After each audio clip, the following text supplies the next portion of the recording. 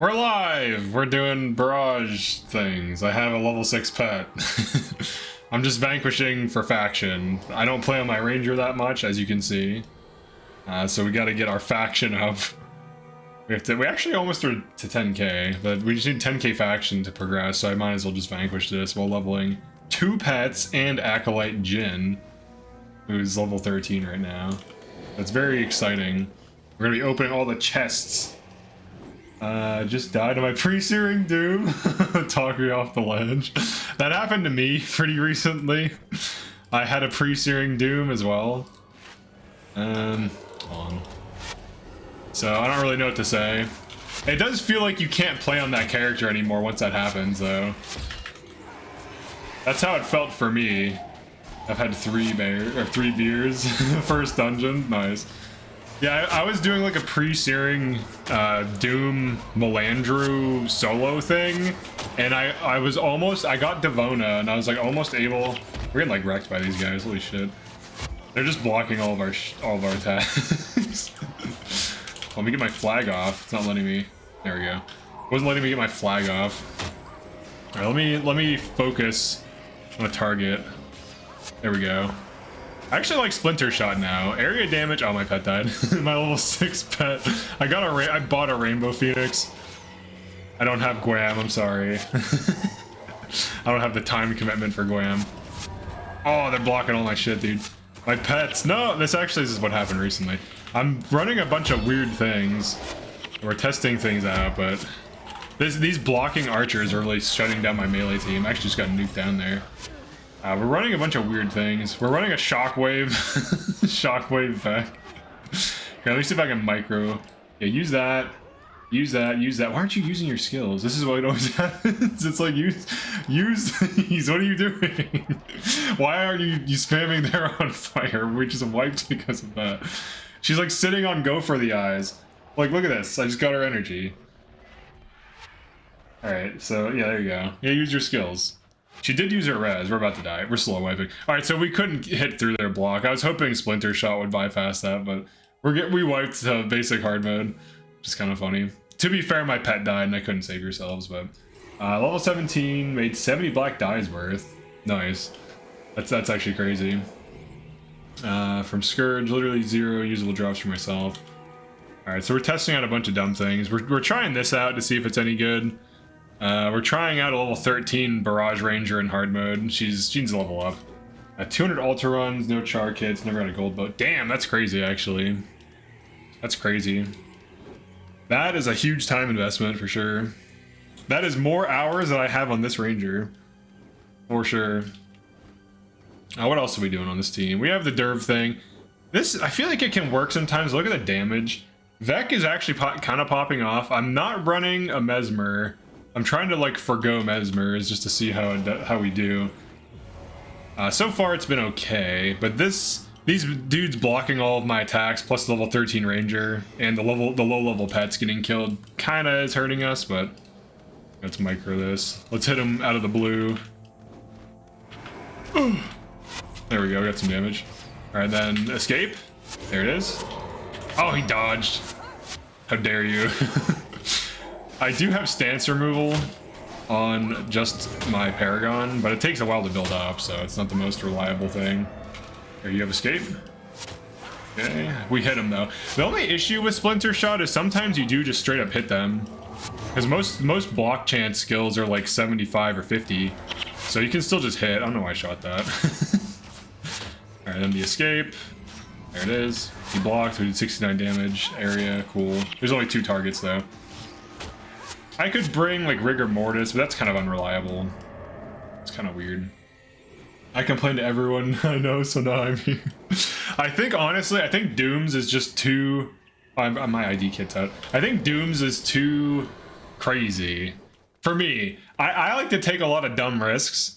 So for me, it's a bad idea. I'm like, oh, I wonder if this build is good, and then it's like, oh shit, I died. It's like, oh, I wonder if this is good. Nope, it's terrible. So like I take way too many risks to do Doom stuff.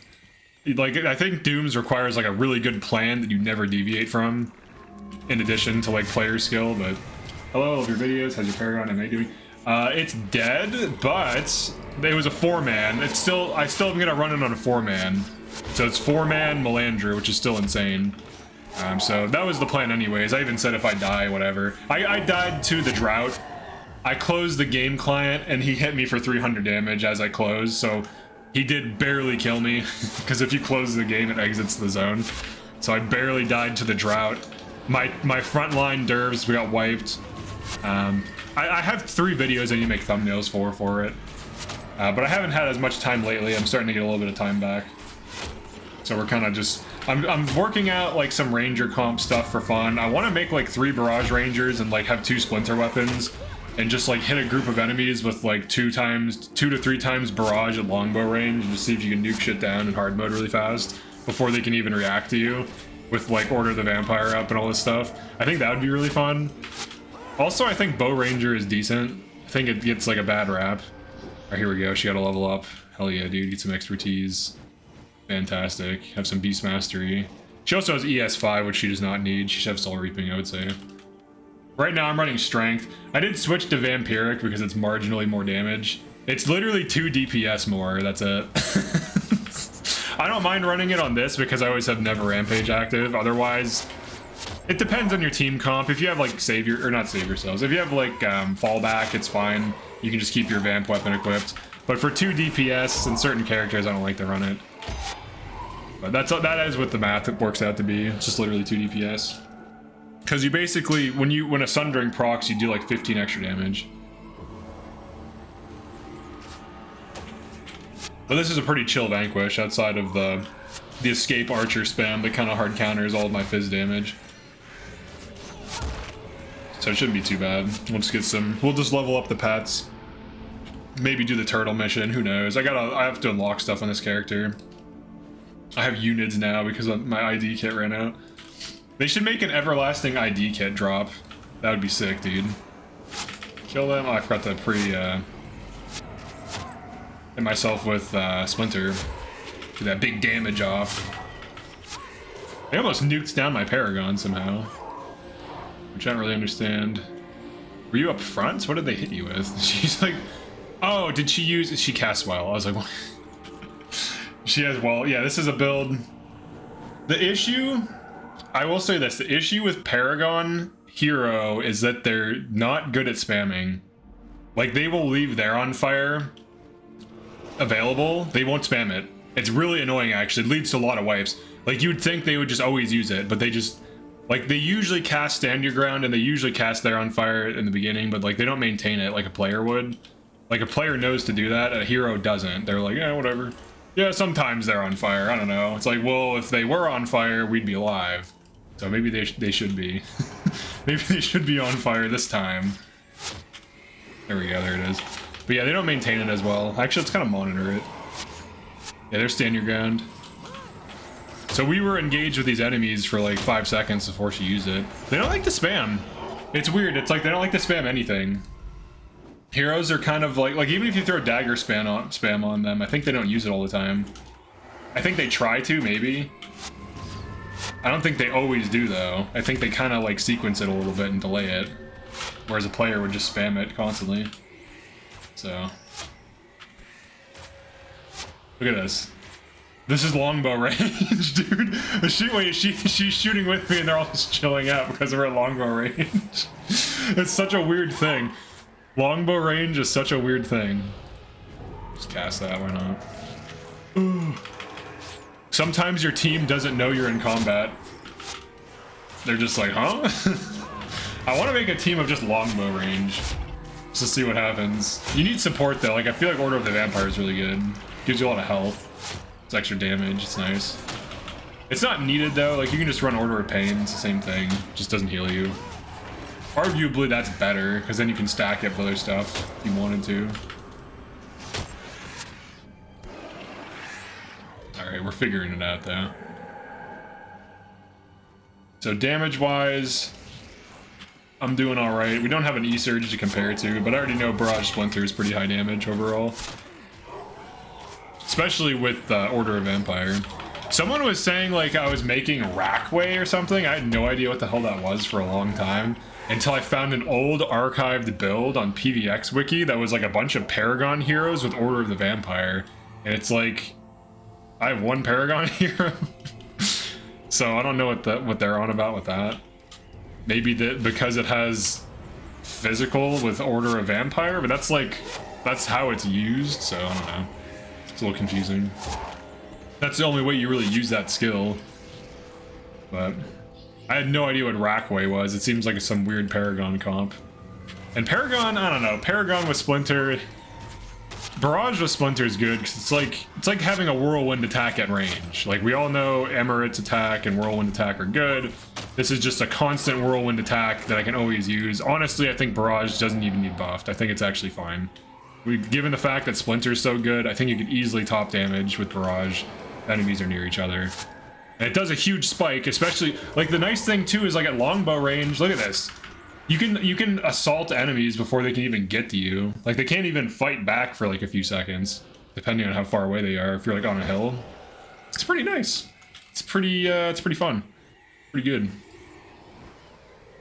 I feel like if you had like 2 or 3 players with Barrage, split like pre-Splinter, and they all just barraged a balled up group of enemies at range, you just instantly kill a group of enemies. They couldn't even do anything about it. You don't even have to shut them down, they just die before they can react to you.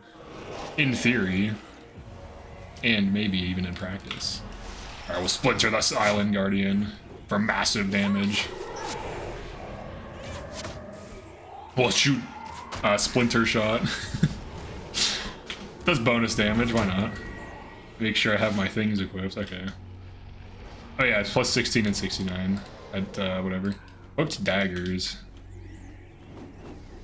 Let's keep doing that. Level 14, she's getting there. The pets, level 7 pet. I changed pets recently, so I have to level it up. Got a big dodge. Oh yeah, look at those numbers, dude. This is so fun actually. It's so basic, but it's so fun. Like all the order, look at that, the triple Order of Vampire proc plus all the life stealing from Vamp. You just hit so hard with these 2 skills. It's so fun, dude. It's so addicting. It's so basic too. And then you're like 3 and 4 or whatever you want to bring. Like you can bring Scavengers for energy. You can bring Body Shot if you have cracked armor. You can bring Pet Protection. You don't even have to have a pet. All these different variants of this. Then you have Save Yourselves. It's just a pretty solid build. Set dudes on fire. AoE, look at that. Burn these stupid rot wallowers. They will wallow in despair. They will rot. Let's kill this guy now. Gotta level up my pet before we start doing other content. I guess I have to rescue Koss. I like never play on this character. This is not my first ranger, by the way. This is actually my second account that I made for the sole purpose of my factions only content that I made a while ago, where I had like factions only Winds of Change hard mode, no cons, no anything, with mercenary heroes, but I had a profession limit of 1, so you couldn't have more than like 1 Mesmer, 1 Ellie, and so on. So I was running like a warrior, like the whole squad. And it was pretty crazy. The builds, everyone became a Churning Earth Ellie basically. But I got all the way to Reiko. I got her down to 1% HP at like 100 attempts, and I barely wasn't able to kill her. And I ended up using like Save Yourselves with 100 blades on an Ellie just to maintain Save Yourselves. It was like really stupid. And then I had to like pre-cast that Nature Spirit that doubles Hex casting time or something out of range of Reiko. If I did that like underground quest where you get additional NPCs that help you, I think I could get it. But I deleted all those mercenaries a long time ago, and I've actually been using this as my main account, so my old ranger has like hundreds of hours and like prophecies and all this other stuff, but this character is pretty new. This is just like I just made her to make like a mercenary, so she has like nothing completed. We're just getting through it. No, my level 7 pet. I'm surprised this thing's living for so long, actually. Usually enemies are just like, haha, level 7, and they just bitch slap it and it's gone. But for some reason, they're like, Rainbow Phoenix is cool, we'll leave it alive.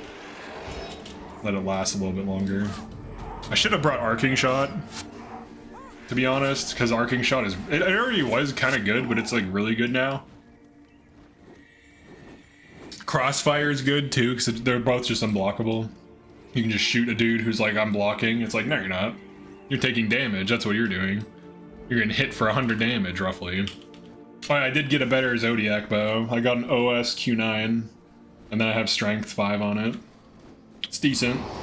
I have a flat bow with Soul Reaping 5 I can switch to. I wish this was OS. I could get an OS one, I'm sure, for like 20 ectos or something, or however much they are. They're not very expensive. They're nice though. I like OS stuff. As a former chest runner, this is an alt account. Here's my chest running title. I'm almost a max. I'm almost a grandmaster on my second, like my main account from like 2006 or whatever, that I have like a few thousand hours on. This is, oh, this one only has 1,500 hours. That's actually not bad. I now almost have grandmaster chest hunter. That's not bad at all. Oh, here we go. She leveled, nice.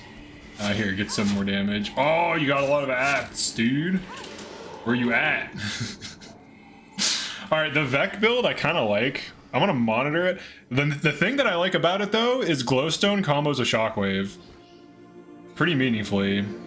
He has Churning Earth, he has Dragon Stomp, he has Aftershock, he has Shadow Staff. This is not that Earth tank build that actually is good.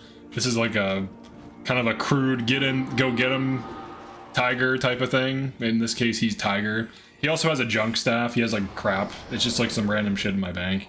It's just like garbage. Like he needs like a 40-20 Earth Staff with like fast cast. All right, does he want fast casting? Just for 2 spells. I guess he does want fast casting 5 for that. But that's probably what he wants. That's not what he's gonna get. Even though it's sitting in my bank right now. We can't afford to give him what he needs to succeed. Oh yeah, look at that. I put everyone at half. That's so nice, dude. Just barrage them to half. Oh, it hit.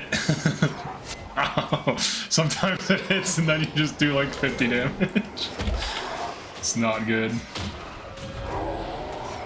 It's good when it hits. Here, let's try this guy. Oh, he popped it just as he got hit. So he ate the shot. There we go. It's decent. It's not super reliable. It's semi-reliable, but you can get some splinters off. Yeah, there we go. 69 damage to 2 targets, armor ignoring. That's pretty good, actually. You can hit this guy. You can always triple shot into a splinter, like an adjacent, if that presents itself. That's gonna miss. Oh, some of them hit. Right on. Get him, Put. We need some way to bypass block. Clearly. Or like better stance removal or something. If I'm gonna be running like Fizz, it's like my main thing. Or armor ignoring attack, or block, unblockables or whatever. So damage wise, look at Vex healing, dude. Aura of Restoration is crazy. You just heal so much health if it stays on you. He has 11k healing. Alright, also we kind of don't... I have a semi-dedicated healer in the form of my Spirit Spammer, like a spot healer. But this team doesn't have like a dedicated healer. We do have a prot though, we do have an ST. So we have 2 spot healers. And then she gives us a ton of health through all of the Order Vampire and Blood Bond, which is huge value. That's fun. Oni Shroud, alright, we're done. Oh, and then I gave my old Zodiac bow to Jin so she can look somewhat cool. We need to get her hero armor though. I am working on a few different builds. 2 ranger builds right now. I don't want to spoil them. I'll just say one of them's an axe build, the other one's a bow build. And technically I have an expert's dexterity build video that I'm sitting on that I need to make a thumbnail for. That I think is decent. I think it's a decent skill. I think it's not as good as... I think Barrage is kind of like... I mean, there's Volley, don't get me wrong. Like, Volley can do what Barrage can do if there's groups of, like, 3 to 4. Truly, like, you don't need to run Barrage. Like, Splinter Volley is, in a lot of cases, better. Because you can run together as one Splinter Volley. It's like Splinter Weapon Volley. And it's basically... It is the same... It's a little bit more bonus damage than Barrage, but it hits 2 fewer targets. That's it. Zombies, hashtag zombie survival. Yes, zombie survival. I don't know why. I don't know how. But yes, you are correct. Zombie survival. Ned's declassified zombie survival guide. Does anyone know what that is, dude? That show. Oh, we got double aggro. They shoot this Ellie. Save yourselves. Let's kill this monk, maybe. This monk's living too well. Oh, I don't like hearing dagger chains going off on my team there. They're just ripping through my back line. Just casually. Kill this guy now. Do it. I don't know why I'm using that. It's just like, this used to be sloth hunters, so I view it as big damage, but in reality this is like block punish. I have to be careful. Triple shot's big damage. Yeah, look at that. Big numbers. Some numbers for you.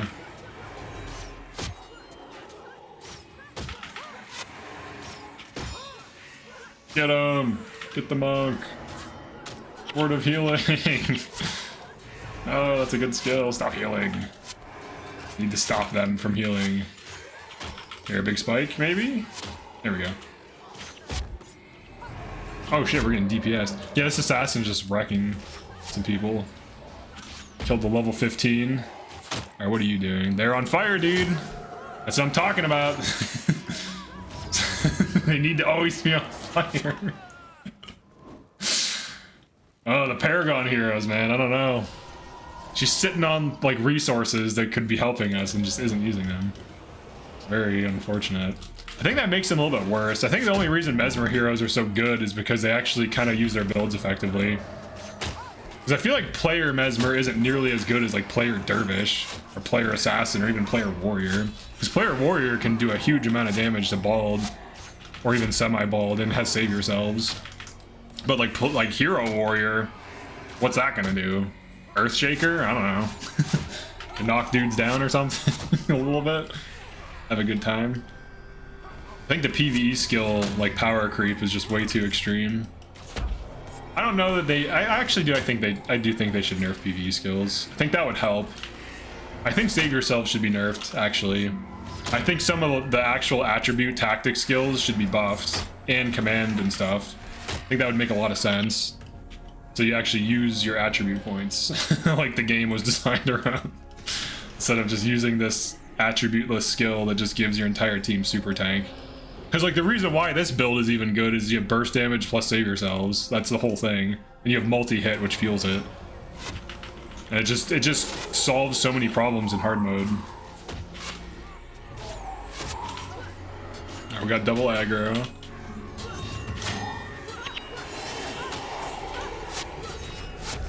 Oops, I don't know why you splinter there. There we go, nice little burst. Got these assassins balled up. Haha! No, my pet died! How dare you? My level 8 pet now. It's popping off, dude. Meet you, beat you, eat you. The fabled pet. Oh, I need to get rid of this skill. I keep accidentally using this. I think it's sloth hunters. So instead of hitting like 120 damage, I'm hitting like, I don't know, 80. Love the fancy bird. Yeah, the Rainbow Phoenix is awesome. And then I have, you can't get it on your heroes, so I just gave my hero Phoenix. Let's see. So far, this team is doing okay. There's definitely things that need changed. It would help if everyone was level 20. Because obviously level 15 hero, if they get focused, they're going to take bonus damage. Wait, is she even ruined? Did I set her up for failure? Oh no, she has runes. She's missing, alright, she's plus 41. Yeah, plus 10, well, yeah, this is not... So she's missing two runes there. Grab that Assassin Tome, why not? And then this could be... I don't think energy storage really helps. It's fine. I think Soul Reaping is probably better. I do really like this build. This build's fun. It's like a melee support build that has insane healing numbers. It's actually... Oh, it's not out healing the... Dude, look at the healing on Milani, 94k. What the hell, dude? Dude, Avatar of Dwayna and Imbue Health is so overpowered. But her damage isn't that good. It's... Actually, no. Yeah, no, her damage isn't really that good. It's like half of mine. But her healing is crazy. So imagine a monk that can also deal damage. That's kind of how I view it. She's a monk that deals damage. And that's the whole thing. We don't need monk. Oh, yeah. Oh, she doesn't even attack at longbow range, dude. Oh. Look at this. Oh, she has a longbow, too. She's like, now I'll attack. Damn, it's so unfortunate how heroes can't do certain things. They can't recognize longbow range because the AI has limitations. It's very unfortunate. I think we have the faction. Yeah, we have the faction. But we'll finish the Vanquish just to do it. I do like all the ranger buffs, though. I find that ranger is, like, bow ranger is really fun. But truly, none of these, like, this is the only skill that's been buffed in this bar.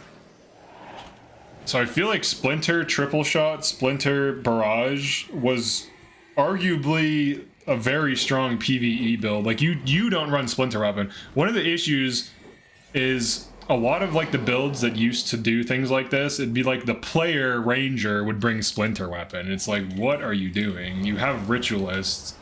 Use it on yourself, like micro, like hotkey, hero skill 1, click yourself. There's even a hotkey. What's the hotkey to click yourself? Is it? I never use it. Probably one of these. It's one of these buttons. I hit M. What is it, dude? Maybe I unbound it. Let me see. It's not tab. Tab is, yeah, isn't it C? Or C is closest ally, isn't it? Isn't that usually? What is C default? Let me see. What is... Oh, that's interface. What is C? I guess I'll have to find it, won't I? Because I wouldn't mind... I would like to have more skills mapped. It's F by default? I think you're right. Oh, yeah, you're right. Oh, yeah, so I can even be hitting F. Yeah, you're right. Yeah. I think... What is C? That... Oh, is that closest enemy? I would change that, to be honest. I never use that. I usually manually target. I think I'm gonna change that to a hero 3 hotkey 1 or whatever. All right, yeah. So F. So yeah, so you could do like that. Pop these things. I like to click on certain skills over here. I don't know why. Look at the damage, dude. Oh, it's so fun. The damage. And the funny thing too is I played Guildwars too, and I played like Mesmer, Weaver, and stuff like that, so I can hit all the hotkeys. I do use F keys for like flags sometimes. I haven't been doing elite content. Loving the eclectic builds. Nice. Hell yeah. Yeah, I'm trying to... I don't want to just make like I obviously like some builds are going to use like certain meta skills and whatever, but I try to make builds that are strong or viable or really good even, or ideally like as good as meta builds if I can, that, you know, use different things. But it's, especially now that they're buffing skills and changing things, we're gonna see a lot, like some huge meta changes in PvE. I don't know why I just hit myself with Splinter against single target, but we're gonna triple shot it anyways. Triple shot! Yeah! Oh no, clumsiness. Clumsiness, my weakness. I gotta get the enemies over here too. We're almost done with this Vanquish. I burned that early for no reason. Here we go, big damage. Oh yeah, dude, put them all at 50. Hell yeah. The thing is too, like I remember running Barrage and like Winds of Change content hard mode, and I was like, dang dude, Splinter Barrage sucks, because I would cast Barrage on myself and I would have to have like channeling magic on a ranger, and I was like, wow, this is bad. I was like such an idiot. This was like years ago, and I just completely wrote it off. But like, it's like, why didn't I just throw that on a hero, micro to myself, and just nuke things down? It's so dumb. Because it doesn't really cost this hero that much to do that. It's 5 energy to deal like 50% of an entire group of enemies' health. All of your factions only hench playthroughs. Oh, nice! I'm glad you like them. Yeah, I feel like back in the day, that's when I was like trying to figure out how to get used to like long form content and, you know, figuring out things to talk about and stuff like that. So I think they're still decent, but if I would have remade them, I think they'd be much better. But factions only was crazy. And then I did like the Xingji only thing, where I was like vanquishing with henchmen with like non-max armor on an alley. That was fun. I vanquished all of Xingji Island. Your approach to it was influential. That's like, nice. Yeah, I think Guild Wars is really at its best when it's like experimenting with things and figuring out what's good. I still think a lot of builds are underrated, even like before meta changes. Because like if you go to PVX Wiki, you'll see like, I don't know, a fourth of the best builds there. Because like not everyone, a lot of the good players just don't submit builds there. And a lot of the people that do like crazy difficult content just maybe share builds amongst themselves and, you know, whatever. But there obviously are good builds on PVX, but there, like, to this day, there are builds on there that I don't really think are that good. Like, I think, like, 100 Blades Warrior. Like, if we're doing stuff like this with 100 Blades Warrior, it's not that good of a build. Because you have to build up Whirlwind Attack. Like, this is literally better than that, for sure. Because I can just Splinter Barrage any group of enemies at any distance. Like, they can be, I can kill a group here, I can kill a group here, I can kill a group here. I don't have to physically run up to them, I don't have to build up Whirlwind Attack, I don't have to get them balled up around me. I can shoot wherever the ball is instantly. So, like, it's crazy that this is not a meta build on PVX, but then 100 Blades is like, oh, it's a 4.75 out of, or whatever, out of 5. Getting back to build/deck building. Are you using a pet to ball up enemies? Actually, right now we're kind of just like, we're just like shooting them, to be honest. I do have a dude tellying in. I should have my Derv tellying in too. He usually does have a Shadow Step, but we have a Shockwave that tellies in. We have Shockwave back. He's back in action. He's getting in there to get us our armor respecting bonus damage. Oh my god, dude, those numbers. It's just like every time. It never gets old to just see a huge group of enemies just eat that fat barrage. Oh. Then Order the Vampire. I'm currently like partially addicted to playing Ranger right now. It's fun. I've been playing a lot of Paragon lately, but this is way better, dude. Because you still have team support with That's Why. Gotta get this guy taken out.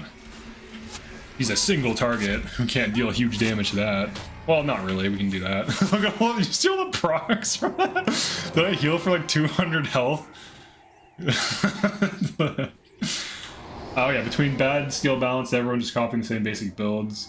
To complete content, Guild Wars has lost a bit of the shine. Is that true? I don't know. I think like even before the updates, like if we look at these builds, I'm not saying these are meta builds, by the way. This is basically a meta build.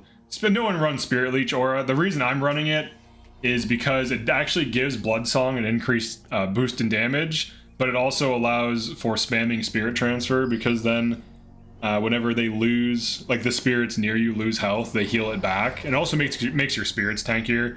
So like they tend to live longer. So this is like these two ideas. I mean, these aren't common in the meta, like this stuff is, but like this thing is not as much. I mean, obviously there are people that use Spirit Transfer. It's one of the best spike heals in the game if you're running like a Soul Twisting plus a Spirit Spammer.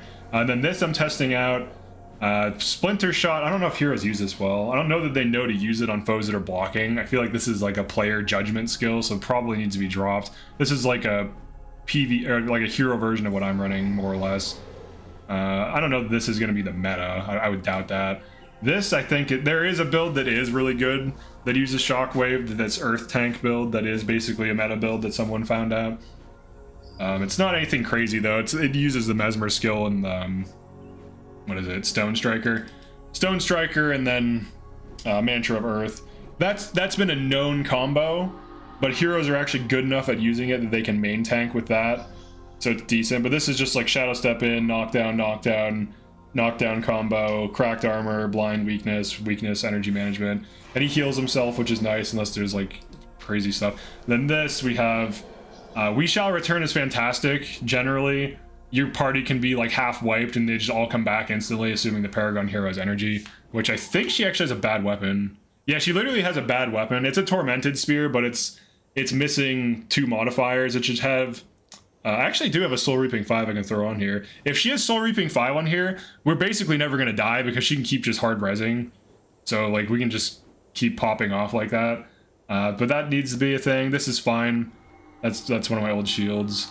Some of these have like actual things. This is just ST, nothing crazy there. This is just the Derb hero, and then this is like a support build that's really cool. I was experimenting with Oppressive Gaze and Barb Signet. It's 7 health degen, but also most importantly, it's adjacent weakness.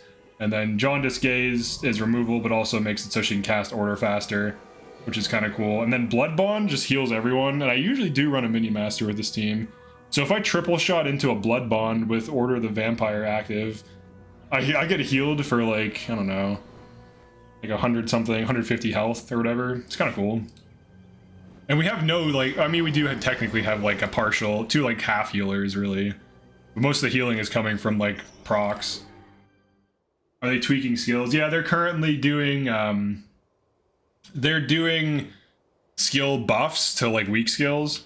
All right, so let's use our brains a bit. Let's just run Arcing Shot. Against stationary foes, Arcing Shot's fantastic. And if you use Read the Wind, Arcing Shot doesn't move slower. It just hits them. It's just like, this is an unblockable high damage attack. Okay, so this would help a lot, because then we can just poke those annoying things. Another thing you can do too is this could be dropped.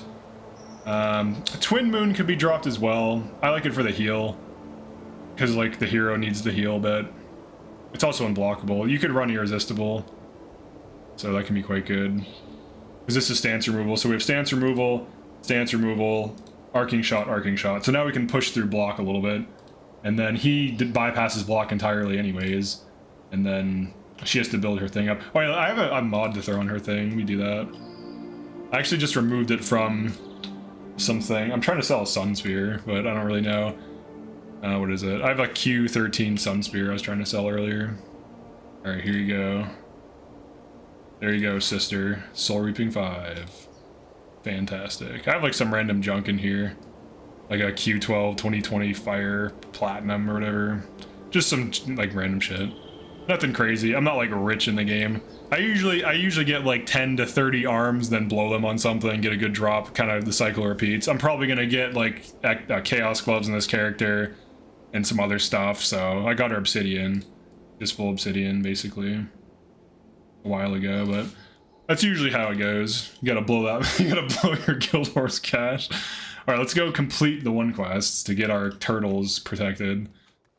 Here we go. Befriending the Luxons. Fantastic. Get some currency so you can play hide and seek. Oh yeah, yeah, hide and seek. People cheat though. They add you and like figure out how to do that. All right, give me those eggs. Let me see some eggs. I want to see those eggs. Looking to game updates, a lot of tweaks. Yeah, they buffed some skills. Arcing Shot was buffed. I really like what they did with Marauder's Shot because it was terrible forever. They gave it huge bonus damage and reduced its energy cost to 5 and the skill disable to 5 seconds. Obviously, it's going to disable all of your good skills. Half of a ranger's build is like, you know, shouts or skills or whatever. So like disabling all that stuff, or stances, disabling all that stuff for bonus damage. You're better off using Sloth Hunters if you can get away with it, or Sundering. This is such, it's kind of crazy how good these are. These are like, and then Needling Shot is just like, I'm pretty sure it's terrible because it like disables all their attack skills and doesn't really do that much damage. Keen Arrow is actually pretty good if you have a Paragon spamming Go for the eyes, because then it's like a huge spike for low energy. And Precision is weird. Like, it's easily interrupted, but it activates fast, and it does low damage. There's still some weirdness in Bow. I do think Spear needs buffed hugely. Because Spear is, like, terrible. Like, there's, like, almost no good skills in Spear. Like the elite skills, I hate how conditional they are. Inflicts Deep Wound if they're not moving. Gives them days if they have a condition. I mean, this is easy to meet, but like if they're not moving, it's flippant as hell sometimes, where enemies just like do little micro movements, and it's like, damn it. No. Well, the other thing too is Cruel Spear it's like so hard to get that deep wound sometimes because of the movement, but then vicious attack is over here. It's like, oh, if you get a crit and then go for the eyes, can give you 100% crit rate and gives you energy and sets up vicious attack. So then vicious attack is like deep wound on demand, and then cruel spear is like just trash. So I don't even know why this is in the game, to be honest. They should make it like, they should make it have a debuff that reduces enemy, that enemies take bonus damage versus physical or something, like a kind of barbs effect. Then it might be decent, but wish they changed focus shot. Yeah, focus shot's another weird one. It's like your skills are disabled for 2 seconds, your other attack skills or something. Where is it? They're not even unlocked? Really? Have I not bought it? I guess I never bought it. I legitimately never bought it because I think I always viewed it as a bad skill. I was like, you don't need that. Here, let's go get it just for fun. I have 1 key on me. Yeah, I do. Go get focus shot. Yeah, it's like plus 20 damage. It's like, why? Like, why am I disabling all of my other things for this effect? Yeah, I never got it. Plus 26 damage. All the other attack skills are disabled for 3 seconds. I still don't want to buy it, dude. Seeking arrows is like the same thing, too. It's like your arrows are unblockable. Ends if you fail to hit. This one's rough because of blindness, you know, dodges, strays. Determined shot, I mean, I have it unlocked, I just don't use it. This is, I mean, there are reasons to use this, I get it. This is like a PvP skill for sure. There's like almost no benefit. It would be kind of cool if it did bonus damage for each point of energy lost or something. I don't know. We'll see. But let's continue. We'll just like play in hard mode just for the hell of it. What changes should I make to the builds? So let's do this really quick. Oh yeah, there we go. Yeah, I just want to get her higher marksmanship and expertise. This is much better. She's res sig, why not? This dude, I could set him up for some stuff. I do have a staff for him, I guess. Let's go to the storage. Oh wait. Oh, what? Do I not have that? Oh wait. Haha, slash chest. It's a toolbox. Alright, I have this for him. I used to use this on my Ellie. Alright, Vec, you're about to get pimped out.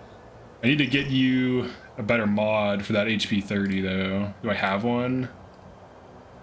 I don't think I do. I think I used them all. I had like a few soul reaping mods, but I think I would want fast casting on them. I don't think I have it. I have like a bunch of junk weapons in here. So I don't even know why I have this. It's just like, I like some, these were hero weapons, but since these like mods came out, I started making actual weapons for my heroes. Some runes, because I keep selling out. It's very fun. Nothing on those. Nothing in there. Yeah, I guess I used them all. Yeah, I don't know. I have soul reaping 5 on that. 20%. Here we go. Fast casting 5 on the death staff. I use this on my minion master. I guess I could just use this for now. I don't feel like buying it. Here you go, buddy. You're marginally better. Well, probably significantly better. And then she needs another spear mod. Doesn't really matter. It'd be like sundering or vamp. We could run, probably run vamp. Then this is fine. I have her on sundering for now. I don't trust heroes with certain things. And then you need something better, and then yours is good to go. I think they're all ruined. All right, so that's better. What else could we change? We added unblockable stuff because that was an issue. I didn't really want to run a soul twister, honestly. I want to drop the soul twister. I feel like that's boring. It's like, we know that's good. Like, let's get rid of that. We don't need to be doing that shit. Let's do some stupid things. Fun things. Let's run another ranger. Let's run this guy. How about a guy that's so big he doesn't even fit in the inventory menu? Oh, I need to get an ID kit too. That ended. My identification days are over. They're numbered. Should I run 3 rangers? How did she even do? Oh, she did terrible. 29k or 22k. 22k DPS or DPS damage. To talk to this guy. All right, we're not running 3 archers. That's stupid. I could run a mesmer for shutdown. Do the shutdown one? Yeah. Like a psychic instability. I really like overload. Heroes are really good at using it, actually, as far as I can tell. Okay, and then we need... Give me 2 of these. Thank you. Okay. Junk. Junk. Oh, wait, spawning power 3. Oh, it's only worth 500. Alright. Sometimes it's worth like a few K, but... Well, actually, no, I'm thinking of communing. 15 enchanted Q12 is merch food. This is usually worth... Yeah, it's worth 1K right now. I guess we can just store the materials. And then throw this in there. For whoever needs it. And I'll activate... I got this as a thing, so I just have it out. It's not any... It's like a worthless mini pet, but... I got it, so I deploy it. I got it on this character. Very special. I have a mini... Zahuku, or whatever the hell. Zahanuku. 2-second disable at 19 marks. Yeah, that's terrible. For focus shot. If it did way more bonus damage... Even then, though, it doesn't activate fast. Did anyone see that quick shot build? I don't remember who posted it, but someone made a quick shot build. I was considering making a quick shot build, but like... The math isn't there, really. It's like you're spamming 5 energy skill that's single target, and it doesn't do bonus damage. So it's like you have to have some way of getting bonus damage. Which there are ways to get bonus damage, fine. But like after that, it's like, what does it even do? Because like Barrage has cleave. Dudes are in a group, they die. Splinter weapon, etc. But like, what does quick shot do? You shoot a fast shot. Nice.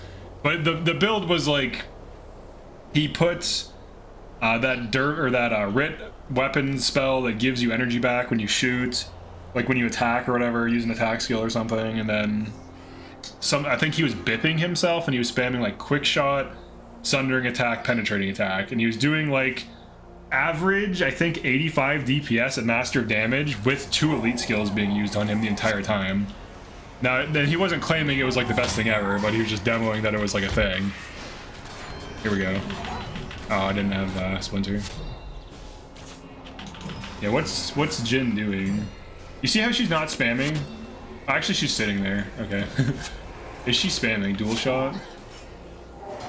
Yeah, this is the problem with heroes right here. And now she uses it. They like kind of decide to use skills, but the reality of Guild Wars 1 PvE is spam. You don't decide to use your build. You spam it as much. The limiting factors should be like you're knocked down, there's energy, you don't have energy. You need to be killing things, you need to be spamming. So she's like, oh, I'm gonna use arcing shot now. And it's like, why aren't you using the barrage, dude? You have splinter weapon. They don't know what to do. Alright, so I think Hero Ranger probably isn't the thing. I don't think she's really contributing much, so she would be removed for sure. And then the Mesmer is doing whatever. The Mesmer just needs more time. Mesmers usually pop off. It's usually a thing. But yeah, like they just don't spam, man. Like that's the real issue with heroes. There should be like an option to like right-click a skill and it's like always spam this skill. That's all it needs to be. Just keep spamming this skill, and that would make them so much better. That would do so much for heroes. Like Order of the Vampire happens like as much as you want it to. Usually, she just keep look, she just recast it. She tries to maintain it. So like they use certain skills like really well, then other ones they're just like not so sure about. Let's hit him that well there. Let's hit him with the look at that big damage from arcing shot. It is pretty good single target damage at this point. A little 50. Kill that Oni.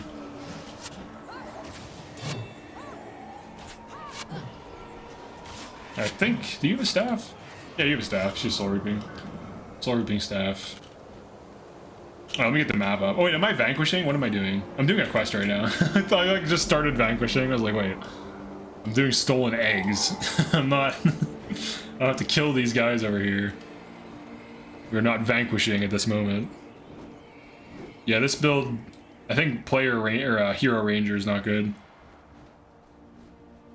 Maybe there's a way to make it good. With like a pet or something, I don't know. It's hard to say. At least she's spamming Call of Protection to make her pet tankier.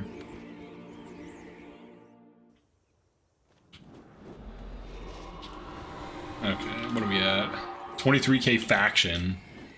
I remember like farming faction for Jadeite shards to make money back in like factions release and like amber chunks. Like that's what people would do.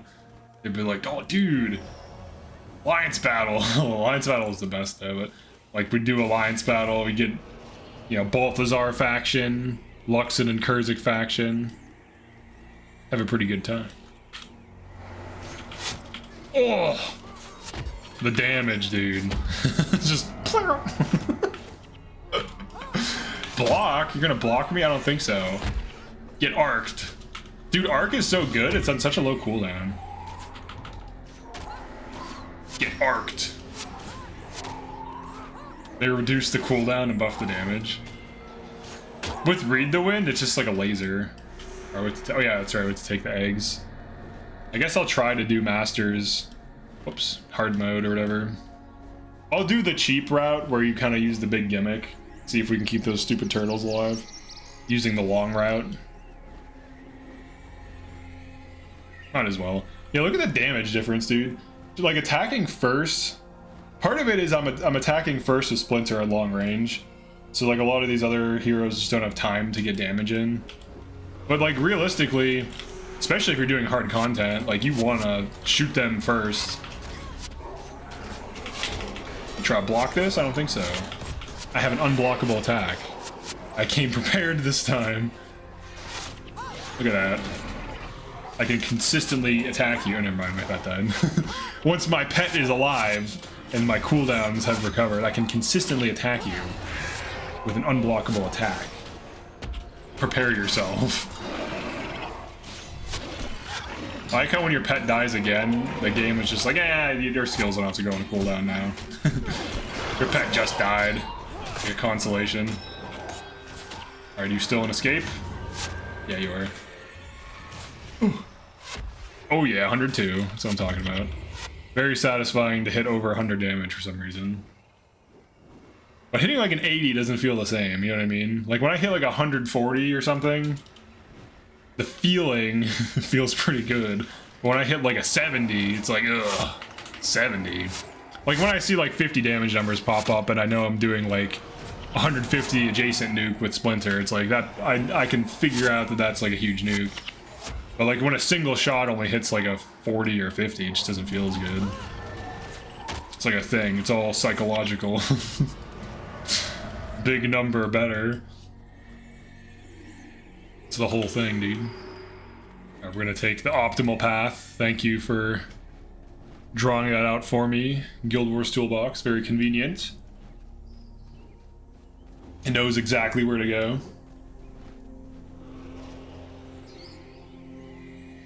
There's a tiger right there. Oh, we're about to get ambushed.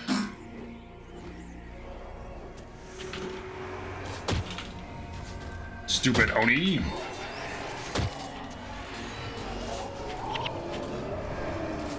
Wait, I dropped the ST, right?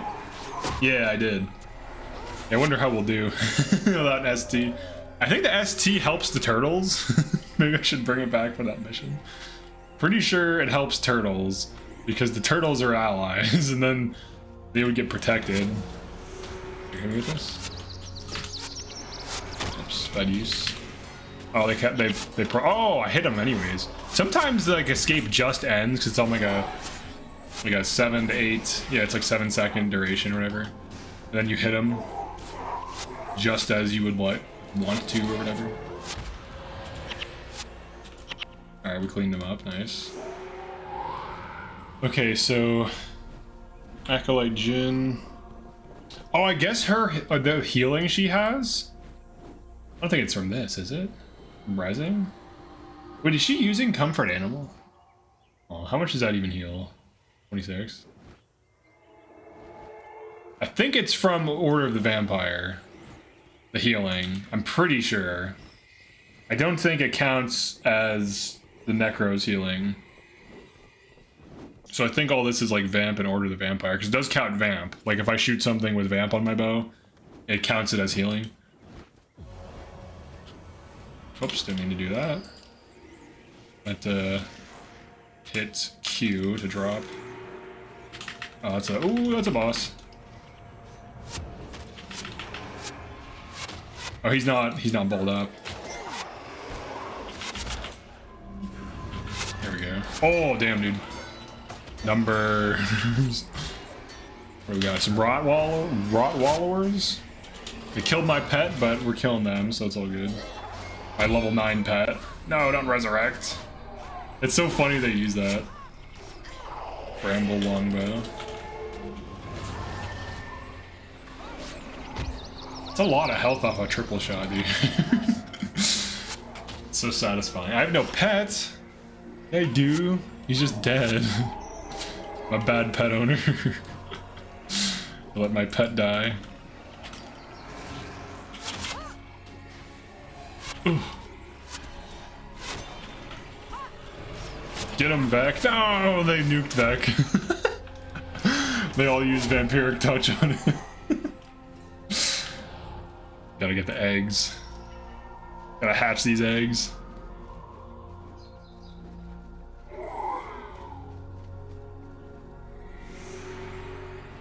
Yeah, it's safe to say that Jin is not doing well. She is level 17, though.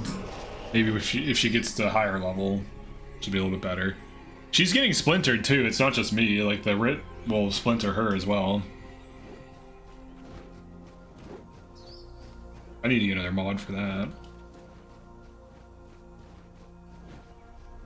We're almost there.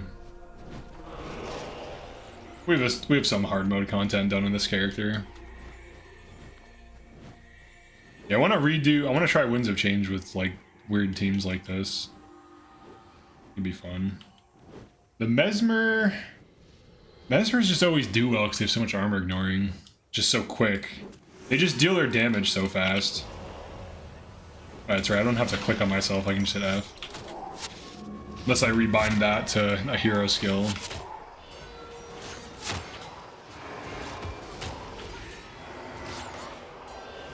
Oops. Oh, it died. Damn. I think between the Mesmer and Vec. Yeah, Vec's damage is decent. It's respectable. He also has Shutdown. Technically, he has, like, Shutdown of everything.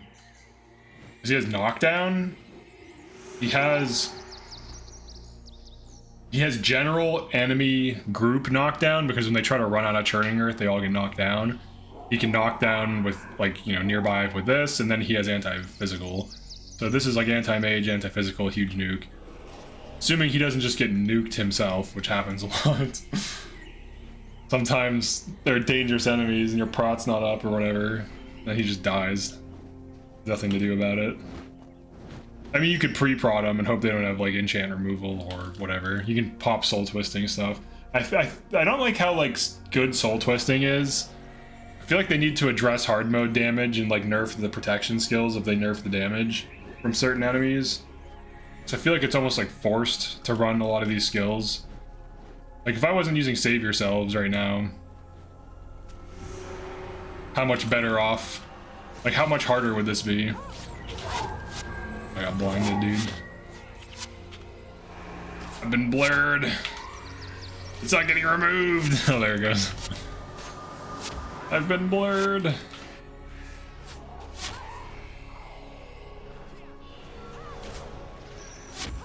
Alright, we good. Let's get these eggs back to their hatchery.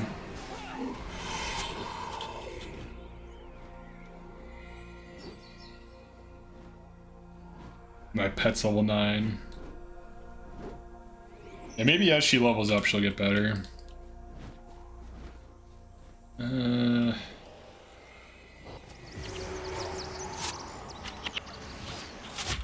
we go. He's Kappa. Turtle Shell is actually a crazy ability. It even reduces Mesmer damage, which I kind of like. I feel like Mesmers break too many rules. I play Mesmer, I have a Mesmer. I play Psychic Instability a lot. I don't like how they break like every rule. It's like casting time, armor, and cooldowns, like core fundamental mechanics. They're just like, nah, I don't believe in that. Not for me, dude. Cooldowns? Nah. Give me 40% reduction. All my cooldowns. Why do I get this? I don't know. Do I need it? Not at all. They literally... Dude, like if I'm running Overload, 5-second cooldown. Does that need to be shortened? Really? Cry 15. This is such a huge nuke. This needs to be on a 15-second cooldown. This is the most egregious, I think. 4-second knockdown. It's on like a 7 or 8-second cooldown. That's ridiculous. And you can actually set it up so that you can maintain knockdown. It's way too strong. They need to just like nerf that. For the fast casting, the 3%. They should reduce it to like 1 or get rid of it. It's too strong. Mesmer's already good without it. Doesn't even need it. Like, a lot of their skills already have low cooldowns. They just don't, they literally don't need it. I feel like the initial Mesmer buff, the initial Mesmer buffs were perfectly fine for the AoE, but I think they simultaneously gave them that PvE cooldown reduction that they really don't need. And then Derv, I remember like when Derv like out-tanks Warrior now. I don't think it should at all. Like, they have plus 25 health on their armor, and then they buffed Mysticism so that it gives you plus 1 more base armor. So if you're 16 Mysticism while enchanted, you have plus 16 more base armor, and you have additional health for no reason. I feel like Warrior should be the innate tank, and then Derv should be like more glass cannon-y with enchantments keeping it alive, but all these buffs to it just made it way too overtuned. To the point where, I mean, it's just, you know, everyone knows Derv's insane. It's not like anything that's new. Player Derv just like does everything. Then this is only good because all the combinations of like what it does. But let's just do this. Let's see how we do. Acolyte Jin. Oh, why didn't that show up? That's weird. Oh, what the hell? For some reason, certain messages are only showing up. I have a pop-out chat. What the heck? Hold on, let me do live. Sometimes chat's weird. I literally didn't even see that message. I have a pop-out chat that didn't even show up. There are several things that you have said that have not showed up. Dude, what the hell? What is going on with YouTube right now? Yeah, I'm not ignoring you. It just didn't show up. That's weird. It might be the top posters. Yeah, now it's here. Oh, here. Yeah, so you said I had a quick shot build a couple of years ago. Hornbow. With all the cast, time shots, quick shot weaving between with added damage.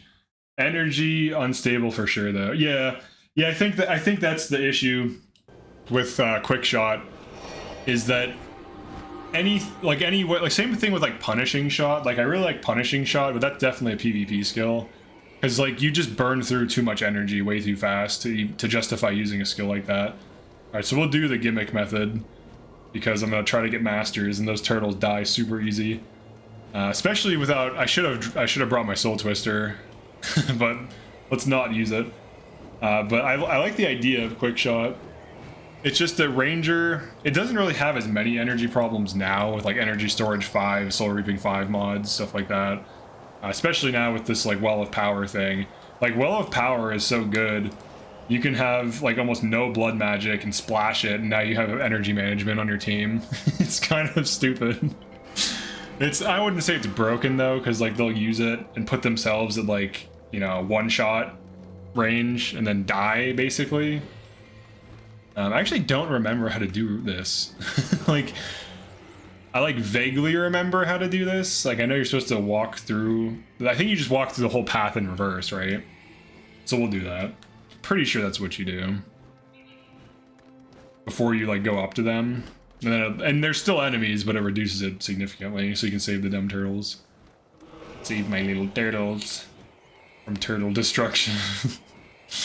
We must commit turtle destruction upon them. And our bird is growing in size. Soon it will be the size of a mountain. The largest pet in the game. It's very big. I guess we'll kill anything that we run into.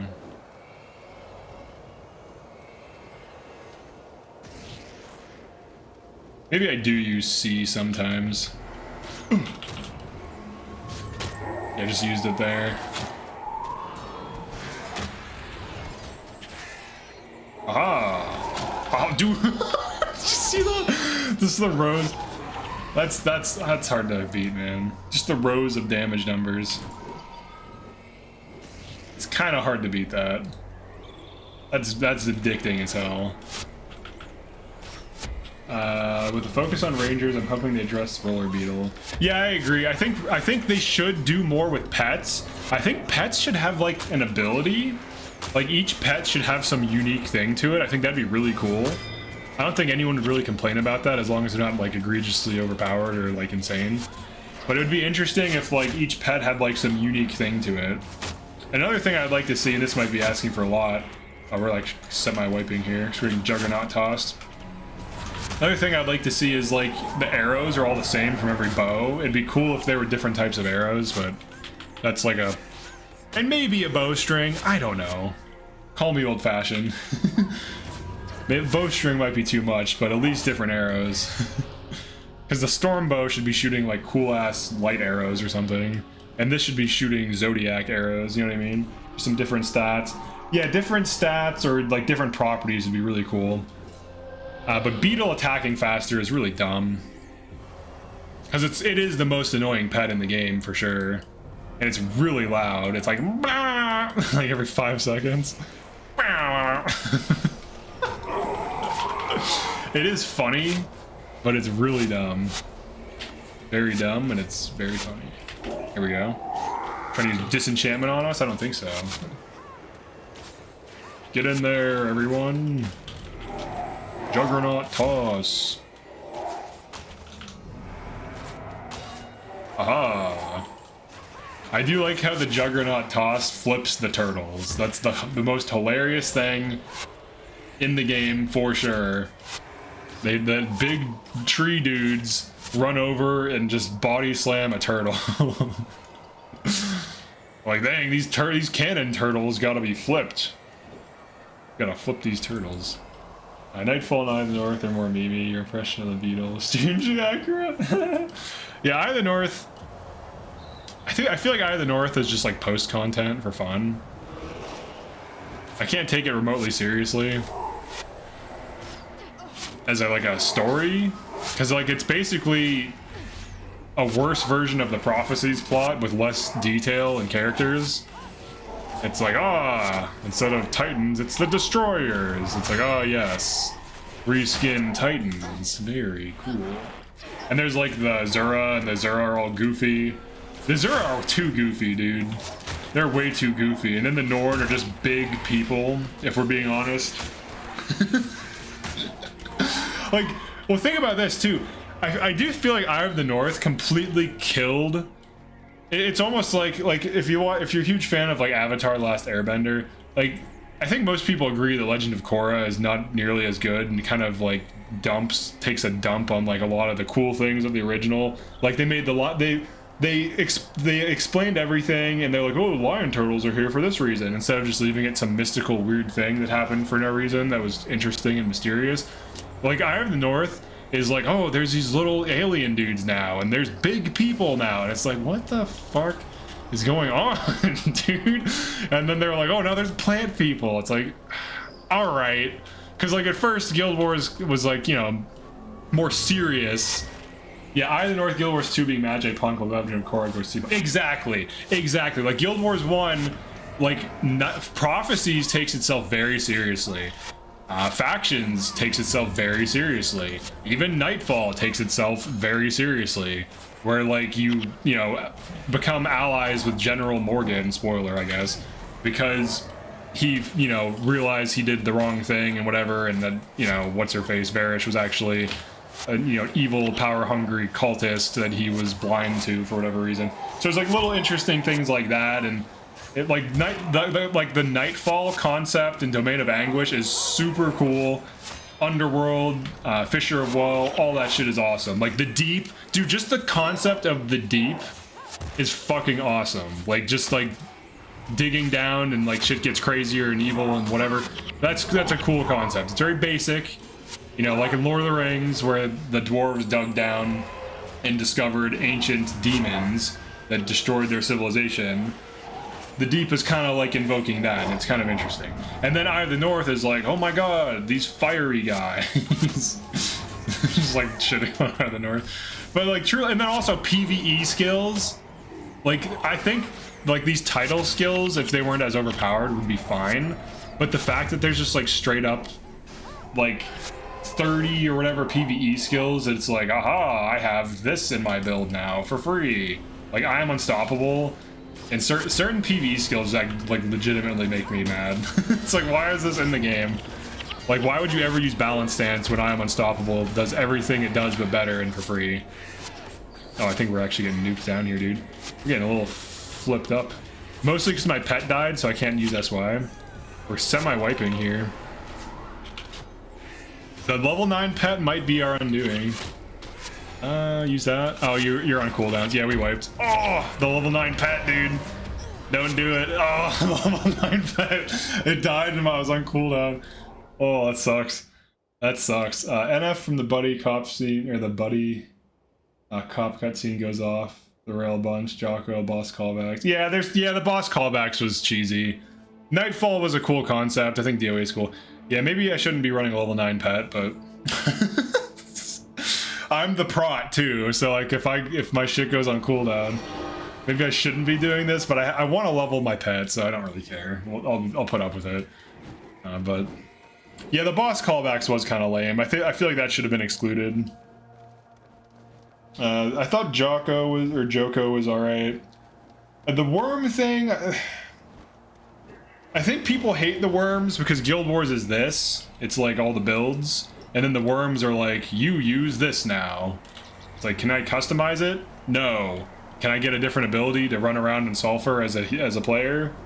No. Alright. I guess I'm a worm. The cutscene with Goran and Norgu running off. Yeah, some of that stuff, yeah, and you have to like put on a play. Some of that stuff's kind of goofy. I think that's when they started getting memey. I think like the early 2000s is when like fantasy game designers kind of took this shit seriously. Like just the concept of like the Jade Sea is awesome. It still is. This is like one of my favorite areas of any video game ever. The fact that you're running on like a frozen Jade Sea is cool as hell, and like the quarries and stuff. Like it's just a really good visual. Then the Amber Forest as well. Like, or the Echo of Old Forest. Like, this is a cool concept. Like, these areas are amazing. This is like I like that it's like purple in the background, and it's like a frozen stone trees and stuff. It's like really cool. And then this area also, Kaineng City or whatever, this area is awesome. Like the Undercity, and you know, like Tanaki Temple explorable is awesome, and Shenzhen Tunnels and Sunjiang. All really interesting areas, and the Pui Quarter explorable, and the mission really cool. And it just feels like a different world, and I feel like a lot of modern games don't really capture that. They're like too goofy with everything or whatever, and it's just like they can't be serious about shit anymore. Everything has to be funny now. It's like, ah, haha. Oh, you just gave me a quest like in a video game. Like everything's like Deadpool to some degree. It's like people can't. I feel like there was like more, people cared more, I don't know. At least that's how I kind of interpret it. There was more like concern over how things were interpreted and experienced. Maybe. Factions with a bit of time for iteration would be perfect. Yeah, I was super hyped for like the fact for the Guild Wars 2 Immersion is dead. I kind of agree. I largely agree. I feel like everything is like too stupid and goofy for the sake of it because nothing can be serious for some reason. There are still, don't get me wrong, there are still games that do that, and those games end up like, you know, selling and, you know, getting Game of the Year and whatever, like the few that are shipped each year. But like even like Fire Emblem, like I made a ton of Fire Emblem Engage content, and that game is like super memey, and a lot of the Fire Emblem people were pissed off about it because they're like, dude, like Fire Emblem's usually at least kind of serious. And here's this game coming in with people being goofy as hell all the time. Now, I did kind of enjoy it because I played TF2, but like, for most Fire Emblem fans, like, they were so mad about that. Overuse of irony, yeah. Yeah, it's kind of, that can be a cop-out too, when they're just like, oh, everything's ironic. Like, nothing can be sincere. Like, I'm trying to get my splinters and my vampires off. I need the sincerity. Who leveled up? Alright, she's level 19, dude. Hell yeah. Get those stats. Alright, eventually you will get 15 marks. It'll be slightly better. Oh, she's out damaging me! Look at her, dude. I might not be paying attention, though. Let's see. If she out damages me, she's good. Oops. She's a little under leveled, though. She eventually will be leveled. I need to just keep spamming Barrage. I really shouldn't use, like, if things are bald, like right now I triple shot, right? I can like single target. We can hit him with the arc. Use Barrage as needed. This guy, or he's already dead. Nice. Alright, so my damage is very contingent on me getting caught, or me getting splinters off. Oh yeah, but what I was trying to say earlier about Guild Wars 2, Guild Wars 2 factions, I was like, I played Guild Wars 2 for a bit. I didn't really care for it that much, but I did give it a fair chance. 500 hours. I did tier 4 fractals for fun, and I kept getting plat on Mesmer, Ellie, and Necro, like plat ranked PvP. So like I gave it like a legitimate, you know, try. I didn't just play it for 5 minutes and write it off. And I could like make like 20 videos on why I don't like that game. Not because it's like different, but just because of like all the currencies and how convoluted like the Ascended and Legendary systems are, and how like the damage numbers are goofy and like almost impossible to decipher. Like you're hitting like 20,000 damage procs on fire and like whatever, and the game is just out of control, I think, fundamentally, and there's like 1,000 currencies, and those are my major issues with it. But like when they did factions, whatever, End of Dragons or whatever the hell, I was kind of excited to see how it turned out. But then as they started fleshing out the areas and it was all steampunk, it just kind of made me depressed a little bit, and I was like, that's not for me. It's like, that's certainly enough for a review. But like End of Dragons, like it didn't capture the land, like even though the areas were called the same things, it literally was like the Legend of Korra treatment. It's like, this is Avatar: The Last Airbender, and they're like, look, Legend of Korra, steampunk, steampunk dragons, steampunk turtles, steampunk everything. It's like, why does everyone like steampunk so much? Steampunk. It's like, all right, I get it, you like steampunk. People were obsessed with this, you know, during like the early 2010s or whatever the hell, or whatever you want to call it. And it's like this thing, like the steampunk thing. It's like, why does everything have to be steampunk? It's like big gears and, you know, whatever, mechanical big stuff, golems and shit. Like, I got it, but it just killed the soul of it. Like, it doesn't even resemble it. Like, the thing I was looking for wasn't like a recreation of the exact maps or something, but like something that kind of shows, like, here, let me just show you what I'm talking about visually, because like it doesn't take much to show it. Let me kill this spirit that's living for way too long. Let's just like flag my team over here. Let's close my UI. Let's just like look at the game. Let's just look at this game. This is like mood and atmosphere. Running around in this like dimly lit, almost kind of like somber area. This is like a feeling that it evokes a feeling, right? Like when I look at this, I feel like I'm in some alien world, and I'm like, you know, out of my element. I don't know where I'm at, type of thing. It's like, it's completely foreign to me. The colors are weird but interesting. There's things frozen, you know, in jade. It just has something to it. I don't know. It's like there's like certain intangibles that are kind of hard to describe or nail down, I guess. But where are they going? Where are you guys going, actually? They're like running over there. Did you see them going this way? Like, what the hell?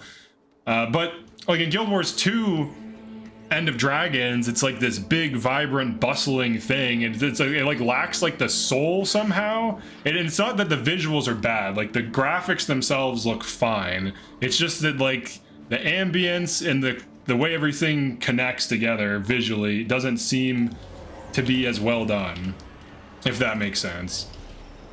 Like, like in terms of fidelity, it's higher detail. The textures are higher resolution. The meshes have, you know, more polygons or tries or whatever they use, quads probably, and you know, I'm sure it's physically more detailed. But like, listen to the music too, like the Jeremy Soule, like very ambient music from, you know, the early 2000s, like him in his prime maybe, or maybe he's better now, I don't know.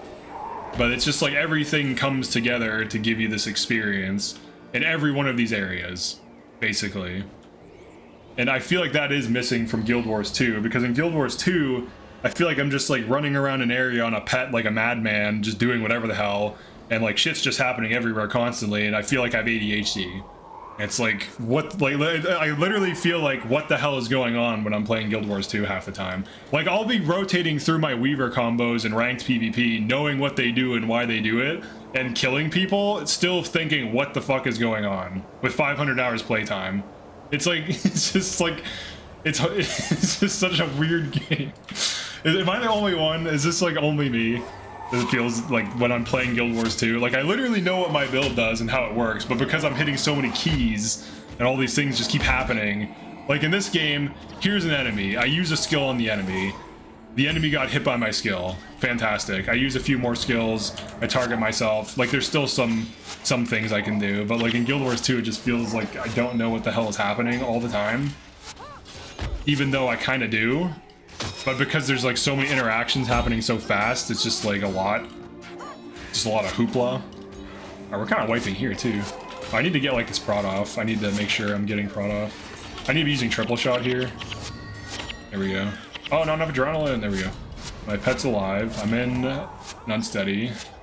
We need to kill that Ellie. That's the problem. Oh, we are wiping, dude. I really need to pay attention. I probably should just bring an ST and stop trying to be too cool for school here, but that is a problem. Use this. Excuse me. What the hell? Sitting on We Shall Return and she doesn't cast it? Dude, heroes, man. That is a thing for sure. That is like the most hero moment of all time. Literally just gonna let us wipe. We're about to get nuked again. All right, now this, if we die here, that's fine. Probably should just bite the thing or whatever. Just use the stupid skill. Oh, I'm dead. This is it. Oh, that pet's alive. All right, that was a slow wipe again. I wasn't getting save yourselves off, which I need to be for this team to work, because if I don't, we have no prot. We have this, which is like having a player paragon that doesn't feel like using prot half the time, and literally was sitting on res. I could have repositioned her to get a fat res off, but I don't know. I was like rushing myself. I guess we could drop someone. Do I have 2 dervs? I have 1 derv. All right, who's doing? Let's look at the builds. Let's see who's even doing well. Who would drop? I could just bring an ST. This team is like super inconsistent. Guild Wars 1 magic is in the restriction, which for me is why Prophecy's factions are more enjoyable. Why I hate PvE skills and general power creep. I agree with that. I think that is what makes the game good. I think the restriction and coming up with the builds is why it's good. And the PvE skills are like completely against the core design. So like if I didn't have these, or actually this too, I would be running like, actually I wouldn't even be running this because there wouldn't be a big thing to use. There wouldn't be a big thing like this. This is like better than elite skills. This is better than almost any warrior elite skill for the most part in the game, because it makes your entire team almost invincible for 6 seconds. So it's like, this is not an elite skill, and I can use it with an elite skill, and I don't have to do anything but have a title that's easy to get because it just happens over time anyways. Same thing with this. Like these, I don't know. We use them, but it's like, because like truly, like this is what it would look like. It looked like this, and this could still be good. Because mostly what I'm doing is barraging for nuke, but then I would lose the prot, and I could probably run something else, but I'd have to use my attribute points, which is the point of the game. But there wouldn't be really anything meaningful to use, because like this is like the most meaningful thing to use ever, right? Like your entire team survives forever now. Congratulations. Until it doesn't. Like my pet, the issue is my pet keeps dying because it's level 10, and then we wipe, but that's a problem with my team comp and like my pet being level 10. Alright, who do we drop and why? Probably her. She's the lowest performing member of the team for sure. We just don't need her. I wanted to have dual barrages going off, but the reality is when I get my big splinter barrage, the rest of my team cleans it up, so having a second one doesn't really make sense, and we're just competing for channeling or splinter weapons, so I guess we just kick her. But then we're starting to become a generic team comp again. The ST is back on the menu. It just makes it so much easier. It's just too good. It's too strong. Just makes your team way too strong. And then this is fine. feel like Mesmer should be kind of like this. Not a damage carry. She still does kind of do good damage, though. The other thing, too... Hold on, I just want to go to another area really quick. Let's go to, like... Like, I feel like every area looks kind of good in its own way. It's interesting. Like, Vanquish... Like, you know, everyone's vanquished all these, whatever. But, like, this... There's certain areas in, like, Xingji that are really cool looking. Like Haiju Lagoon, even like all like the villages and stuff, and like the pier and all this stuff. I feel like they just really did it right. And Guild Wars 2 levels look good, and they have really cool areas and stuff. But I feel like you don't interact with it in the same way. Like I have to be immersed in the world in this game, whereas in Guild Wars 2, I kind of look at everything as like a thing to climb. Like, oh, I have to climb up here and get this secret thing or whatever, or do this jumping puzzle. Like, everything is, like, overly gamified for no reason. It can't just be, like, a map. I don't know. Maybe that's a gripe only I have. Let's see. Oh, yeah, I've left my guild. I'm guildless. It's kind of nice. Curious about your thoughts on the Prophecies areas. Prophecies has some real... I haven't played a Prophecies a lot. I've played it, like, enough. Like, I beat it, like, twice. I don't play it that much, but I do really like it. When I was younger, I really loved the Shiver Peaks and just like hanging out in there and like doing like content in the Shiver Peaks. So I always liked going to those areas. I really like pre-searing, or I'm sorry, post-searing Ascalon. It looks so cool. It just looks like a ruined... It's still like one of the coolest areas, I think. It just reminds me of like Gondor or something, like something from like Lord of the Rings. It's just really cool. It's just really interesting. Or like the ruins, you know, the ruins of whatever Gondor, or whatever the hell they're called. Can't think of the name right now. Gondor's the country, right? Oh yeah, Minas Tirith. Oh yeah, sorry, Minas Tirith is the capital. Yeah, Gondor is the country. Yeah. Yes, like ruins in Gondor. Yeah. Send the post-steering Ascalon inside area, it's so cool. Yeah, I like the visuals, the giant crystals that look like exploded, you know, nukes and whatever. Really interesting, really compelling. We are back down to one pet. One pet and one ranger. The other ranger was not doing enough to justify running it. Because that damage is just going to be moved to, like, me and the derbs and everyone else. Like, it's not like it goes away. And she wasn't even spamming Barrage either, so... Alright, this time will be different. This time we won't wipe. We have a more standard team. This team really should have a minion master. This was a minion master before. I made it this. I don't know that it's better. I think it's more fun, but that doesn't mean it's better. Okay, let's get these guys. Yeah, stuff like this is what gets you. Oh. This like huge group. I mean, you're supposed to encounter this with a lot of health though, but still. Oh, they have big AoEs, dude. They're using unsteady ground. Oh, I just used an attack on unsteady ground. The unsteady ground will wreck any balled up hero party. Yeah, they killed my Paragon. That's crazy. They're slow wiping. No, my pet! These are big groups, actually. This is no... Level 10 pet, probably not the best thing to be doing for this. If we hit them early, yeah, we're getting demolished. Look at all these enemies, dude. These freaking juggernauts. Yeah, unsteady ground in my backline just wiped us. Now I'm just alive over here. With no res. A few spirits. No, I can res my pet. No, my pet. Aha! He's dead again. Whoa, dude. Ooh. Ooh. Just trying to dodge it. Alright, what do we want to do?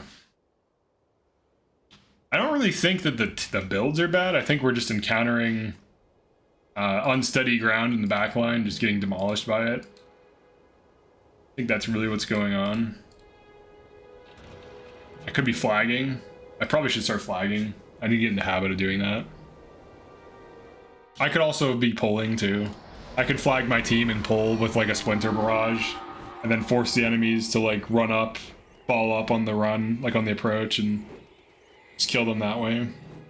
But the level 10 pet is definitely messing us up because it keeps putting all my stuff on cooldown.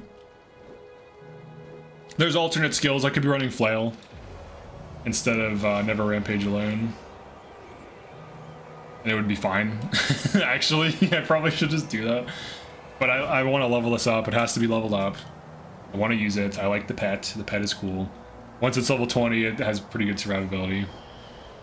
Look at this. This is like the hero thing. This is how heroes get you killed. They're just like all in like an adjacent ball. So anything just kills you. Because they're following you, I get it, but... what are you gonna do?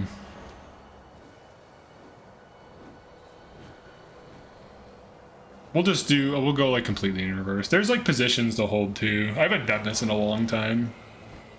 I think usually what you do is you go all the way to the back and then just like run your way through and kind of hold forward towards the groups as they approach so you don't encounter them all at once. Pretty sure that's what you're supposed to do.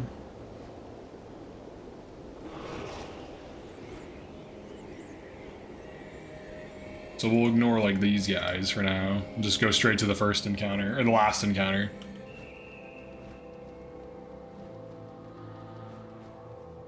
Anvil Rock is cool, early examples of that. Yeah, I feel like the Prophecies environments are some of the best too. Well, I do think Prophecies and Factions are like pretty tied. I mean, Prophecies has more content. It's a bigger game. It's like the game that launched the whole thing, so it's like a big deal, obviously. It's a BFD. I would like to see them make like a remake of this game, but I guess at this point it doesn't make sense.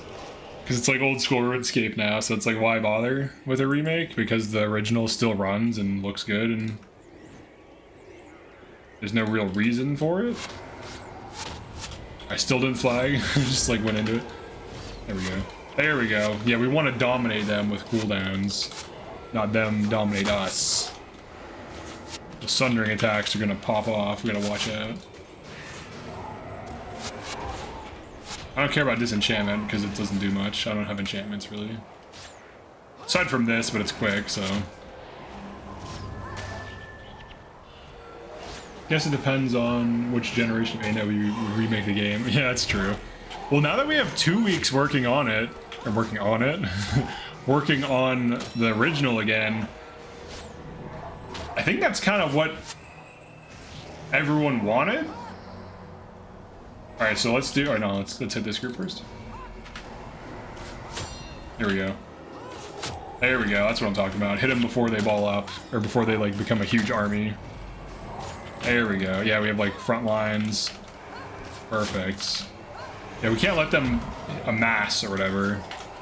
Get into a large group. It just takes us out. And we start taking this stuff out. Another group. Archers assemble! Hell yeah, dude, the big nukes. That's what we like to see. The nukes.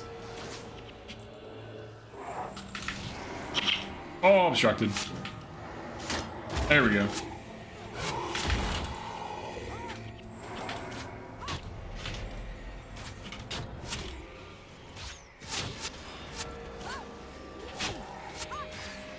Overall, I like what 2 weeks is doing. A bit weary of the constant demand for content, people's lack of care, how new stuff impacts long-standing things. Yeah, I don't think this game really needs too much new content, if at all.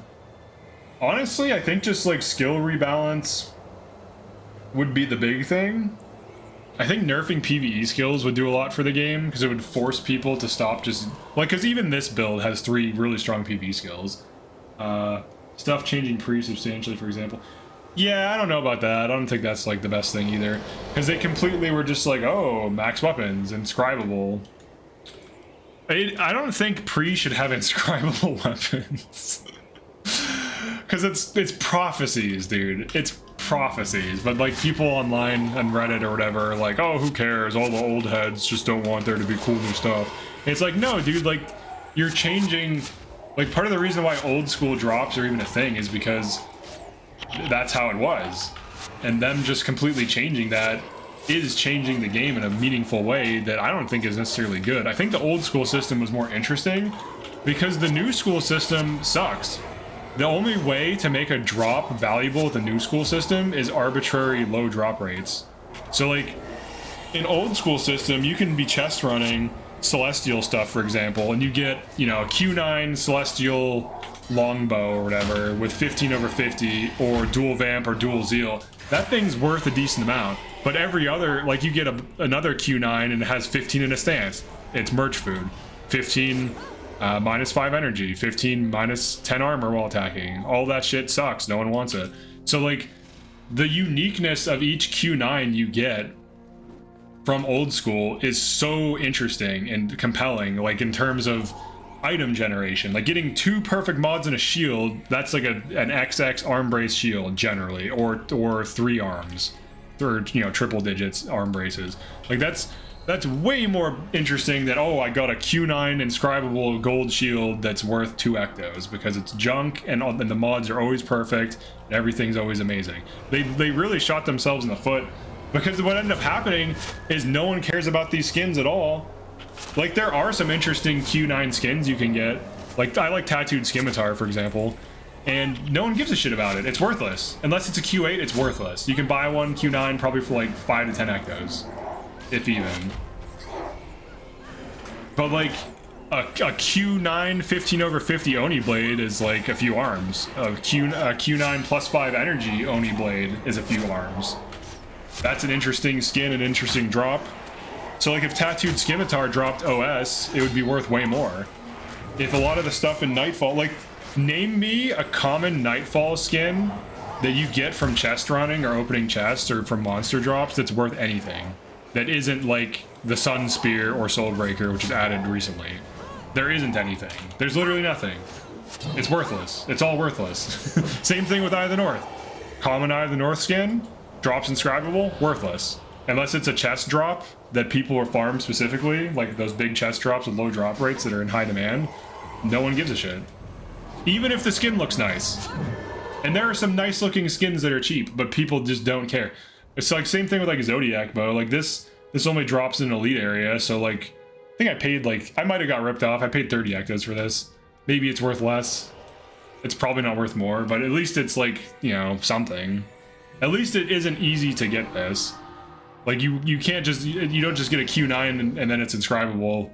Because, so like basically by changing it so that there's a chance of getting the mod you want, the rarity increases of getting that mod. So like when you can just swap out the inscription at will, it completely removes a unique, immutable feature of the weapon. Like you can't change it. It's innate, which makes it more interesting and makes it more rare and makes it worth something. So like I mean, there are inscribable things that are worth stuff, but like if they're a common drop, I think they solved the common drop problem with innate mods, and then they were like, oh, people don't like this, and then they removed it. But then the funny thing is all of those all those weapons that drop inscribable in Eye of the North and in Nightfall are low demand, undesirable, and worthless. They're garbage. No one wants them. Like, it isn't that interesting. So it turns out people don't know what they want. Because if they truly wanted those skins, you would see them. They're huge demand. Oh, dude, Tattooed Scimitar is like 3A. It's like, it's not. It's just not. There's no scarcity. There has to, in order for there to be value, there has to be scarcity. If it's common, it becomes worthless.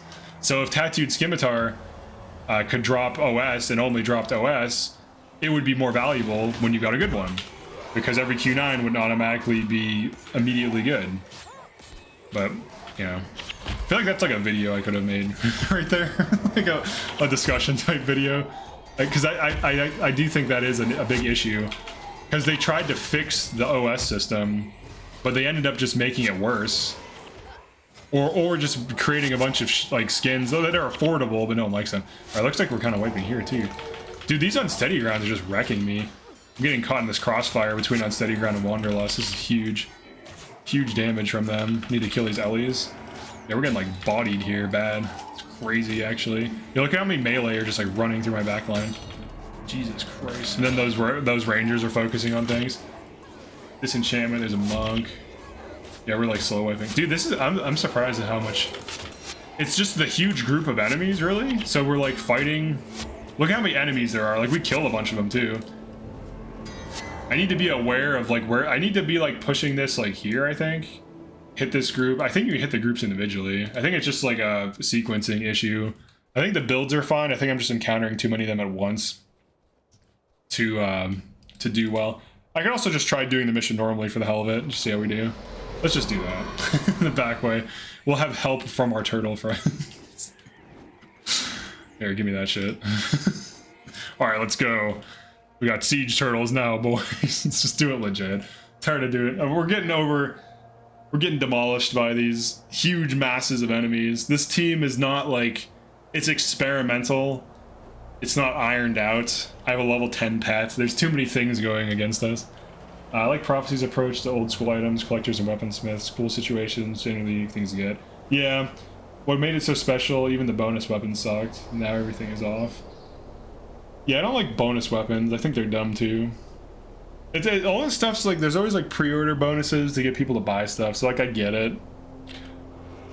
But are you talking about the bonus weapons being added as drops? Yeah, I think the inscription system actually backfired because ultimately, almost, unless you guys can correct me if I'm wrong, but like, does anyone use like a common Eye of the North or whatever, like Nightfall inscribable weapon? I feel like they're not very common. Because like personally, almost all the skins that I like happen to be OS. Like Oni daggers, Oni blade, Zodiac, Plagueborn, stuff like that. Plagueborn is only OS, thank God, because the stupid Z chest, like Celestial used to be worth so much more, but then when they added it to the Z chest, it killed its value a lot, because then people that would casually buy it for like a decent price were like, I'll just get an inscribable for like 2 ectos, and it's just like, okay. I hated how they added all these old school inscribable things to the stupid Z chest.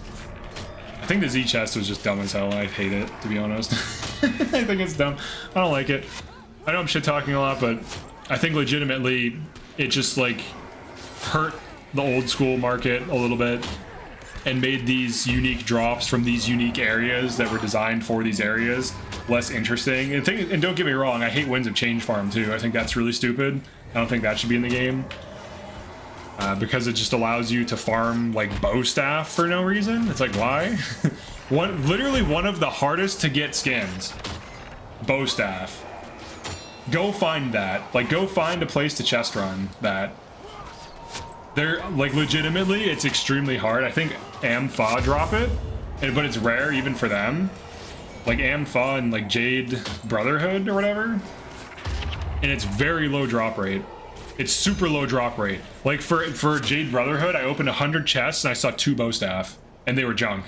Because most staff drops are junk. I've opened, between my 2 accounts, like over 10k chests. I've seen 1 on Attribute 2020, and it was a Q12 Smiting Staff Outcast that sold for 20 ectos. It's a piece of shit, dude. It's a piece of shit.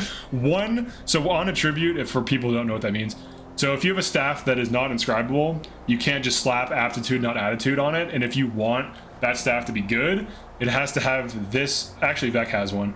So Vec's Earth Staff, his Jade Staff, has an on attribute Earth recharge. Jade Staff is multi-attribute. I said attribute. So on attribute, Earth, whatever. So like he got an Earth Staff with Earth recharge, which is what you want. If he had fire recharge, that would suck because you want earth, whatever. So getting on attribute is rare. It's very rare. Usually it drops at like 19%. It's not even max. So like very often you get like a non-max off attribute or max off attribute, whatever. You very rarely get the thing you want. And out of 10k chest running, I have seen literally 1 on attribute 2020. I could just have insanely bad luck, but I don't know. I was opening, decent chests like Plagueborn and Celestial, stuff like that, Jade Sea. you know, all the usual suspects, people chest run in like factions. So chest running is really fun. Oh yeah, and Imperial Sanctum, very fun. I didn't see a single on attributes Forbidden Staff, which is a very common drop from Imperial Sanctum, or what is it? Imperial Sanctum, whatever it is, Rise to Palace Explorable. I was thinking of. All right, now that we have turtles, I think we're popping off. Now that I'm sieging these MFs. Hold on, does this work? Get siege, bitch! Get turtle timed! Does that hit? That does not hit. Oh no, it does. Hell yeah. Yeah, because there's no, it doesn't account for like Z-axis or whatever. So like, because it's adjacent, or it's near the effect, they're eating it. Get turtle timed. Hell yeah, we killed those MFs. Those MFs. Yeah, I think the OS system was the best because it created unique drops that, like, still Oni daggers are worth something. If you get Q9 max Oni daggers, they're worth something. If you get, like, you know, I don't know, Q9 jeweled daggers inscribable from Nightfall, 2 to 5E. Q9 15/50 Oni daggers, I think those are like 20 to 40E right now. Pretty good chunk of change for a single drop. No, they flipped my boy. Why do you do this to me, you son of bitches? Flipping my turtles. They're over here flipping my turtles. This is actually easier because we have ST. The back route was harder. Z-chest's only purpose seems to be for a title, which I guess that hits at the shallowness part of the design. Yeah, I don't like Z-chest. I don't know why it exists. Like, people like to do the Z-rank thing in PvP, I guess, but it's just dumb. I don't like that they took a lot of OS skins and just devalued them. Like, a lot of OS skins. I can make a video going over all the OS skins whose value was nuked as a result. I think the inscription system sucks, honestly. I think the OS system's the best. Getting a dual mod OS shield is so hype. Getting like an inscribable shield is not. Because, like, on one hand, I mean, you could argue that, like, the randomness of getting, like, a BDS or something, or a Froggy or whatever, a Froggy, is just as hype. But I would argue it's not, because those you have to keep doing the exact same activity, you know, 100 times in a row before you get it. And you can basically assume, you can almost assume, like, mathematically, if a dungeon has like a 1 in 100 or 1 in 200 drop rate, if you do it like 200 to 400 times, you can almost guarantee that you get some version of the drop. You can't guarantee you get like a good attribute one, but you get something. Whereas like with OS stuff, the variance is much higher, and the fact that there's like you could get the drop, you can get a Q9, whatever, but then the mods are bad, or they're weird, or maybe you get like a Q9 dual vamp of a desirable skin and it's worth like a shit ton of money, or you get like a really good dual mod shield with mods that don't exist on non-OS, which is also pretty hype. So like there's a lot of like cool things that can happen that just cannot happen with inscribable. Let's see. Oh, I didn't get that on myself in time. Oh, the big damage. We got a front lines going, so if they run in, they get nuked. This mission is actually really fun with a smoke canister. Having a really good time with this. I like little gimmicks like that. I think they added a lot. Like little, oh no, not Argo, no! How dare you? I'm gonna run over here and drop this. No, I got knocked down. What did I get hit by, dude? Did I get PI'd? What the hell? That's like a long knockdown. Get him! Get him, yeah! Turtle time! Get him with the turtles. I'm reckless hasted. Oh. I dropped the canister off. It's fun to have like things like this sometimes. Alright, let's get this going. Get this turtle train on a move. We have the turtles alive though, we're doing okay. I can have like a whole squad. I know people hate escort missions, but sometimes I think they're kind of fun. Depends on how it's handled, I guess, but... Oh, drop that thing. Oh, you already hit me. Nice, dude. Bam! Oh! Oops, wrong target. There we go. Oh, look at the damage, dude. 2 to 3 barrages, they're all just gone. So satisfying. And we put down that canister front line. Yeah, this is actually a fun mission. Doing it the reverse way kind of sucks. This is actually better. Yeah, look at that shit. Look at this siege. This is so satisfying to see. These freaking turtles popping off. You have like tanks. It's a good mission. I actually like most of the factions missions. I can't think of one I don't like. Like Boreas Seabed, it's pretty fast, pretty fun. Arborstone's cool because it's like you're in a collapsing thing the whole time. It's interesting. What else do we got? Visiting a square is very fun. Napoi Quarter is cool. I like the gimmick of Napoi Quarter, where like you kill the thing and then all the things that you like the boss you killed, they all appear now. But everyone always does a certain order that makes it easier, which is unfortunate. It would be cool if they randomized their positions so that wasn't possible. That'd be interesting. So you couldn't tell, or if it didn't tell you which boss was where in randomized positions. I think that would be the way to do it. Imperial Sanctum is a pretty fun... Well, it's the boss, that's decent. It's not... I mean, there's some gimmicks for it. The banishing is kind of cool. Being banished is cool. Interesting. Then you kill the thing, you come back. I think a boss fight in Guildwars is always going to be weird because there's always like some big gimmick to exploit its like mechanics. Like for Shiro, you just throw like I think what is it, like pain inverter on him and he just dies or something. Like empathy wrecks him, stance removal wrecks him. Certain things just completely demolish his entire setup. Yeah, I don't know. What can you do? What can you do about it? It's a game where there's like counters. Guild Wars is a small party versus small party. Yeah, exactly. So like having like a boss fight is like weird because then there's like one guy. So it's supposed to be like party versus party. Here, let's just do this. Ooh, there you go. Here, let's hit this. Let's hit their spirits. Get rid of that shit. Yeah, putting the canister down gets a huge amount of damage off. Just basically kills a group. And then anything, yeah, those Juggernaut's about to get smoked. We got fish on a Friday. Just making up phrases. What do we want? I'm gonna go grab that smoke canister. Get the smoke! Grab those smokes! Keep the little turtles alive! I'm gonna drop this on this guy. Oh, he's dead already, never mind. I'll hold on to it, I'm sure we'll need it. Imagine if Shiro was this awesome assassin and he hired a corrupted party with heroes. Final mission was your party versus his. That would be interesting. Yeah, I would like to see boss fights be more like, I don't know, interactive instead of just like, they use broken things, you use broken things. Supernatural PvP. Oh, here we go. Frontline, go! I'm gonna hit this group. Or maybe, no, not dude. Shit, dude. Oh, okay, we're doing alright. Oh, nice, on steady ground. Or that's their unsteady ground. Shit, no, they don't turtle, no! No! Shit! No, kill this! Oh, shit, no! No, I'm honest, dude. Fuck! Wait, I was like, oh, no, it's steady ground. Nice. I'm like, wait, I don't have unsteady ground on my team. My fucking turtle! The last moment, dude.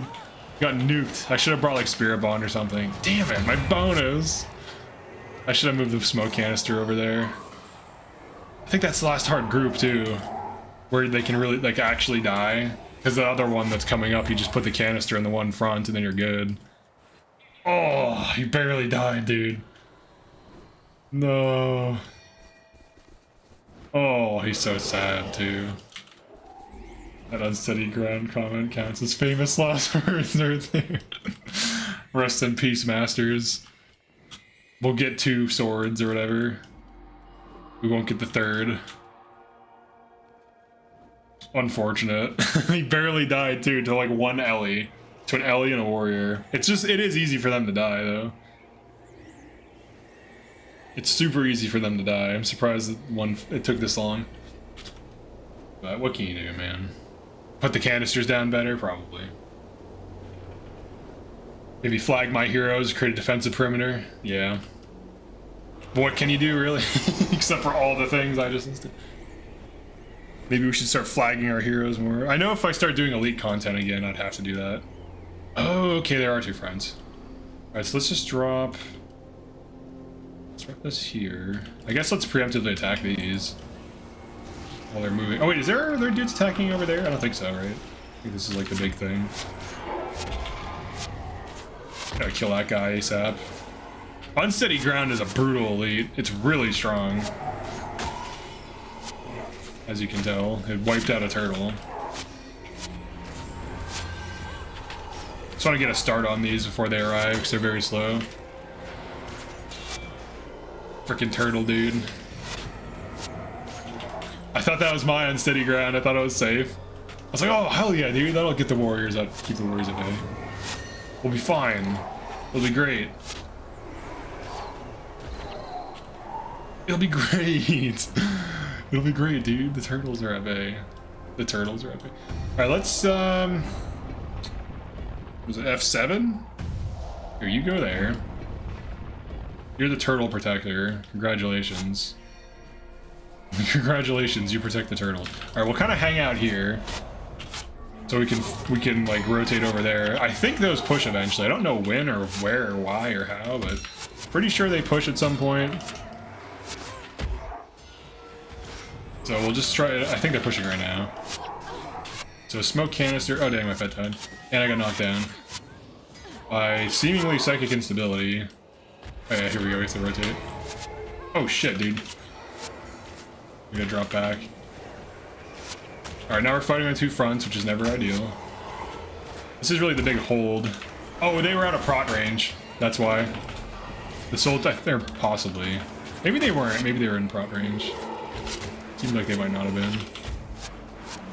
Alright, we are not getting... Ah, damn, I have to wipe again, dude. Let me move, let me use this right. Let me use my build right too. Yeah, I just have Barrage right now. Oh, here we go. Good res. Yeah, that's the res, dude. Holy shit. The value on that res is so crazy. It's like you're losing, now you might win. Congratulations. SY up. There we go. Okay, let me move this to like help us. I think it just hits wherever, right? Doesn't need line of sight. Does it? We have to kill this crap here because it's just like eating away at our sides. You can never have stuff like wailing on your ST because it just wipes your whole shit. There we go. Yes, get rid of this. Get rid of these stupid guys. This friggin' monk. These like word of healing monks, dude. They just live for healing seed. He just healing seeded that. It's no good. Alright, the canister is like over there. I need to move the canister. If I move the canister, I think we win.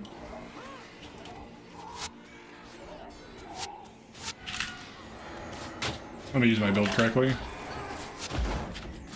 More correctly. There we go. Alright, pet died. That's fine. Yeah, that monk is keeping that juggernaut alive. We have to start killing stuff. The monk is keeping herself alive as well. It's actually a pretty intense fight, even though it's just like a basic hard mode mission.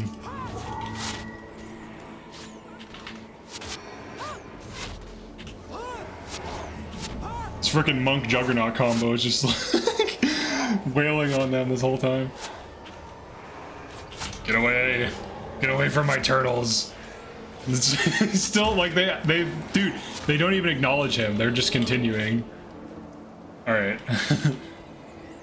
You grab that. Think I need to grab this? I don't know. Enemy mesmers are wild sometimes. Oh yeah. And they break flags. There we go. So we almost saved that last turtle. Alright, let's look at the build damage right now. So weirdly, this is such a good build, actually. I'm very happy with this. I mean, it's Signet of Spirits, but with this like lifesteal and the spot healing, like it has good healing, it has good damage, it's like critical to giving me insane damage. So that's like definitely gonna stay no matter what. There's no way that build isn't staying on the team. A lot of the other things are experimental, like the Vec is pure experimental. I just wanted, I mean, it could be a thunderclap. Doesn't have to be Vec. I'm gonna give myself that. There we go. Keep doing this. Keep saving yourselves.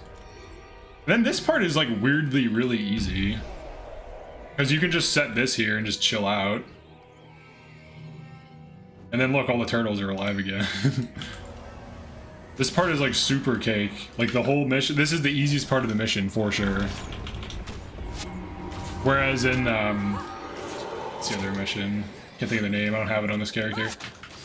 Eternal Grove? Yeah, Eternal Grove. That mission, the end is like waves of them. It's like kind of intense actually. Whereas with this one, I'm pretty sure it's like chill as hell. 'Cause you have siege turtles. And those are really good. Them turtles are good.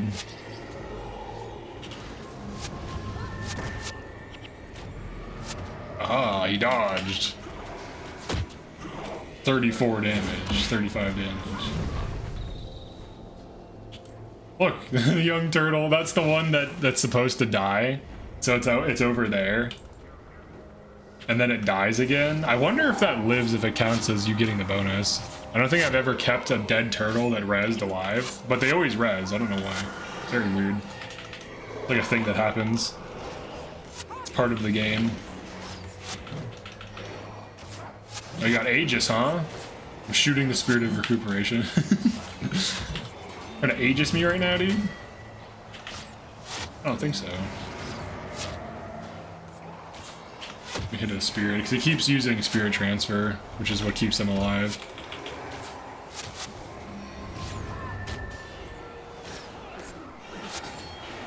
Yeah, use life. I don't know why arcing shotted there. There we go. I guess like the actual mission. So this is almost like the opposite of Eternal Grove. Yeah, that part is so easy. So like the Eternal Grove, it's super easy. And then you get to the afflicted part and then it can be difficult and then you can wipe. This mission, it's crazy the entire time, then it's easy. So they're almost like a mirror to each other. And arguably the siege turtles are better. I don't know if the siege turtle damage counted towards my damage or not. That might be the case because I have insanely high damage relative to everyone else, including Mesmer. That's probably the case. Maybe. Let's see, identify all, just some junk. Alright, Delphinus. That's the guy, right? No. You're not the guy. It's, who the hell am I talking to? Petrus, I think. Yeah, dude, this is sad. Look at this. 2 swords. 1 turtle died. 2 swords. This could be... I should just bring that as needed. Make our pet a little tankier. Actually, let's make him much tankier. Him dying really, like, ruins my team comp. So the build... Alright, let's look at the builds really quick. Builds, I'm definitely not changing. This is not changing for sure. And if it does, maybe slightly. It's like looking at the results. She's doing more than Vec. Because like truly the cracked armor, I feel like it's almost like a meme sometimes because Splinter weapons armor ignoring anyways, and most of my damage is coming from armor ignoring Splinter Barrage. Do I need cracked armor? Do I need an Ellie that's whose sole purpose is this? The endless creativity of this game, truly a timeless system. I agree. This is the reason to play this game. It's amazing. This is only needed when there's stances, really. The Derv... I wanted to try something a little stupid. I need to... Hold on, let me get these menus out of the way. It's hard to see. Alright, so let's... I wanted to try like a spear throwing thing, but... What's your Scythe Mastery at? It's +1. So theoretically...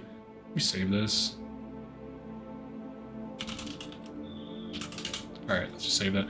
So theoretically, you could like throw a spear on this.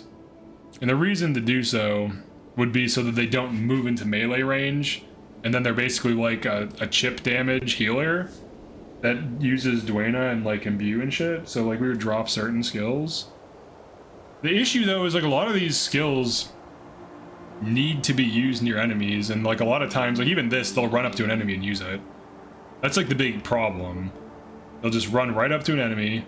This one I don't think they would. Inflicts weakness on all adjacent attacking. Sand shards, can't run that without a scythe. This, I feel like they'd run up to enemies.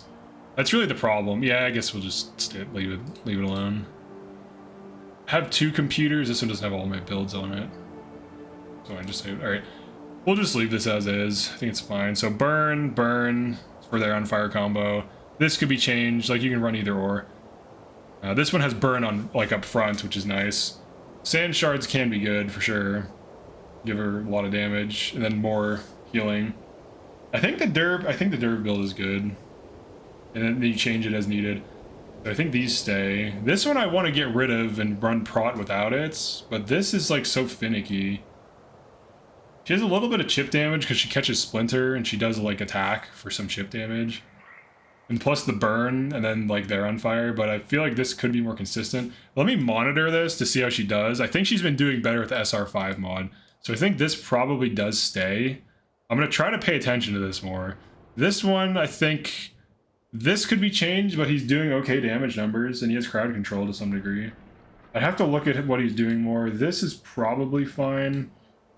So like this I want to get rid of, but it is obviously good. This may or may not be good, depends, because it gives us all this damage reduction, plus mine, and ideally we do not run this and instead we just run this, and then this becomes something better. But I don't know what that would be. I'm trying to avoid just spamming mesmers also. Like you could be like, oh, add a bunch of E-surges. Like, yes, of course. Of course, that would work. Yes, correct. But we don't want to do that because that is already good. We want to come up with some new shit. For fun. Come up with some new shit. Alright, so these I don't need to really pay attention to because I think those are just staying. This same thing, that's just there to like carry our team. I want to monitor this, so let's just like keep this up. We'll just do the quest to get to Unwaking Waters or whatever. Kurzik. You don't know about Kurziks. You go to look up here where you build, it's just 7 mesmers. Yeah, I know, it's so sad. Well, because heroes are bad. Oh wait, my bad. Let me talk to you. Can they bribe you? 50 gold! Oh yeah, dude, give me that shit. Give me that shrine. Give me that health regeneration. Give me that shrine. Alright, I want to see how she does. That res literally saved us. This is such a good skill. I think this is underrated, possibly. I never hear people talking about it. I never see it really being used, but I'm sure there are people that like it and use it and know it's good. It's just like a shout res, dude. It's crazy, especially with SR5. Alright, let's keep my pet tanky. So that we stop losing our pet and going on cooldown. He's level 12 now. He's doing alright. He's doing alright. I think the shout res is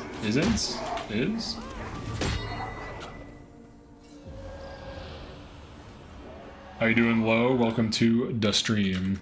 Isn't used as much because heroes sometimes when using high energy costs. That's true. Yeah, sometimes I do have to manually cast it, but it literally did save me like several times in like a few different encounters. So it's almost like unyielding aura, but not elite, which is kind of cool. Because I don't really like that build. I don't really like running monk either. I want my healers to be dervishes killing things. I want them to be like, I also kill things and I heal. It's like, yes, perfect. That's what I'm talking about. Because I think ultimately, if I can get all this shit working correctly, we can have a better like setup that is all like everything contributes to offense while also contributing to mitigation, shutdown, and healing.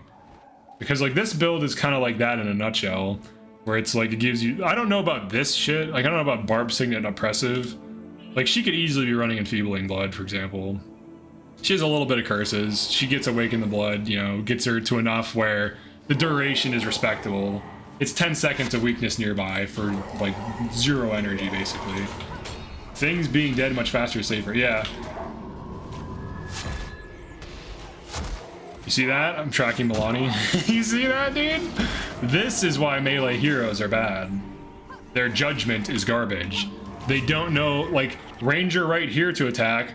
let me just run over here for 10 seconds. That's why they lose damage. Because player melee is so good because you can body block, you can get enemies to ball up easy, you can use judgment to be like, my hero's got that guy, I'm gonna go fight this guy over here. Like, the AI just doesn't... They are making AI improvements, which is exciting.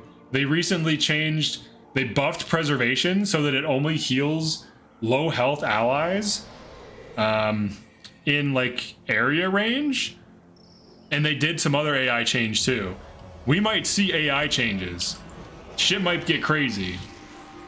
And really good, because then then we can have more interesting hero builds, because really the thing holding heroes back is the AI. Because there's a lot of good builds they could be using that they don't know how to use well. Wondering about orders with Signet of Mystic Speed plus Vow of Piety. Vow of Piety is good. Signet of Mystic Speed is just the one that gives you increased movement speed, right? Or whatever. Or is that the one that's... Oh, actually I can just look at it. That is... It's in Wind Prayers, right? Self-target enchantments cast instantly. Flash enchantments do not consume use of the skill. And you're asking about... hold on. Vow of Piety, the tank skill? So what's the interaction? Orders of Signet of Mystic. So what's the reduces casting? Oh, wait. Self-targeted enchantments cast instantly. How many uses does this get? Signet allows instant order. Damn, that's actually good. What else does she use? Just hex removal? Yeah, she could do that. 1 to 3. Interesting. That's a good... I didn't even realize that was a thing. Is that a self... Is this considered self-cast? Chancel party members. It might not be, but it also might. If you've already tested it and it is, that's crazy. That definitely is something to look into. Yeah, because like if she casts that and then she just keeps... Like, hold on, what else does it do? What does it state? Because one of the things I'd be concerned about is it consuming uses. Hold on. Actually, we're close enough to an outpost. Well, we're halfway there. Let's get there, I guess, and then we'll test it. It might I'm worried about its uses being consumed by other things, potentially. There is good stuff in Wind Prayers. Wind Prayers, I think Wind Prayers is a little undervalued too. Grent's Fingers is insane. Everyone knows Grent's Aura is good. It's used in a bunch of builds. And then the other thing too is Rending Aura is literally Staggering Force, but better because it also removes enchants versus knockdown foes. It does literally the exact same damage, except for cold instead of earth. Same duration of cracked armor, same cost, same cast or same cooldown. It's just better because it has that extra effect. But obviously you don't get sand shards. There's no Vow of Strength. There's no things like Armor of Sanctity, which is like insane tanking, plus also weakness on adjacent. But there's other things in here that are really good. So it's hard to say, but there's like clearly, I mean, Vow of Piety. So they would just put that on themselves. It just keeps renewing for like a little bit of tank. I guess the issue with Vow of Piety is that the stand your ground armor, it would be redundant, so it wouldn't really matter. It'd just be regen, fortunately. It would just end up being regen because of armor cap. Unless Vow of Piety is base armor, but I don't think it is. I think it's considered bonus armor.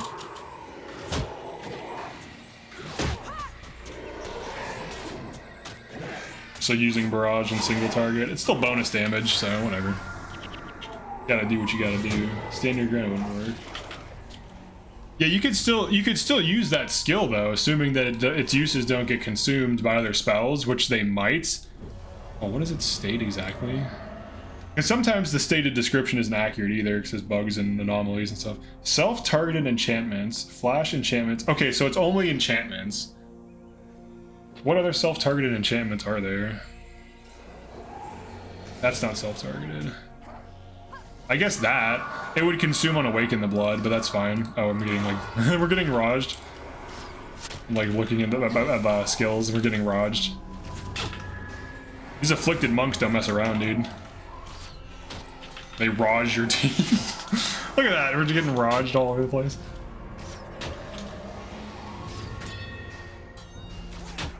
Barrage plus Mind Burn from Afflicted does a lot, and then Stolen Speed.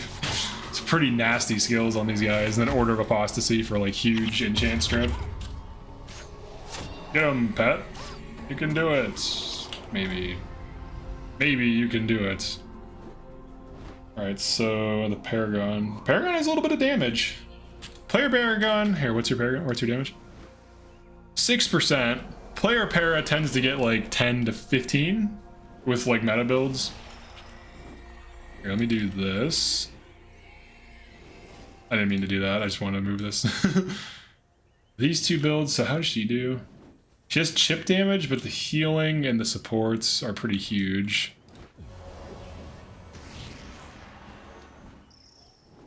We can't go that way. Oh, it's literally showing me where to go. The mini-map. I do think like certain things you change, like the bonus armor thing. I don't know how they should change it, because like if you could just keep stacking armor, it'd be stupid. Maybe increasing caps by 50% or something. That could be good, maybe. They could try it, like experiment with it.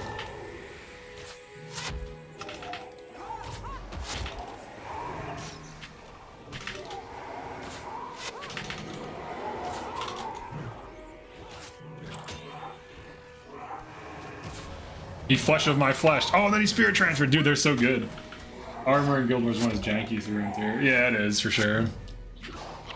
It's pretty weird.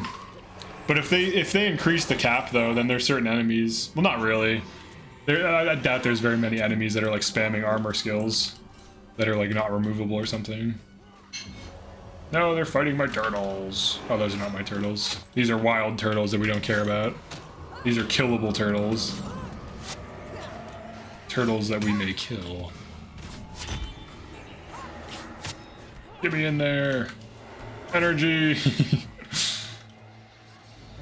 Save yourselves. Alright, let's get down in there. We're almost there. It's just right there. Always been a super casual in this game, but I do love my warrior. Well, warrior is really good though. Like player warrior can carry super easily with like 7 weapon stance and warrior's endurance. So it can be used in like, you know, really difficult content as like a carry for sure. Like if I had to pick a class to carry content with as like a player running heroes, obviously Paragon's the best because of Mesmerway and Heroic Refrain. But if we weren't running that, I would definitely want either an assassin, a dervish, a warrior, or maybe even a ranger like in a build like this so for Save Yourselves, because it's just so strong. Because even with prot, like you still kind of want it. Like even if you have a soul twister, you still kind of want it. Just so that you can, because you want to patch the downtime of those spirits, because sometimes like shelter's down, and then guess what? Your entire team just got nuked. That's not so good. So like having Save Yourselves up prevents that nuke getting through from being as big of a deal. I've run the Order's Mystic Healing thing for fun of his team, but as player, it's my build, I'm working on that. Nice. Yeah, there's definitely the Order's Mystic Healing speed thing. That's definitely a combo for sure. I wonder, we'll try it out on the hero. Cause like this Oppressive Gaze Barb Signet, that's just like placeholder shit. It's not really that good. I have weakness coming, like I could have, you know, Armor of Sanctity weakness and then Enfeebling Blood weakness. Then Smite Hex is just like, because this team lacks like Hex removal. For now, it's all very like I'm you know, trying out different things, throwing in different heroes and stuff. I want to open the chests, but I also want to try out a new build. So oh, these guys are like almost dead. I was like what, 50 damage or something. Whew.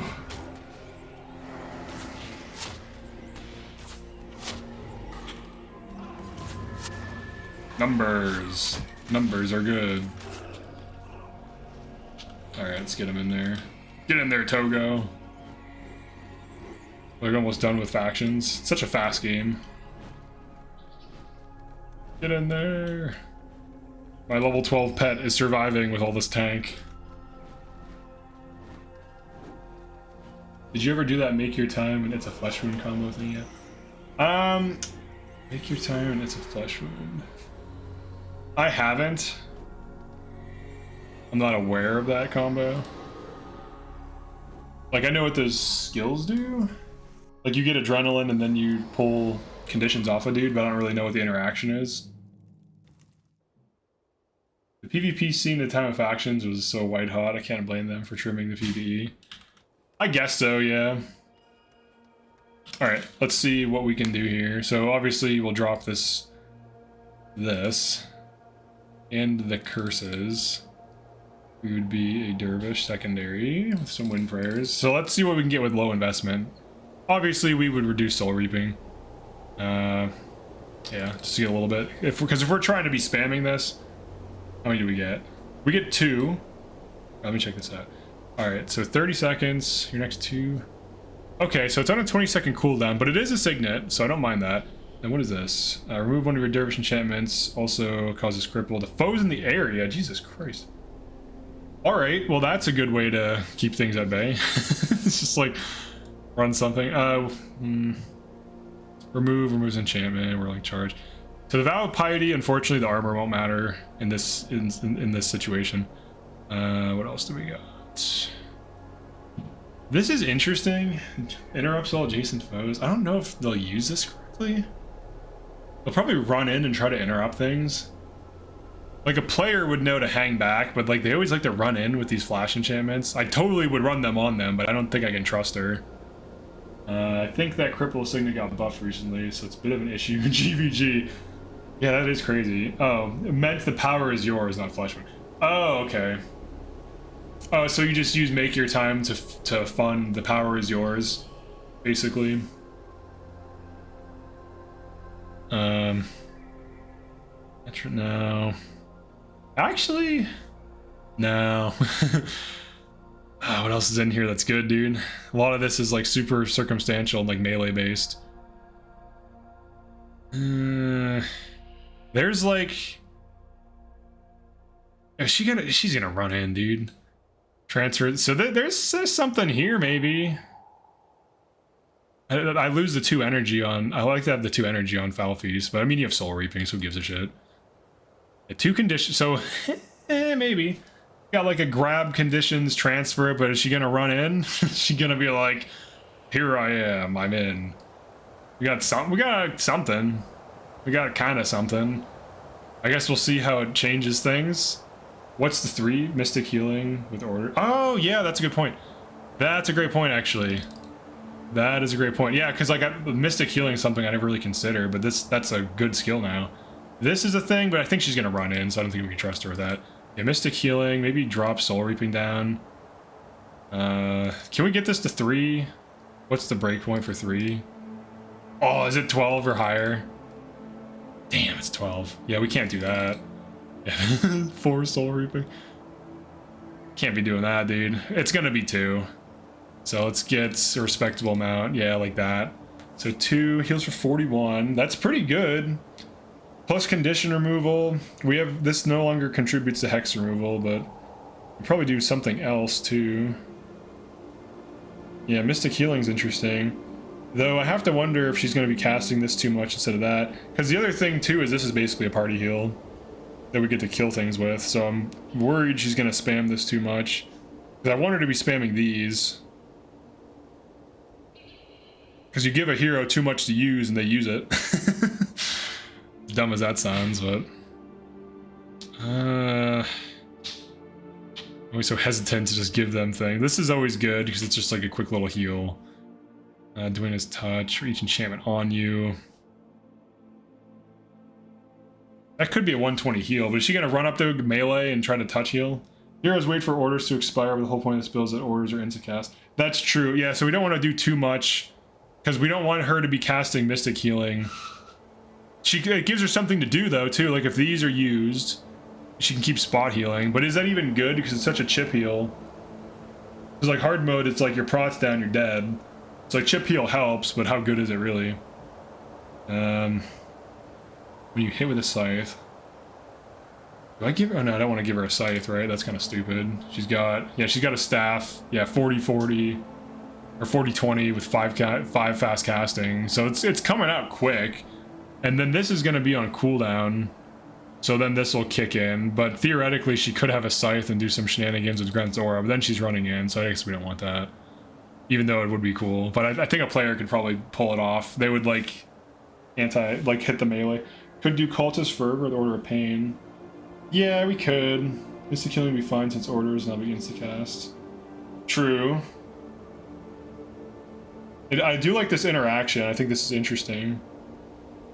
I'm just trying to see like what else of value, if anything, is in Wind Prayers. We do have a little bit of curses to work with, and we could just straight up run Enfeebling Blood. It's going to be boosted from Awaken the Blood to 10 seconds, so that's still good. This is so like when enemy assassins and warriors are just running rampant through our backline, we at least have like some answer to that. Because currently we don't have much in the way of anti-melee, because I'm just kind of like, I mean, he's anti-melee, but he's kind of just like, he's like a cannonball. He just goes in and shoots things, and then sometimes dies stupidly too. But we'll see. All right, let's just like do like a basic test and like a explorable. Or actually, no, we might as well do this mission because it's quick. It's a quick mission. Definitely more useful on my player variant because brain. Yeah, players have brains. But let's check this out. This could be good. It's trying to sync me up with someone else, but there's usually not. It's usually just NPCs. Let's get some NPCs on the market here. Alright, I'm gonna go grab a water while it's loading.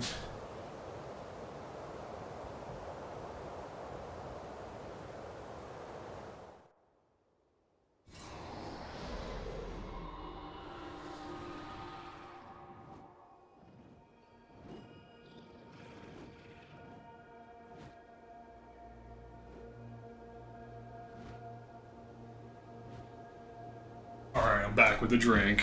We have time. Let's see if we have other players. Hello. Oh, it doesn't tell me if I'm into the thing alone. I doubt there's other people there. Unless one of you guys hopped on the other side, which would be kind of funny. But that would be such a...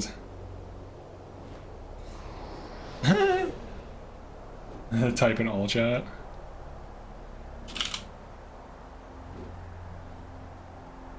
It doesn't have the suppression message in toolbox.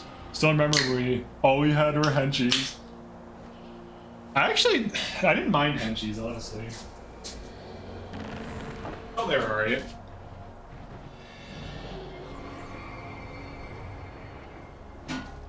Alright, let's check this shit out. Does this work?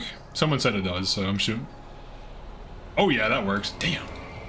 Damn! Alright. It works! Oh, I'm missing. I'm blinded. Aha! Alright, let's check out. Orders is down. Orders is up. Mystic healing. Yeah, she does seem to be doing exactly what we want. Honestly, like she's...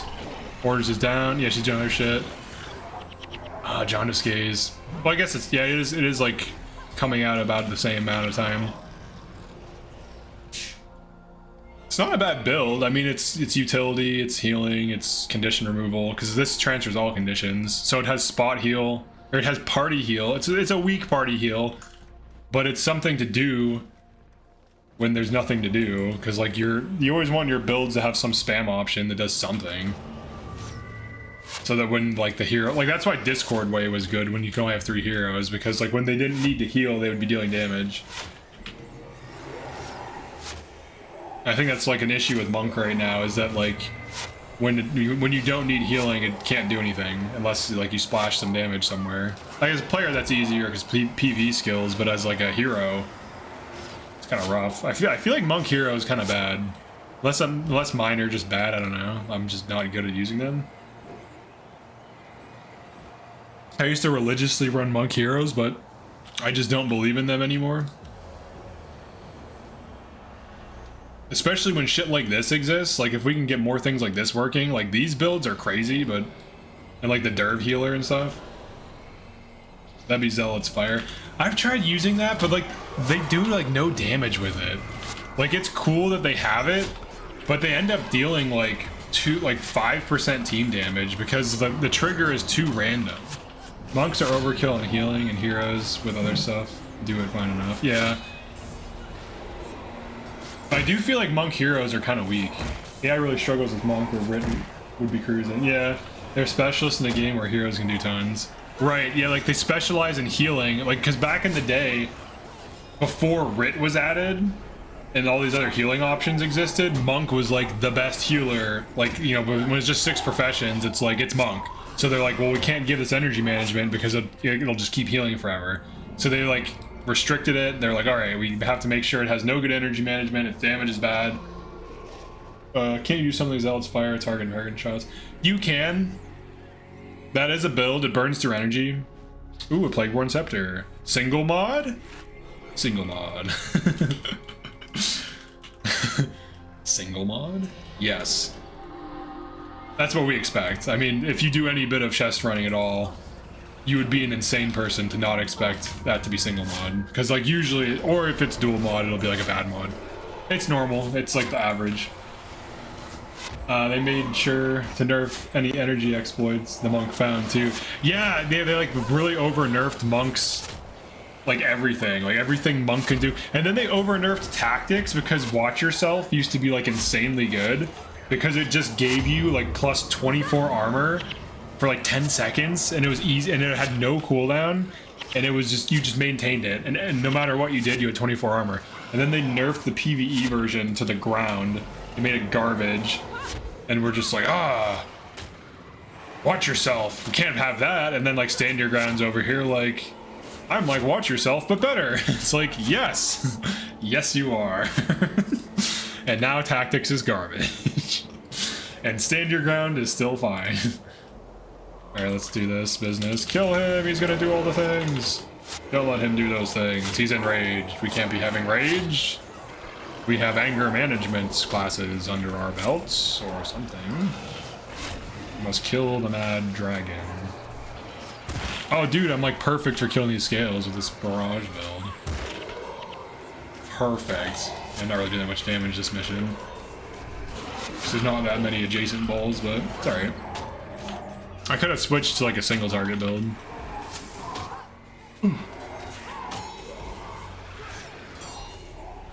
Corrupted spores. Kill him. We did it. Alright. This is such a weird... I think back in the day it used to be really hard, this mission. But nowadays it's like super cake and it's kind of funny almost. To the palace. We're gonna beat the game. Oh my god. Then we can do Winds of Change on the Ranger. A little bit of fun. Alright, this is... Oh yeah, that's right. I cannot help you, these Kurzik dogs. Why they gotta be dogs though? Do I have a faction? I do not. Alright. I was gonna do the Kurzik side, but let's go over there. Just goof off. I just wanted to beat like factions this weekend. On this character. Because I don't really play on this character. But now that Archer is so fun... Archer, not Ranger. Now that Archer is so fun, I have to. Okay, so these builds, so like this... One of the things I wanted to try too... It's hard to want to drop any of this because it's all useful. I guess I could drop Wild Throw and just bring it as needed. Because like auto attack damage at 9 spear is still decent. It's still chip damage, it helps kill things. I guess what I would want to bring, assuming she uses it correctly, is, what is it? Angelic Protection. Because this skill, like if you use this correctly, it's crazy. Each second that ally takes damage over 69, that ally is healed for any damage over that amount. And then when you run Heroic Refrain, it gets to like a low value, like 23. So then like every time you take over 23 damage, you stop taking damage and it can't be removed. So you're basically just immortal. It's really stupid, but I want to see if she uses it.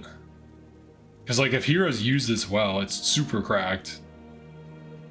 But this seems to be decent. If we look at her stats, I mean, I wonder if her healing got worse because of this, like the Mystic Healing. Let's try getting rid of Mystic Healing and see if her healing numbers are actually better. Because if she's spamming Blood Bond in Order of the Vampire, she's effectively healing the whole party more.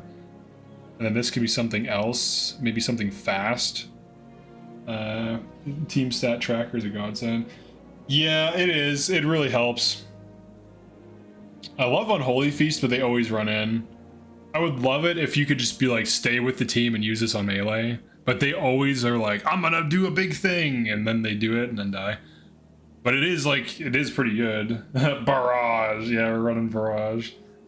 That's what we're doing today. We don't want chill lanes. Trying to see what else we could run on this. I mean, there's always this for like a little quick thing to do. Just like some quick energy and heal. Though this build is not very energy hungry. It's actually quite low energy cost, so I don't even think you would need this. Then masochism is just going to cause you to lose a bunch of health. I could try just disabling it. Oops. There we go. Let's just try disabling it and see how she does. I see Ice Coffee is live, I click. Thank you, I appreciate that. We have to talk to the Emperor's hand. Talk to the hand. Actually, we don't. We bypassed the hand and went right to the gate. Your entire party. Yes, yes, yes, of course. Yes, of course. Get in there. Now this is probably a good map for Barrage. So Vec could be a minion master. Not Vec himself, but he could be like master or something. Once I get master on this character. Be like master whispers, something like that. Or Livia, because I started doing Eye of the North too. Livia's like an emo, or like a goth chick, and master is like a goth boy, so I guess it depends on what you want. This build seems to be doing okay overall. I wonder if I can get him to do something more with it somehow. I mean, I think all this shit stacks with stolen speed. I kind of like stolen speed. I kind of want to try that. But I don't have that many casters, so I feel like this is for a different team comp. I think this doesn't make sense with this team comp. This is maybe... I just don't have the heroes I would want to make the team I want right now. I think I need another Necro for like a minion master. I think that makes a ton of sense. Just like, I don't know what elite he would run. I mean, there's a lot of strong options. It's just be an issue of figuring out which one. I think we want... I think it's, what, Donica? And then who else? Talon? For the best ones? I think these are the two you want. Talon? Yeah, hell yeah, dude. Hello, Vec the Lion. How are you doing? Alright, let's see, what do we get? Celestial Stance. All party members, 75% chance to block. 3 health regen. That's not bad. I mean, obviously I could replace this with it. Like one of these dumb pet shouts that are optional, like low impact skills as is.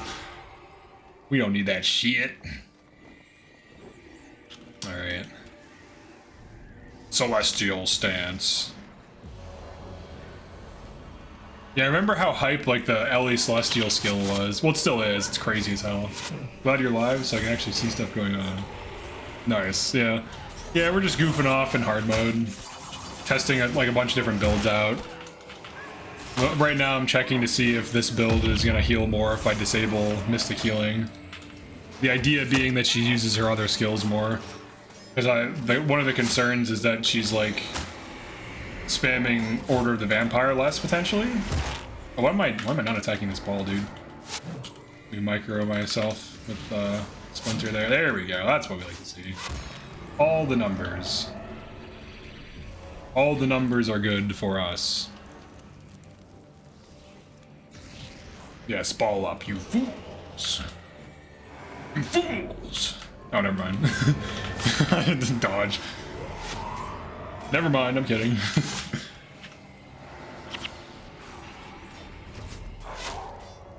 I mean, giving your whole party blocking is decent. I keep wondering how y'all get to this state of epicness. So I'm a returning player after 18 years. So much has changed, I forgot. Yeah, a lot is different now. There's a lot of like crazy PvE skills, and there's like new mods, like, you know, Strength 5 mod, Soul Reaping 5. Strength 5 isn't even really considered that strong, honestly. It's like probably considered bad. Soul Reaping 5 is crazy though. Like every time something dies, like every 15 seconds or whatever it is, you can get 15 energy. I think it's 15 seconds for Soul Reaping. Yeah. Yeah, so like, so 3 times, so you can get 15 energy every 15 seconds. Yeah, it is there. It's kind of getting power crapped up. All right, let's just pop this because we can. Oh, look at these numbers, dude. The barrages. And the saving of yourself. Basically, you have to save yourself and barrage the enemies, and things will happen.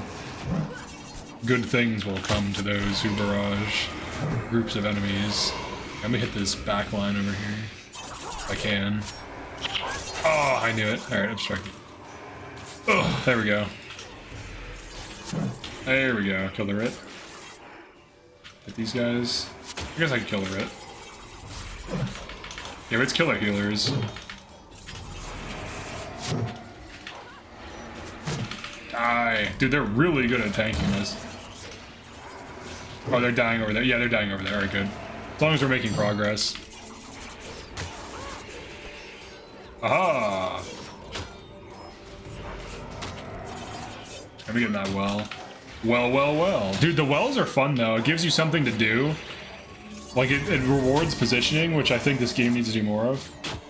Takes a while to get back into it. Yeah, it does. This guy's just still alive because all the healing. And the auspicious parries fan. Very funny. Just like tanking my team. And the ranger just happened to live. Because he stood this close to this thing, which makes him obstructed for all projectiles. New account Steam. I wonder how the heck everyone is getting these skills and elite skills besides spending money on all these elite books. I do remember back then it was more easy. So for elite skills, hold on. You have to know where the skill is at. You can look it up on Wiki. So like if you're looking for a particular skill, it'll tell you where to get it. Unfortunately, that is kind of like a thing. You can also run Guildwars Toolbox. And one of the things, I'll show you this in a second after we kill this group. One of the things that Guildwars Toolbox does, it shows you where elite skills are at in an area, which is awesome. If you don't already know, because like there's a lot of skills, so like I wouldn't expect anyone to have them memorized. I don't even know where they're all at, and I've been playing forever. Like since 2006, off and on. Get rid of this guy. Let's just go up high here. Celestial stance. Yeah! 3 health regen, 75% chance to block. Yeah! Damage numbers. Yeah, that never gets old. Big damage numbers. Alright, so if we go to the map, if you have Guildwars Toolbox, you can check this. And this might look confusing because some of these are like in missions, but like for example, like some of these are in missions or whatever. But it basically shows you where you can get the elites. So if you hover over this, Mesmer Construct, Psychic Distraction, not during the mission. So that's the explorable. Not during the mission. So that's the explorable. So like, and you might be able to toggle it. You can toggle the types, hide ones you captured. So if you only want to see like certain elites, so get Guildwars Toolbox, you're allowed to use it. ArenaNet said it's fine. And you can just hit map and then show elites, and it's super useful. And if you hover over it, it tells you some are like during quests, some are always there. Ampha must be your enemy in order to encounter this guy. Yeah, so like some of these are basic, like here's where you get the skill and whatever. I'll use Toolbox to see the skills of my classes, but during X or Y quests, it's like okay.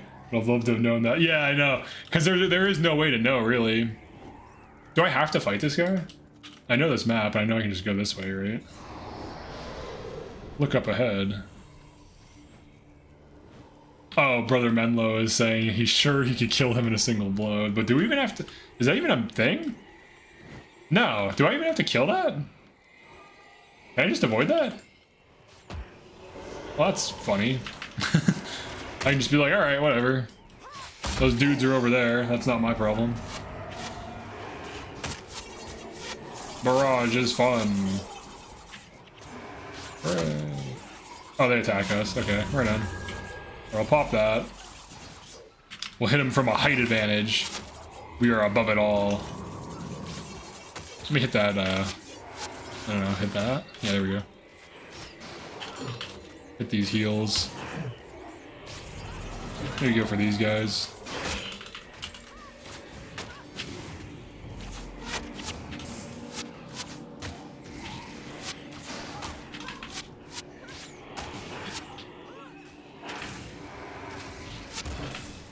Trying to hit like the center of them so the more of them get hit.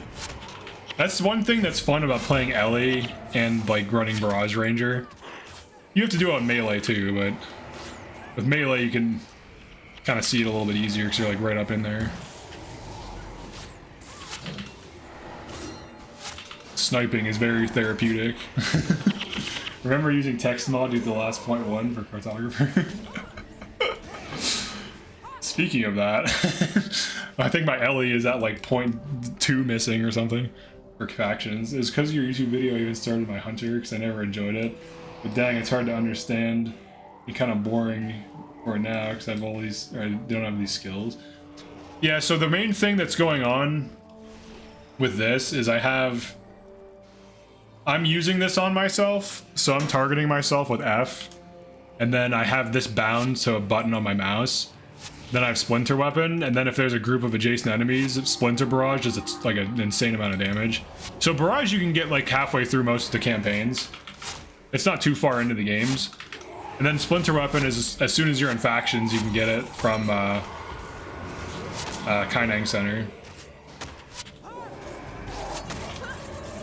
So it's not too hard to get. And then for like, you don't need triple shot, it's just nice to have. Save yourselves is like a Luxton skill. Guess we'll pop this because as soon as you kill a boss it resets, so. That is so loud, dude. The Celestial skill. They're like, turn up the volume on that sound effect to 1,000. You gotta know. Up for some Ranger play after watching this. Yeah, Ranger is really fun, and there's other builds too. Like there's at least... Actually, well, I'll go over some of them. Do I have, let me look at my templates for Ranger. I know I have all my together as one. Oh, he got rezzed by the freaking restoration. That's hilarious, dude. This guy got rezzed by that writ. Alright, Ancient Burn. Name's just a bunch of R's and B's. Enough of that. But there's like, I mean, there's like a Scythe.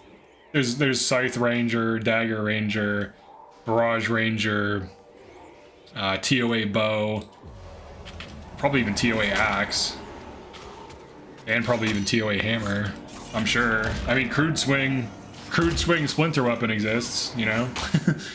Seems good to me. With Yeti Smash, with Knockdown, easily can do something with that. So Ranger has a lot of options. It's almost like 7 Weapon Stance Warrior. It can kind of do whatever it wants and be really good at it. Trying to use the Ranger Ellie combo, but I'm so confused with all the skills, points, runes. Like the Conjure Flame and stuff. PV Bunny Thumper is a thing. Yeah, it's good. Yeti Smash is really good. I don't think Yeti Smash is underrated though, because people know it's good. There was a build someone posted that had like, it was like Conjure Flame, or Conjure Flame, whatever. Kindle Arrows, which gives you your flame weapon, because Conjure Flame needs a flame weapon. And then Ebon Battle Standard of Honor, Penetrating Attack, Sundering Attack, and some other stuff. I think TOA or whatever. Yeah, there is one. And it was decent. It's energy hungry, and it has a lot of setup, but it can do decent damage. But I don't know that its damage is as good as it seems. I think it's generally not worth it to run any of like anything like Conjure Flame for the most part, because you have to like split your attributes up a lot to get any meaningful damage, and there are other ways to get that damage, or usually like there are better things you could be doing, because it also costs you 10 energy like without expertise reducing it, because as a ranger you have 3 energy regen and pretty bad energy management, so it's not like easy to just be like, all right, I can just do whatever and just spam this 10 energy, spam 2 10 energy spells on the regular and have really great energy management without getting like bipped or, you know, whatever. Because like right now I'm spamming Barrage, but with like 15 expertise, it just costs me 2, I think. And then triple shot costs me like 4. So like if I keep having to cast Ebon Battle Standard and Conjure Flame, that's gonna burn through my energy. Like even with this build, which is not nearly as energy demanding, it still is kind of burning through my energy. And I think there's better combos that are easier to run. Like, I think triple shot with, like, Order of Vampire is pretty good with Splinter. There's other things, too. Like, you can run a Preparation in together as one with triple shot. That's really good with Penetrating Attack. I think that's much better. It's easier to run and doesn't have as many moving parts. I think that's the issue with the one build. The one guy posted or whatever. I think it can be good, though, if you're in a defensive situation. And if you have minions or something benefiting from the Ebon battle standard.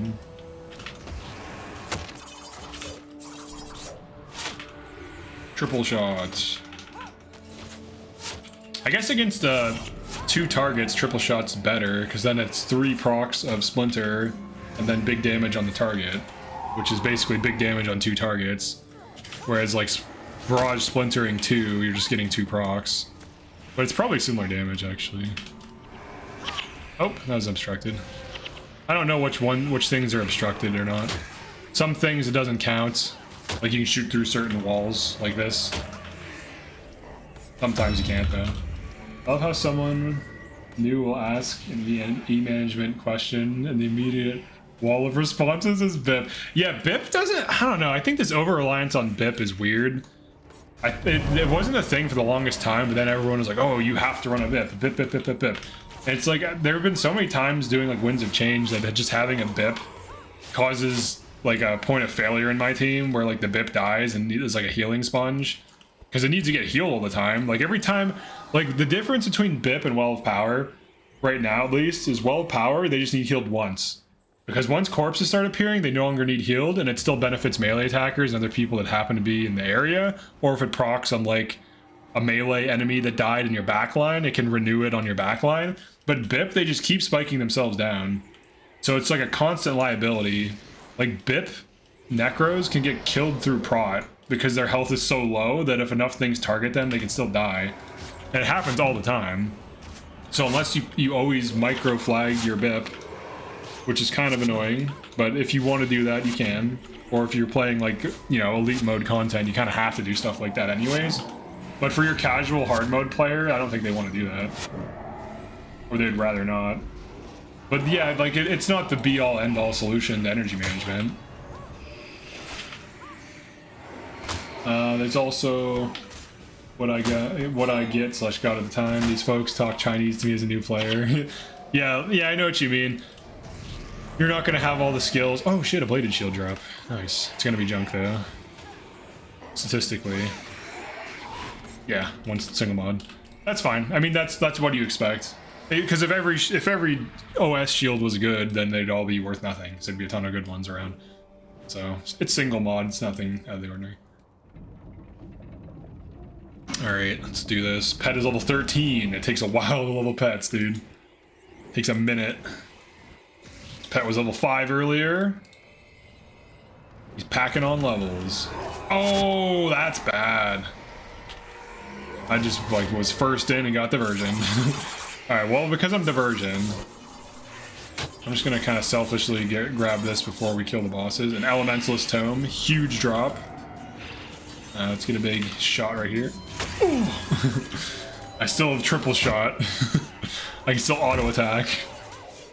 Diversion on Barrage. From a boss too, that's gonna be like, I don't know, 80 seconds or something insane. Oh, there we go. Didn't matter because we got a kill. Aha! We got a kill.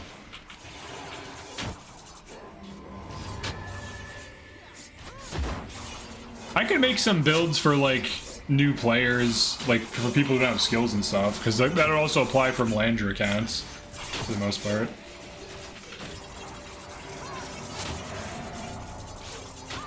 Because right now I'm focusing on trying to make builds that are like alternatives to metagame stuff in PvE, which does take time, and a lot of times you spend some time on a build and it sucks, and it goes nowhere. The amount of skill hunting a new player needs to do can feel overwhelming. That's true. I do think it's cool after 20 years they add more stuff, and all even pre the new dungeon. Can't run it because I'm post still. Well, they did add it to post, and you can get a Mesmer hero. So there is a post version of it that's a little bit harder. They think we know what they talk about even know where to go. Running for free? What the heck? Someone's running the mission. All right, well, all right, so here's what I know about this mission. That will help. Oh, I haven't been monitoring. What's her healing? Her healing's low. She's not using this. I swear she never uses it. All right, so I'm gonna give her wild blow. Your wild throw. Wild blow? Oh, that's actually a skill. All right, then what about the necro? What's the healing on the necro? 28k. That was a longer thing. I guess we'll leave this. Oops. No, not all right. Shift click. Let's bring empathy. Empathy's really good on Shiro. Stance removal and empathy should be enough to kill him. For the most part. Where is it? There it is. Okay.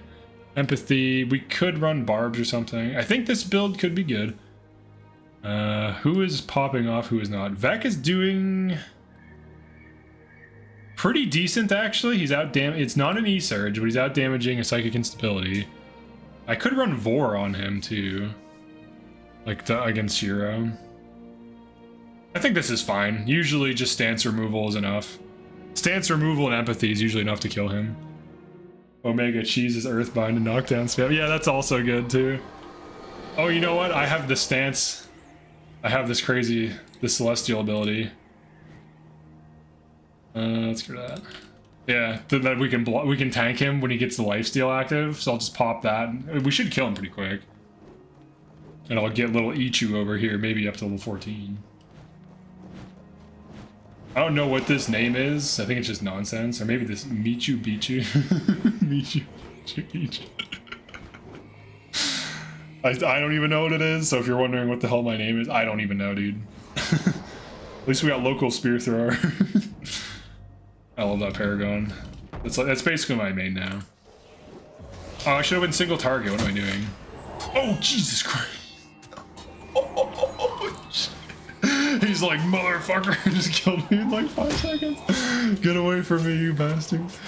Dude, he DPS'd me down so fast because none of the prot was up. He's going right for me. What the hell? Meditation, alright. Oops, I don't know why I use that. Dude, I got killed by Shiro so fast there. Kill him, don't let him live. Aha! I'm just shooting with a longbow. Aha! Alright, once he procs impossible odds, I'm using my skill. There it is. Stop hitting us with your crazy bullshit. Use it again! We still have tank though. Remove battle scars. Aha! Nice, dude. So only I died. Pre-searing is still an MMO miracle. Why do you say that? I do prophecies and then the expansions, etc. They came out. But also started one at Nightfall. They're just cheering, like, yeah! I get my free loot. Alright, give me shit. Give me a thing. Amulet of Mist. Haha! What do we want? Let's see here. Kind of like this. This is good for heroes. Does she need it? You need it. What's your command? Yeah, you might if you get weakened. Maybe. What else do we got? They have a stuff. Oh yeah, the stuff. Ah, this stuff's so dumb. The wayward. I like the wayward one, but the effigy is just doesn't do it for me at all. Got the scythe. Show me the bows, dude. Nature, I guess. Oh yeah, it's just these. It's literally just like this. It's basically, but it doesn't have Soul Reaping 5, so it's garbage now. What used to be good is now garbage. I guess I'll grab a shield. Oops, wrong guy. Hey, give me a command shield, whatever. Oh wait, he didn't give it to me. My inventory's full. Thank you. Can you do this? Aha! Very good. Alright, here you go. And I can put that back in my bank, so I use that on my Paragon. And then we control people up here again, like we did in the one video. What will I give away? No, that means I have to stay there. I don't even have anything on me. That's good. It's not even hard to beat this either, but alright, we got some masters under our belts. We got a campaign completion. You gotta start Winds of Change. Talk to Initiate. Sell this junk really quick. I'm liking the pet tanking for when the pet's low level.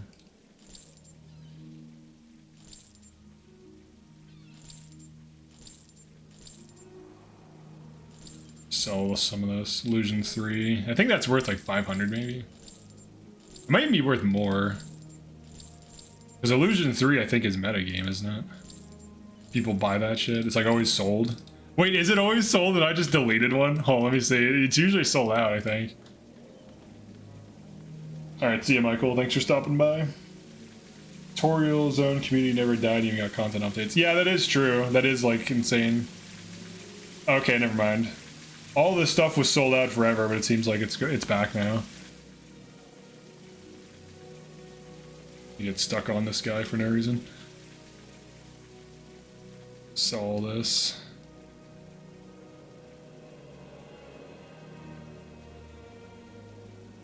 I actually don't mind getting bad drops because you can't, like, if every drop was good in OS, then none of them would be good. And this is exactly the problem with Nightfall in Eye of the North. You also can get unique items that are, like, insane. Like, getting a 2020 scepter or stat or, like, wand or whatever on attribute for mixed attribute scepters is, like, mathematically so rare. I have a 1919 on my Ellie Plagueborn scepter. It was cheap too because no one wanted it for some reason. It's not on fire. It's 2 fire mods, but it's on like a non-fire thing. I think it's like an air magic, but it doesn't matter because wanding is not how you deal damage. So, alright, what did we get? Cleansing buck deck. All right, let's try it out. Let's see how we do against these Winds of Change mobs with this team. I think Vec. I actually don't know what will happen. We probably will get rolled a little bit. Running ZV free PM me. What is going on? Why are all these people running things for free, dude? What is happening? There are people trying to get me to do things. They're like, I'm doing this for free. But why? So I don't have to do this in hard mode yet because you do it in normal mode and then you can do it in hard mode, but might as well. I think this one's quick, isn't it? It's very fast. So when you say it's correct, as a new player, it takes forever to get anything worth using. Just my observation or my drop/loot. Berries are mad at me. Yeah, usually you want to start with Nightfall for heroes. Do you know about Treasure? Vec the Lion, do you know about Treasure in Nightfall? And I'm not talking about chests. This treasure is free. So I can show you some treasure. You do not. Alright, I'll show you treasure after this. Oh shit, I just got nuked, dude. Holy fuck. They just like hit me with like all these air spells. Oh, we're getting demolished over here. Oh! Maybe I should precast Prot. Holy shit. The difference between Winds of Change hard mode and normal hard mode is real. My pet's alive, that's crazy. Initiate's alive. Yeah, I just got like nuked bad. Holy shit. Alright, let me precast. Hey, how's it going? Well, we just party wiped. Could be better. Let's see. Somehow the Paragon's hanging on. I don't know how, she's just chilling there. Alright, she's dead now. She's dead now. Alright, let's just reset. Let me precast. Alright, so this is, so Winds of Change hard mode is like, I mean, if you have a really good team, it's not that bad, but this is an experimental team. Oh wait, you're not supposed to have empathy. We want you to be using psychic instability on things, ideally. So I ate like a huge nuke. Now, one of the things that's really good is Spirit Bond, and I was trying to figure out a way to work that into this team. Because Spirit Bond is like, oh, you're dying? No, you're not. You're not dying now. Guess what? You're alive. Like, oh, great. So we gotta figure it out. We'll see if this is even like a thing. I'm taking a level 13 pet into this too, which is probably not the best idea. It hasn't been so far. It's been really, I mean, he can kind of tank. He has a damage reduction, but he takes huge bonus damage from being low level. So we'll see how we do. But I'll show you some treasure or whatever. So treasure in Nightfall, if you just type in /wiki treasure, it'll show you where all the treasure is. And every month you can get it for free. You get like a free gold item, a gold like inscribable or whatever item, and then you get cash, like just straight up gold, like 500 gold for the early ones, 1,000, 2,000, and 3,000 for all the other ones. I think there's like 11 or so, but it's literally free money, and you can do it I think per character once a month. So if you get like a bunch of characters, if you're a new player, you clear out Nightfall and like 2 or 3 characters and get all the treasure. Every month it's literally just free money, and it's pretty close. It's not that hard to get either, and you can be in normal mode, so it's like super valuable. All right, so if we were to be smart here, I haven't been flagging my heroes a lot lately, but I have it all mapped out to some degree. All right, so that's F7. Okay, that's general flag. Okay, so F7, so you always flag ST. I have to just see what my order is. Something like that. I think that's probably fine. Recast ST.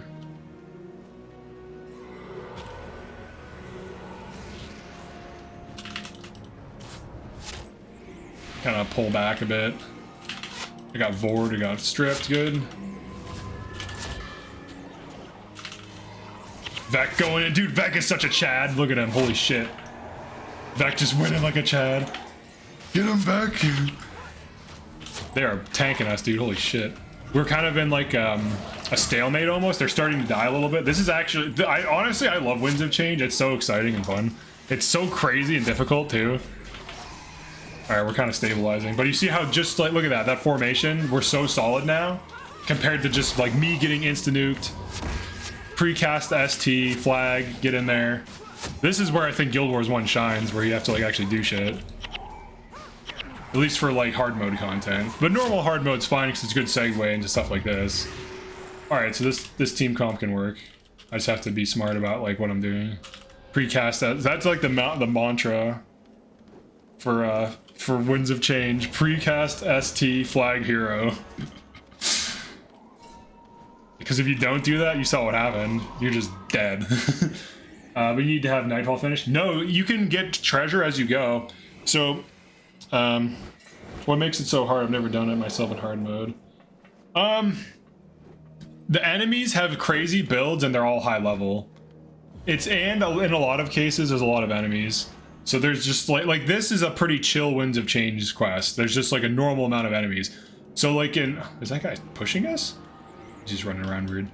So like in a normal Winds of Change quest, there can be like, you know, high volume of enemies, almost like an elite area. Oh yeah, precast SC.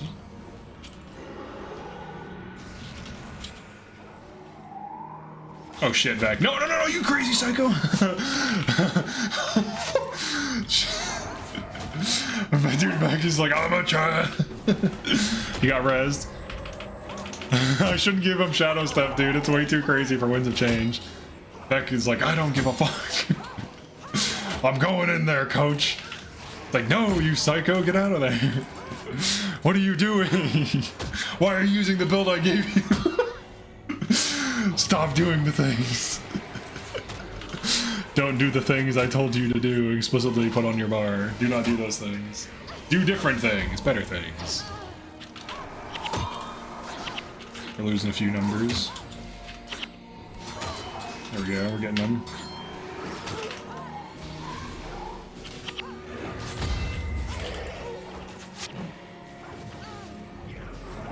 Switching to my energy regen bow.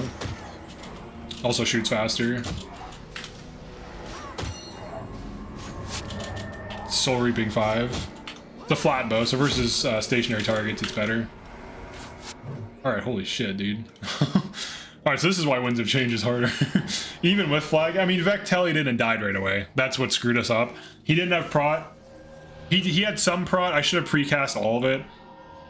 What I would like to do, look, he needs to get energy. What I would like to do is like micro protect, or what is it? Angelic Bond on him, or not Angelic Bond, that's the elite skill.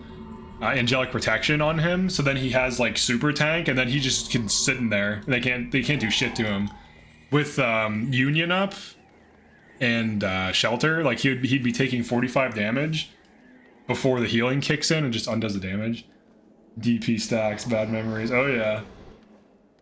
Hold on, where do we have to go? Oh, in the bazaar, okay. Let's see. Heroes add extra step of complexity, yeah. Unit 1 to challenge players and really crafted enemy skills to push player teams.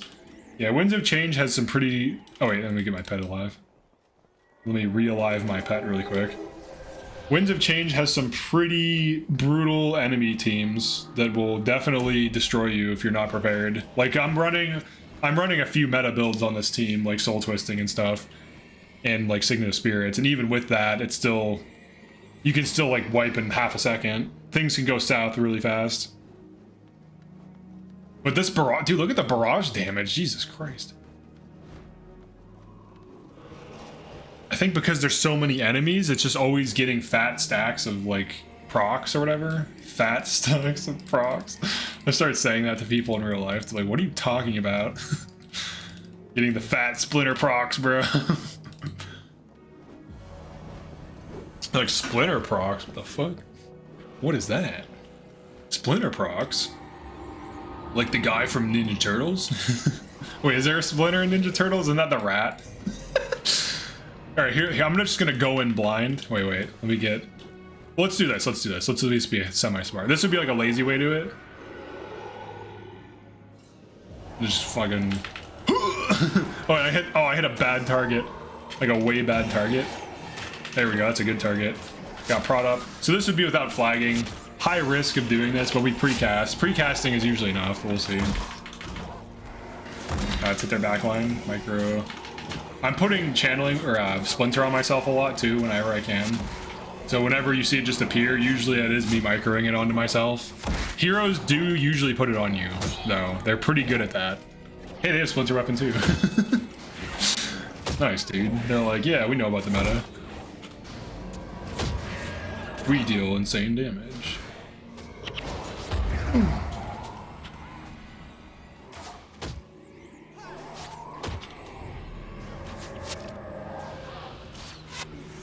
I'm surprised my level 13 pet is not dying.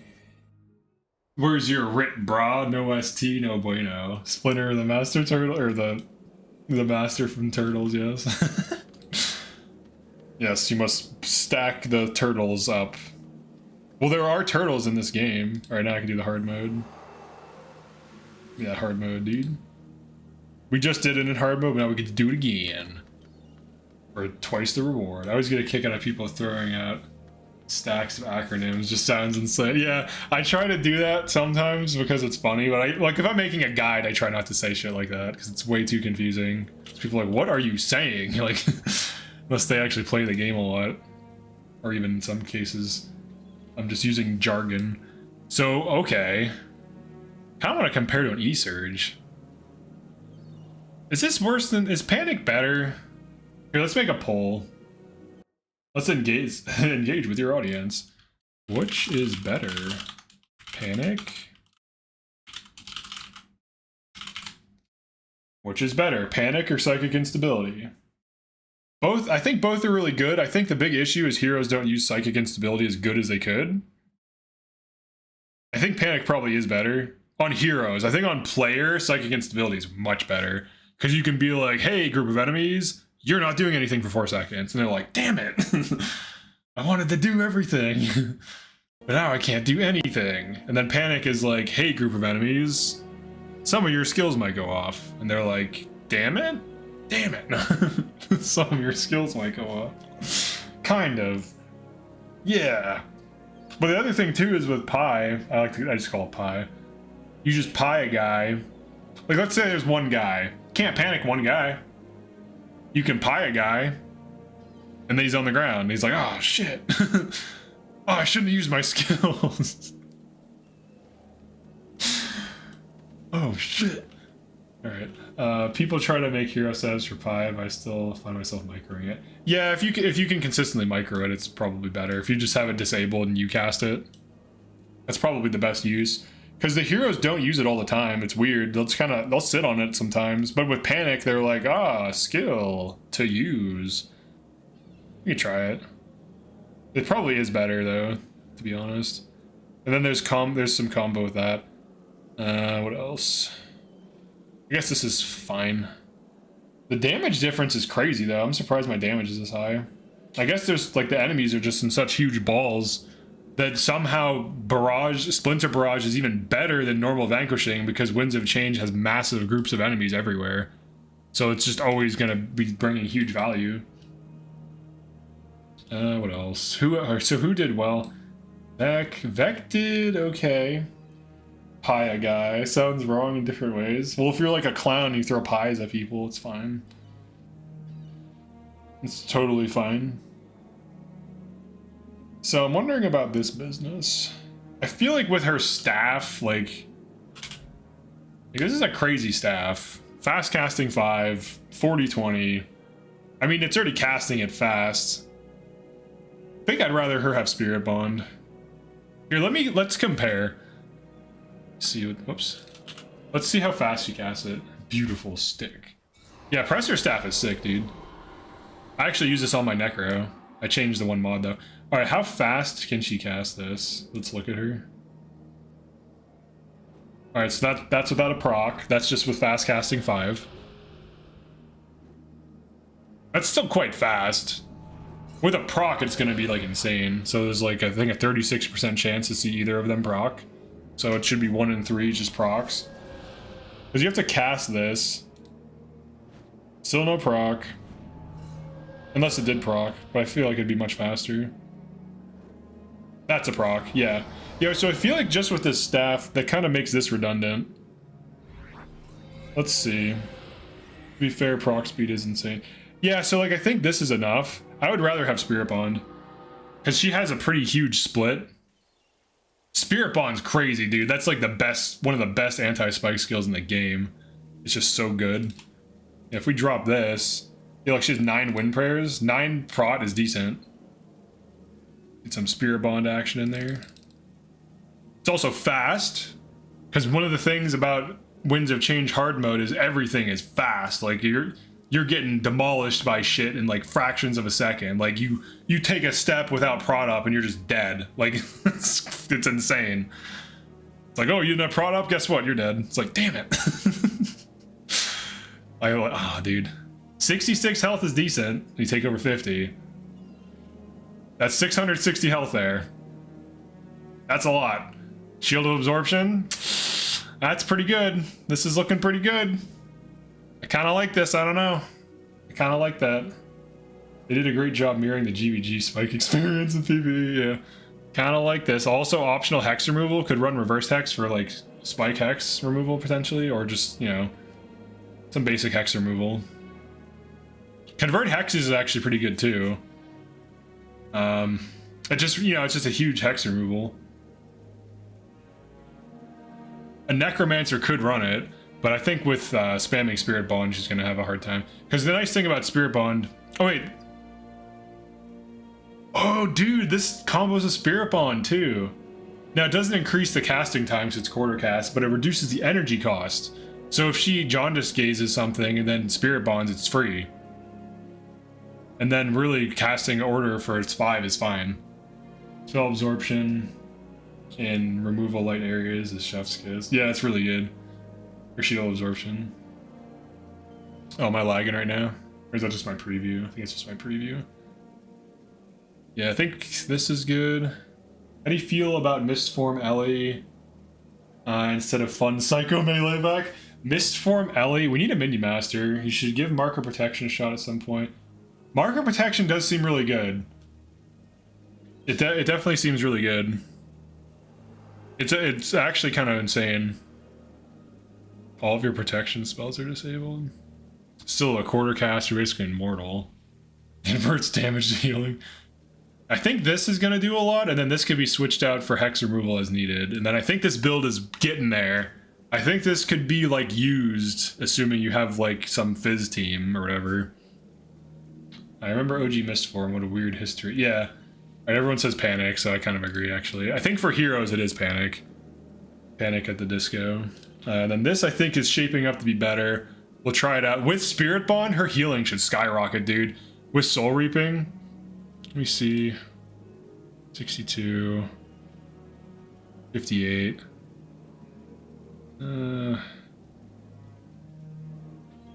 Is there anything? So anti-spike, healing, damage and healing, a little bit of enchant removal with synergy with a lot of the things in the build. Anti-spike, condition removal, boosts, really just boosts these, but this gives us a lot of healing. I think with a minion master, this build would be insane because then the minions, this also heals spirits. So blood bond plus spirit leech is ridiculous because these spirits are all, they're healing themselves for 18 a hit. And then blood song is actually getting a damage bonus because it doesn't deal damage, it steals health. So it's actually it's hitting for like 40 something or whatever. It'd be like 40. When I'm under pressure, my basic math is terrible. Dude, this is funny. What is that? 44? All right, I think that's what it'd be. Yeah, so 44. Unless I'm insane right now. But yeah, so it hits for like 40 something. Plus this, which is on the enemies. It doesn't impact their damage. So this should be decent in extended fights, and they're tanky even more from Blood Bond. Those are the only two real meaningful ways of healing spirits. And then all the melee and all the physical should be popping off. And Suicide Vec is funny, but he needs to be a minion master for sure. Because if we had a minion master with this spirit army, and we have a Derv going in, and then I have a pet, the Derv and the minion army and the pet are going to body block. And we have a minion army, spirit army, and it's all really tanky. And I think we just run one Derv. I think we're good to go. And then we have this, which seems to be decent for now. It could be changed.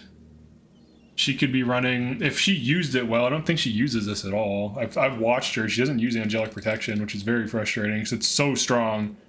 I guess I could micro it. I could put her in slot 2, and I could micro it onto Vec. Then he goes in or whatever. So weird dervish with a couple of minions on it. Looked weird. Yeah, I don't know. I wouldn't put him on Dwayna.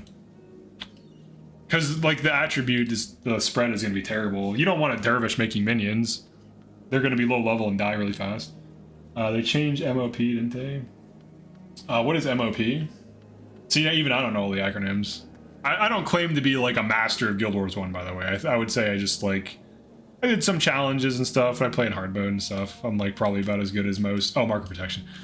I'm probably about as good as most veterans. I'm not, like, some super genius guy. I like to mess around with builds.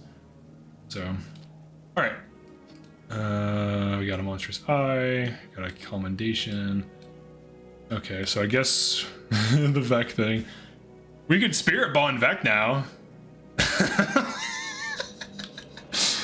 The old version was horrid. Yeah, 50 or 45 to 15. Yeah, it was terrible earlier. It's just mysticism, death magic, spamming low investment flash and shamans for healing and having minions tag along. Was it effective though? Like, was it good? I want to have 2 spirit bonds in my team somehow. It's just such a nice skill. Like, if you can get away with using it, it's just so good. I might consider... Shield of Absorption's also really good. If that stays on someone, they basically just... Like, if we can hit Vec with Spirit Bond, Shield of Absorption, and then use Order of the Vampire to cover 1 enchant removal, he should be tanking. I have no idea. It was part of a Reddit post where a guy had like 70 minion team. Yeah, the form builds are pretty good. Alright, someone said something about... Oh yeah, you asked about Mist Form. Mist Form, I think... Let's actually go into that really quick. Mist Form, I always wanted to do something with it. Let me just kick a hero. I guess I'll change your build. I was experimenting with this on her. Oh, look at this! Doesn't this look like it could be Spirit Bond? Well, with Searing Flames. Super energy hungry. I was experimenting with, like, you know, spot removal, spot prot, burn condition for they're on fire. But this is really good, this combo here, this is really good. And you don't run flare because you spam Searing Flames. This could be fine. I was experimenting with that earlier. But, alright, so here's the problem with Mist Form. Okay. She doesn't have water magic, so it did be a little bit higher than what it is. Alright, so let's say we run Mist Form. I usually always run Aura of Restoration because usually it stays up and you get a ton of healing energy for free. So you take less damage, heal allies, probably want attunement. If you don't want to run attunements, then you get more skills, whatever. But if you can get away with running this as an LE main with thousands of hours on LE, usually it's better to have this shit, have these, or at least one of these, like at least an attunement if you're not going to run Aura, because you're just constantly getting health for free and energy, and you just keep spamming more. But you could get away with not running them, especially with Soul Reaping 5 and whatever. All right, so you're running this, you're thinking, oh, I'm going to be deep freezing. You hit them with Maelstrom. I don't know, maybe some other shit, some support, maybe Vapor Blade for poke, I don't know. Maybe Ice Spikes because it's adjacent, so you have some nukes, maybe Blurred Vision. And then you go, all right, so let's actually look at this. So even if you were to get this up higher, so like I think it goes up to like 250 or something, so 250% of the spell cost. So let's actually go out in the Explorable, because right now it's at 210. Taking the less, like, reduced damage from them is kind of nice. And there could be other skills you run, like, they wouldn't be for this for sure. You could run Ice Spear if you want for some chip damage. Whatever. A lot of people like Icy Prism, that could be used. But if you want it to be like a healer support thing, you'd probably be using something like this. Because you're probably looking to, like, mitigate damage, shut down, and control. Maelstrom's really strong. So, like, the healing is not as good as you would like. I think that's the big issue. So, like, let's say she uses this. So I just got hit with a 21. And then... Actually, we'll just, like, take it into combat for fun. Let's see how she does. Now, Deep Freeze is really good. Maelstrom is really good. Blurred Vision is really good. You're not going to really be dealing damage. You're mostly going to be contributing to shutdown, and you're going to be chip healing less than the Dwayna, for sure, with a lot of long casting times. So I think that's really the issue. Swirling Aura is decent. 50% chance to block projectiles if overcast. We get overcast from Maelstrom. If they always cast Maelstrom every fight, they're always going to be slightly overcast. So you always get this. Get a little bit of health regen. So it is a good skill, honestly. And then with like actual 16 water, you're looking at some decent stuff. But I think the issue is it doesn't bring enough to the table to justify running, at least in my opinion. We can try it. Let me do, to be fair to like the thing I just did. Oh, did I kick my ST for this? All right, this will be interesting. Kicked my ST for this. That's a mistake. All right, so let's not do that, but I guess we already did. So I guess we'll just flag. You can go here, you can go here, you can go there, and you guys can go there. All right, let's see what happens. No ST at all. Wait for it. Wait for a ball. There it is.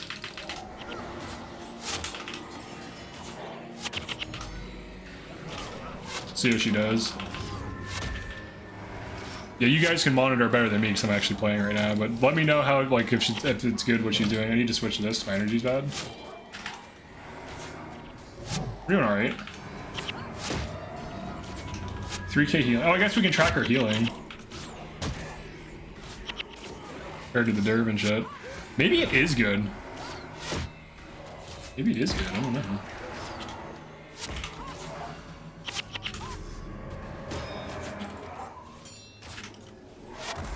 Oh, are they not near each other?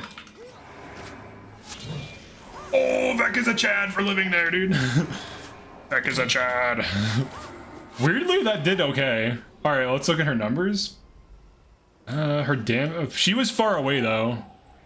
I think she was just casting, but the healing actually isn't bad compared to Milani, who actually is quite low healing. Unless she like got interrupted or something. But let's do a few fights. Let's see if it actually is good. I think the swirling aura. Oh yeah, you also have to consider her self-healing. So she has self-healing and swirling aura values. So that could be something, but this might just be a fluke for that fight. We'll have to see. It might be good though. I don't know. Let's try like fighting these in a dumb way, like just running in, just seeing how it goes. Because I've run this build before and I was not impressed by it at all. But I never could track healing values because this is a recent add-on to Toolbox. So like seeing healing values definitely allows, you know, more feedback. Like we can see what it's actually doing. Maybe it is good. Vec suiciding in, which is fine. I made him do that. I could get rid of the shadow step so he doesn't just YOLO in like an idiot. Oh, I gotta hit these.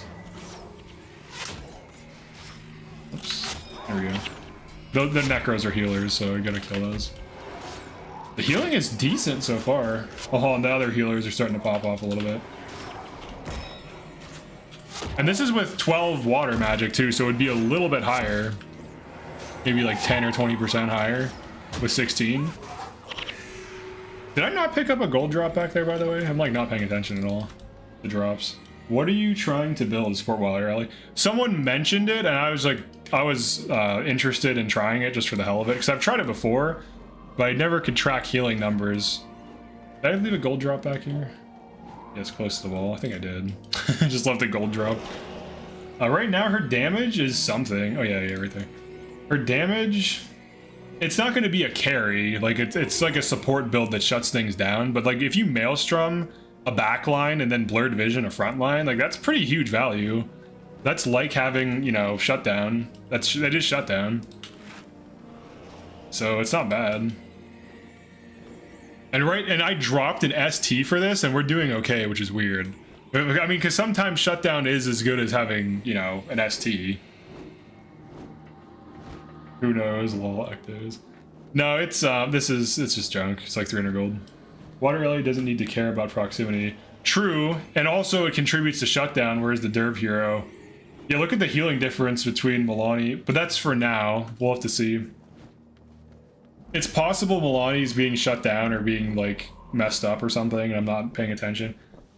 But generally, the Derv healers heal for a lot, so I don't know what's going on. Oh, and then for the Necro... Spirit Bond... Hard to say, but I mean, we do have Spirit Bond, which is nice at least. So we have to see how that's impacting our team. The other thing, too, is maybe Panic is just what's carrying here. Because we added Panic and got rid of Psychic Instability, which heroes are known to not be good with. Apparently, if you take their weapons off, they're better at using it. That's what I've heard. I don't know how true that is. Because taking off like your weapon set is like a massive downside for any situation. Here, for the hell of it.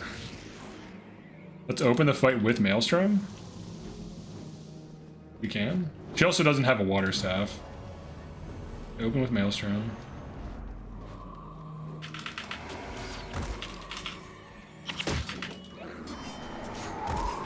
Yeah, Blurred Vision, Maelstrom, and all that hexing. Yeah, look at that. They're just like completely shut down. Maybe it is good. Holy shit, maybe it is good. Oh, the shutdown, dude. Between that... Oh, wait, we're about to get nuked here. Barrage got off. Barrages are huge. Yeah, all this Panic is crazy. It's healing a lot. It's out healing the Derv. By a lot.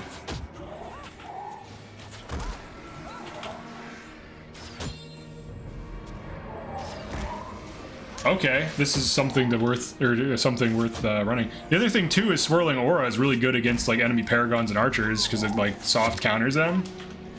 Because like if 3 enemy Archers decide they want to kill you and they all attack you like hard mode enemies, they can. Like that is a big threat. Damn, dude, those numbers are crazy. So the damage is lower than the Derv, which we would expect, but it's also shutdown. Like Blurred Vision is a massive shutdown skill. Swirling Aura plus Blurred Vision is really good anti-melee, and Deep Freeze is also massive anti-melee, and it also combos in with Scatter if you want to run Scatter.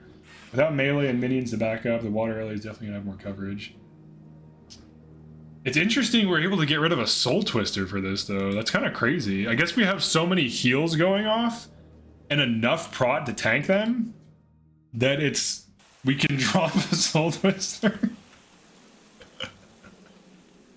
Maybe it might just be Panic. I don't know. Yeah, Panic's definitely better. Blurred Vision. Yeah, Blurred Vision is really strong. Plus Deep Freeze. Like these enemies have a low chance to hit, and they're also weakened. So it's like 50% chance to hit, move slower so they can be kited, and they're weakened. So even when they do hit, it's 66% less damage. Damn, dude, those are big numbers. Despite the fact that she's running the wrong shit. And she doesn't even have, like, Water Magic 3? Let's get it to her. Let's get her water magic 3 and see how... That's really good healing. This is why I'm starting to like lose faith in monks, because it's like, why would I have a monk if I can have this, which is like a monk, but better? And the other thing too is you could run other stuff. Like you could splash like prot or something for spirit bond. Like I don't need 13 energy storage. I could get like 8 prot and drop something. Like I could drop like ice spikes. But is this elemental spells? Damn it. Yeah, that's the only issue. Oh, if this was for other things, that'd be super good. But she's also tanky versus hexed, which is interesting and weird, because it's like an Ellie that can tank. It's like having like a Paragon, basically. All right, so we can't really run. We could drop like this, but she's healing herself from that, and it's energy management, so you kind of want that.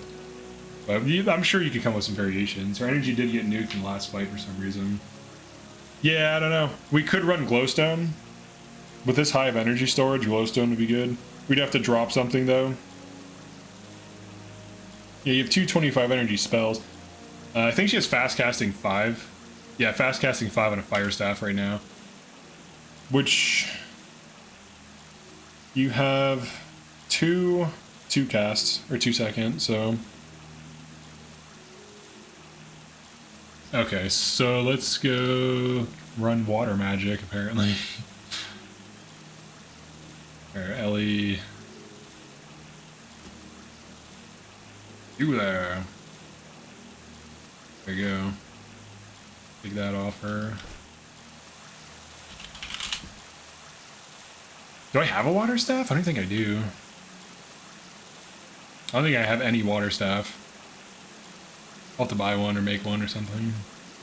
Do I have arms? I might make a tormented one. Tormented water staff. Resale value on that'll be huge, dude.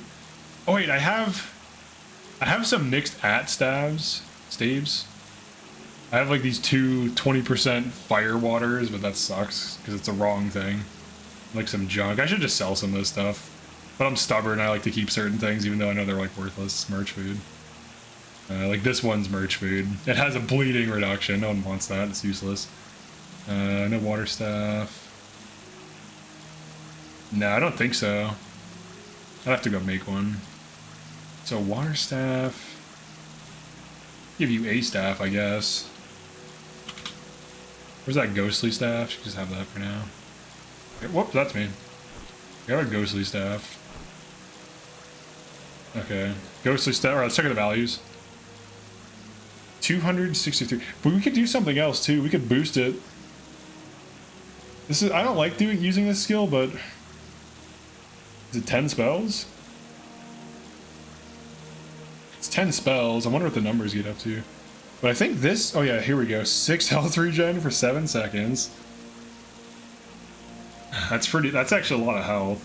Because it's everyone. What else would we use? I don't really see, I mean, Rust is decent. Rust is a great cover hex too. If you ever need a cover hex. Doubling signets is not the best thing, but some enemies do use signets, so it can be decent. Glowstone is good for energy management. Frozen Burst is good, but I think she'll run in. Steam is decent.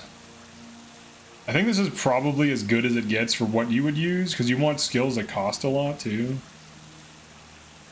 And you want skills that are elemental. There's also Elemental Flame. Ah, dude, Elemental Flame is such an obvious thing. Yeah, what can we get it up to?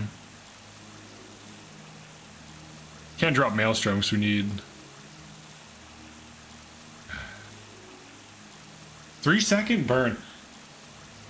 Deep Freeze becomes an area burn. So this combos in with Air on Fire. What would we drop for it though? Like the bar is so tight. Cause like, I guess Ice Spikes, we could do something like this. What's the breakpoints on it?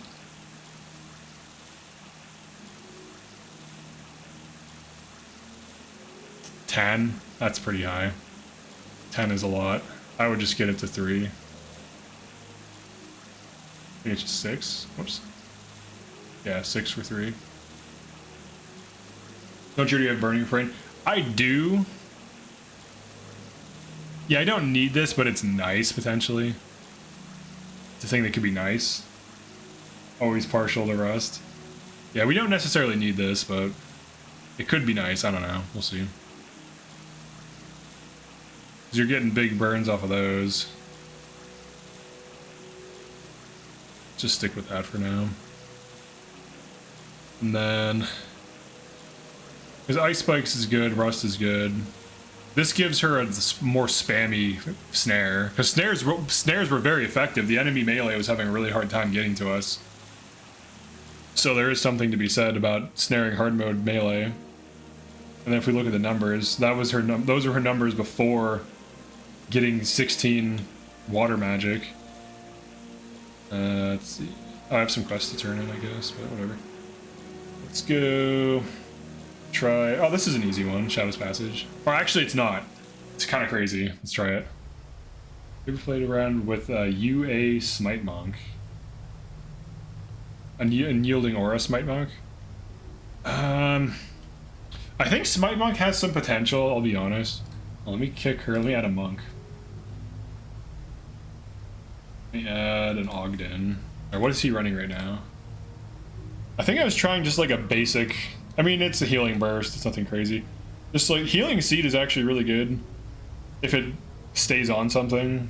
This was... I think this was just used because I had to use... Or no, I didn't have to use him. I was thinking of Dunkoro. I think I was trying to see how he compared to these other healing builds, and it turned out he didn't heal as much, so that was kind of funny. But alright, so let's get off of this. I think Smiting has some potential. I just wanted to see like how this would compare, and then Hex Eater is pretty nice. So Smiting, and then we would want something like this. I think with I think Smiter's Boon could be good. I mean, obviously it'd be good. I wouldn't give him res. I was thinking about making a build around Smiting. I'm sure people have done it. I'm sure there's decent builds. Obviously, people run like Strength of Honor and stuff like that and all this other shit. This team only has Milani as melee for the most part, and Vec. But I would be going more the route of just like passive damage and maybe Scourge healing. Something like this, where you're kind of like healing while dealing damage to like contribute to damage, and maybe Holy Wrath. I don't know.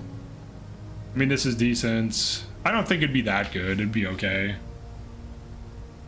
What else? Spear of Light can be decent. Zealot's Fire. If you had energy management on them. Oh yeah, then we need an elite skill too. That'd probably help. You could run Raj, I guess, but I guess it depends on what you need. Maybe even this. Maybe even like this. I kind of like this. Just fucking Spellbreaker. Just get that bitch in there. Just Spellbreaker Vec and send them in. Send them in! What else do we got? Divine Spirit. I think they don't use this for some reason. This is a great skill, but I think like AI doesn't use this. I could be wrong. They might use this. This would help. Let's see. Yeah, because this is just like stuff they want to do. Spend your zeal for energy management. Maybe, yeah. Smiter has gotten the bat many, many times. Oh, 40-40 smite. You wish Holy Wrath was its old version. Maelstrom is probably the best slot option for Overcast, Icy Prism. Favorably, you got AI and energy trouble. Let me check out this build. See what you got. A little Ogden here. I kind of like the idea of having Spellbreaker on him because Spellbreaker is insane. Like, if you Spellbreaker or melee and the enemies ball around them, you can just start killing stuff. Okay, oh, UA. Okay, I got you. Oh, okay, I see what you're doing here. This is actually pretty good. I could see this being good. I could see either of these being strong. Because, like, Spellbreaker is like prevention. Like, you send in a, you know, a nuclear missile that can't get attacked, and then it just blows everything up. You know, whether that be like a melee hero or whatever, or you're the melee hero. I kind of like this on a player melee. And then you run, like, all the stuff that you usually would run.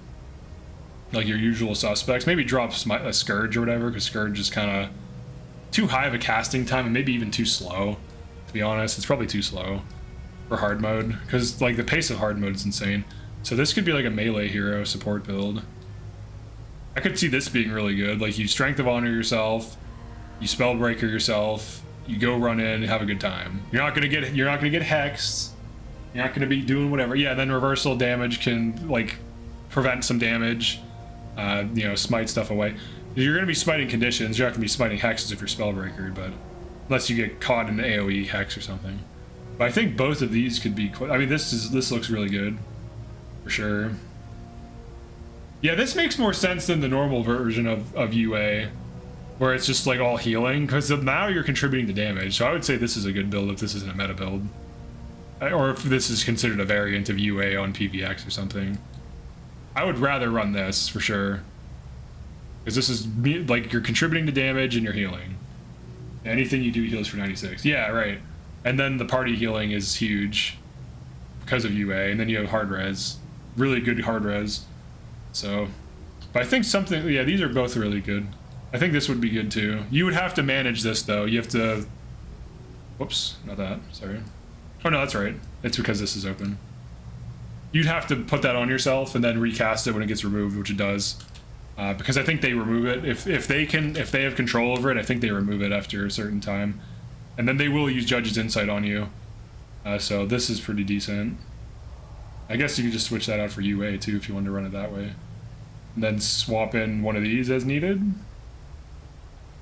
So, alright, so those are... I think Monk has potential, I guess. Let's try this, why not? What the hell? Let's try Ogden. He doesn't have... Do you have anything? He's like a shitty staff. He has like a shitty staff that's like +3 energy while enchanted. Alright, Ogden, you got this.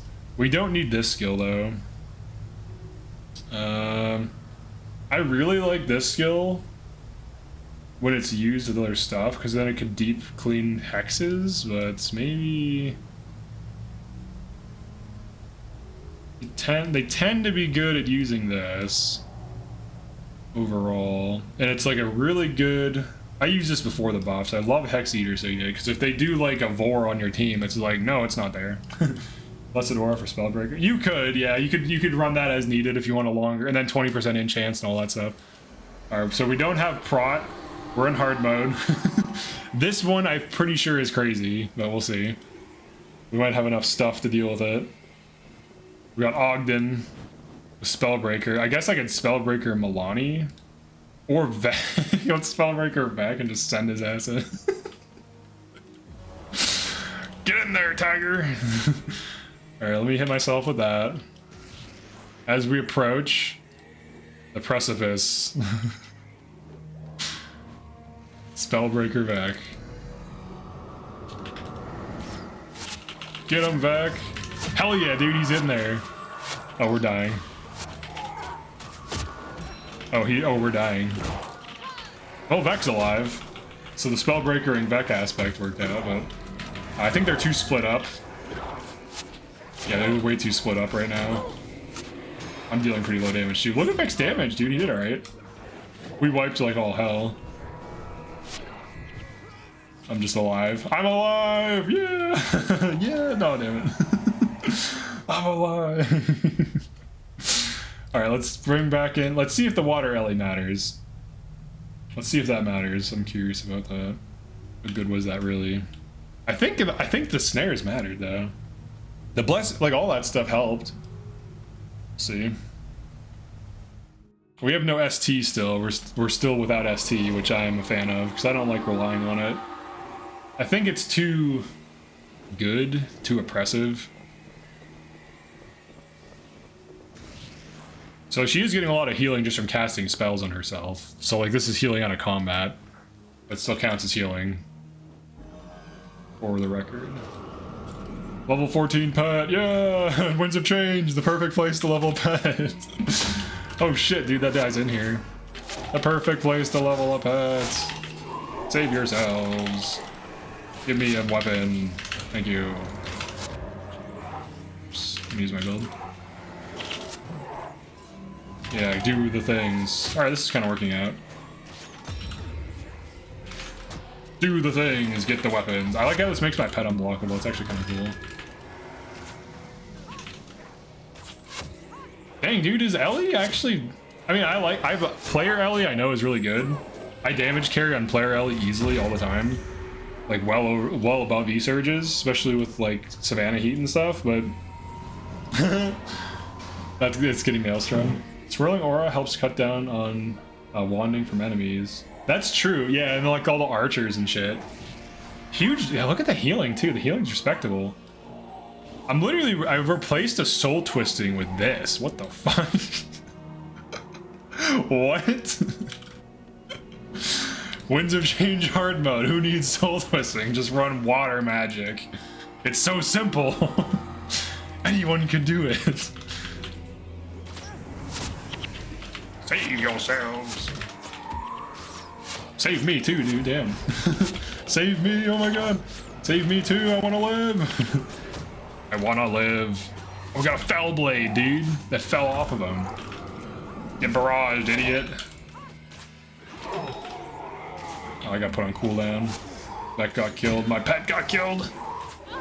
Killed my pet. Killed my dog. Son of a bitch.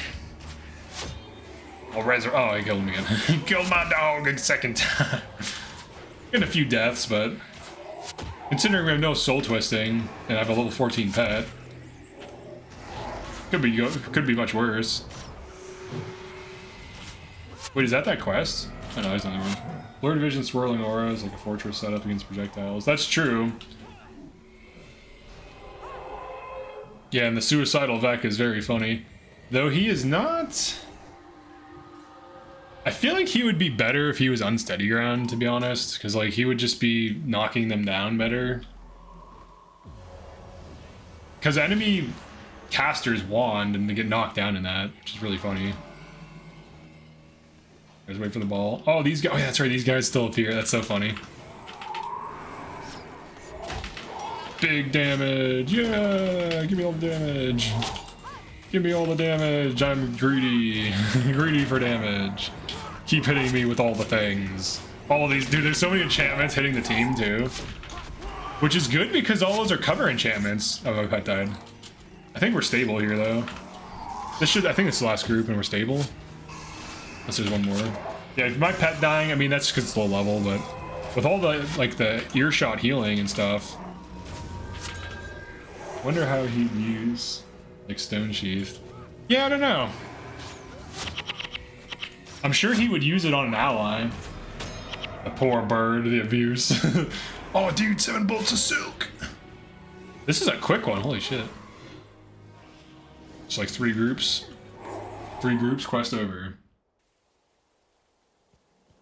14k healing out-healed Milani. And the damage is not that much worse, but you're getting a lot of shutdown too, so I do think this is a valuable build. And I might consider running it in the future, and somehow I replace a Soul Twister with this. Still confusing me a little bit. It doesn't make any sense at all. I mean, it does, because like if a group of enemies is in the Maelstrom, like what the hell are they gonna do? You know, they're gonna not do skills is what they're gonna do. They're gonna be like, ah, skills. And it's like, nope, panic Maelstrom. The AI uses Mirror of Ice confidently.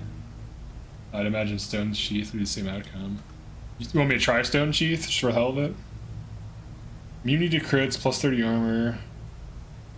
Weekend. I don't know, I think Shockwave is better here. Because it's just like a big burst of damage. Crystal Wave is an option too. But then it's anti-synergy with every fizz dude. But it's a huge nuke, so... ooh, we do get this, though.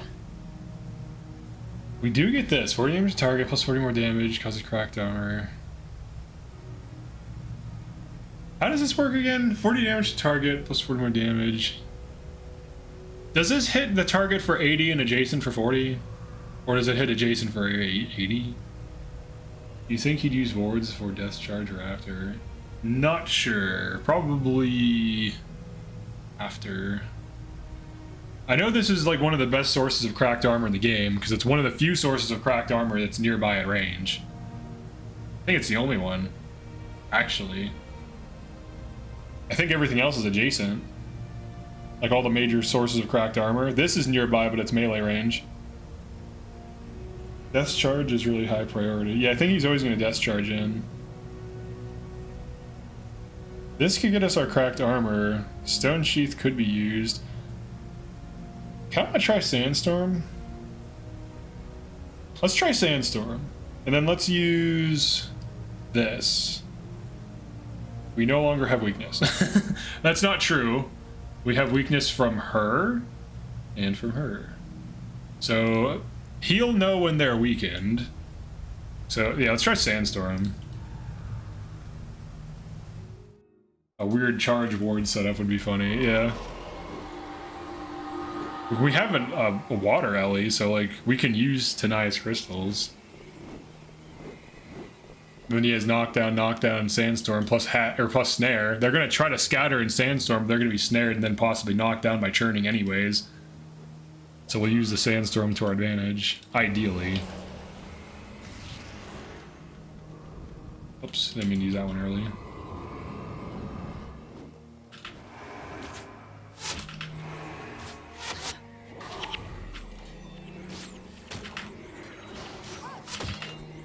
See.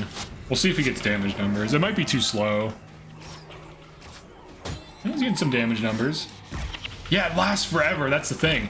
Because some of these Winds of Change enemies, like their like healing is insane, and they just live forever. So like the fact that he can kind of put those long AoEs out might give him decent damage, but it also might not. We'll see. Depends on how quickly they all die. Because if I'm barrage, like splinter barraging, like that's. They're gonna keep eating like fat bursts every barrage, which is ideal. Go right for the monk.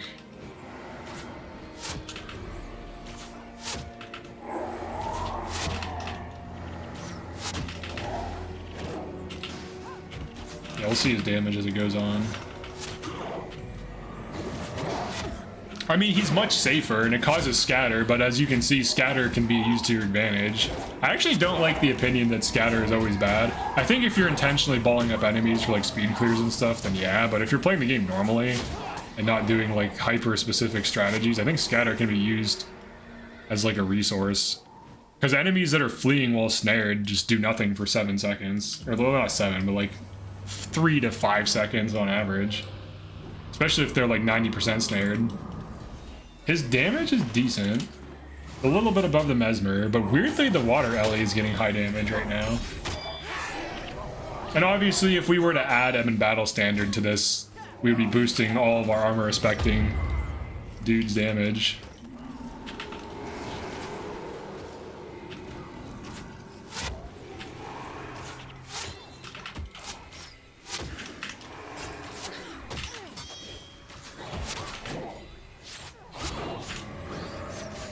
Oh, let me hit these guys. What am I doing? Oh, my pet died.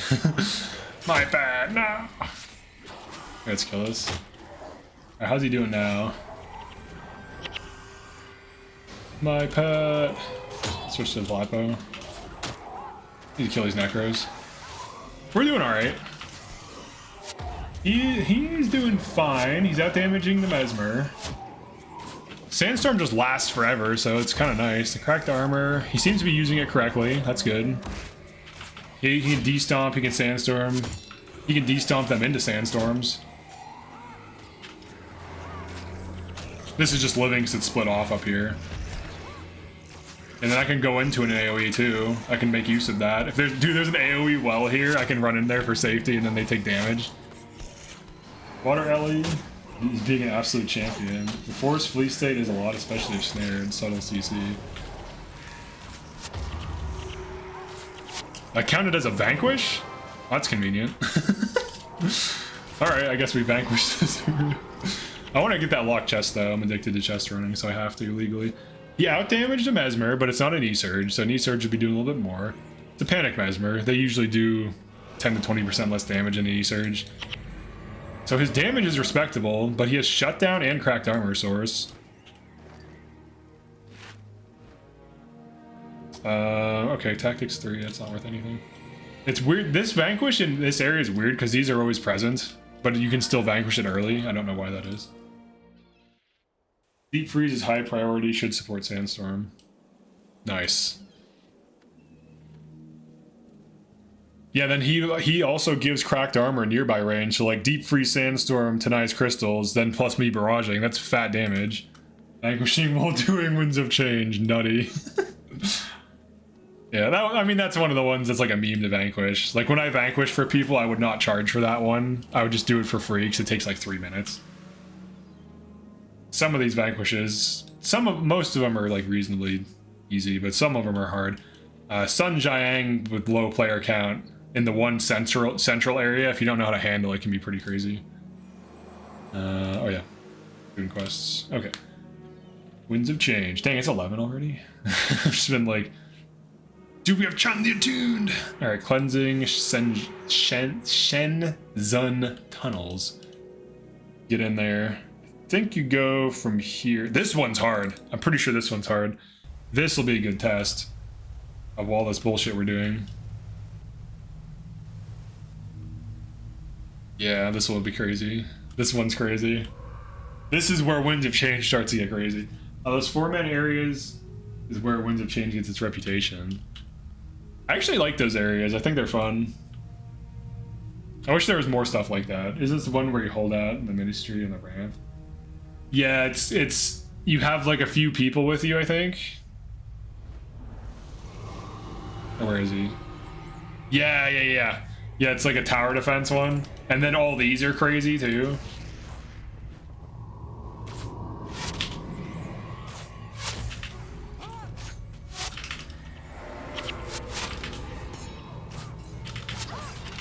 Yeah, look at the Maelstrom. The Maelstrom's really good.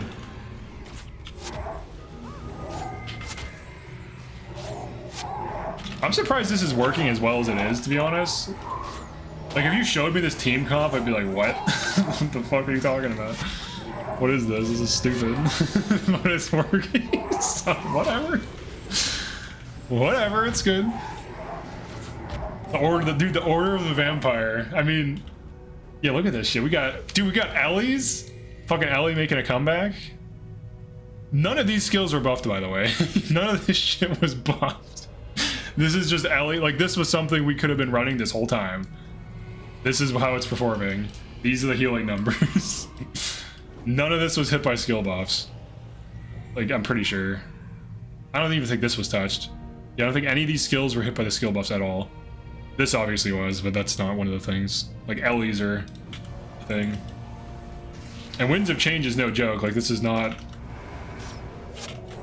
casual. This is, like, crazy bullshit. But obviously we'll have to, you know, get to more pressure and see how it does, because some of this stuff gets really crazy really fast. Because, like, yeah, look, the enemies are balled up and everything's nice and neat. Like, tight little packets of enemies. That's all well and good, but when shit is real, you gotta start dropping these guys. Hey, look at this shit. This is crazy. Like, so all these interactions. Like, I had this group now. Yeah, we're wiping. Yeah, this is where Winds of Change gets its reputation. Yeah, we got a second group. We're wiping mostly because my pet died, to be honest, and we aggroed that valley boss.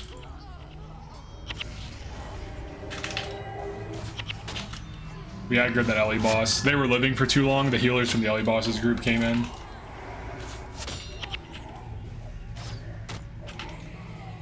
Yeah, look at how good their healing is. It's crazy. Save yourselves. Get them, Bloodsong. Get them. All right, this is normal. I could pull better. Let's reset. I could pull better. Healing on the Ellie is carrying. Derv is falling off a bit. This, I mean, it's part of our mitigation, so I don't want to remove it. Vec, I think, did fine. Yeah, his damage is a little bit above everyone else's, aside from me, who's top damage because of Splinter to Barrage, which I think definitely deserves a place in the metagame. I mean, if I replaced all this other, like, if I just replaced the rest of my team outside of this Signet of Spirits with, like, a normal, like, Mesmer way or something, like, I would still be top damage for sure. I'm dealing, like, these barrages, every like, you know, 1.5 or 1.8 seconds, I'm hitting them with, like, a huge nuke. That's more DPS than an E-Surge, because E-Surge has, like, a lot of conditional damage and aftercast and all that.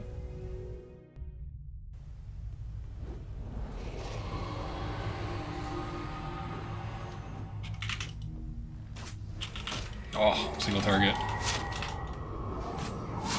And also I'm giving Save Yourselves to the team, which is something a Mesmer cannot do.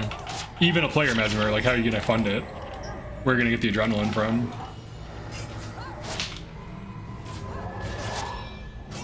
"14 pet popping off. Get in there. Get in there, son.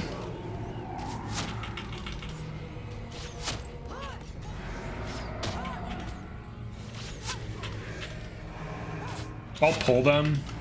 There's two groups here. The second group is what killed us. We were maintaining on the first group and kind of in a stalemate because their healing is actually really strong.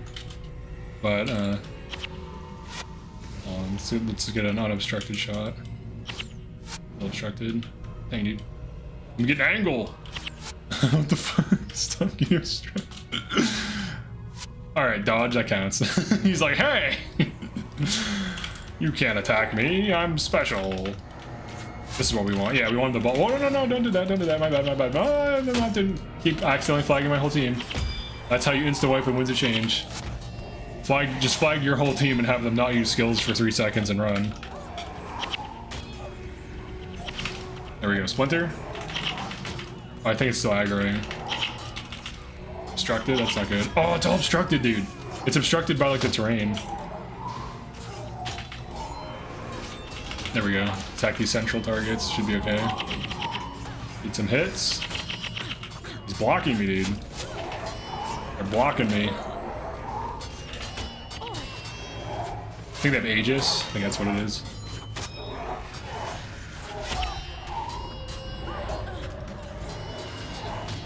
What's going on with these guys? I keep hearing these little...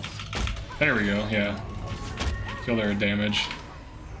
We're stabilizing. Doing alright. Then there's just a healer left. Okay, yeah, I think that's what you usually have to do is like pull them. Healer, or this Ellie is huge value, honestly. We'll run past if we can. This can be sketchy too, because like this can heal. Might be best to like... The issue is I actually don't have prot. Like to like pre-prot for that fight. So we're just gonna try to sneak in here. Just body block. Oh, here we go. Oh, the obstructed, dude. Oh, the block obstructed. It's got knocked down. Oh, here we go, they're clear.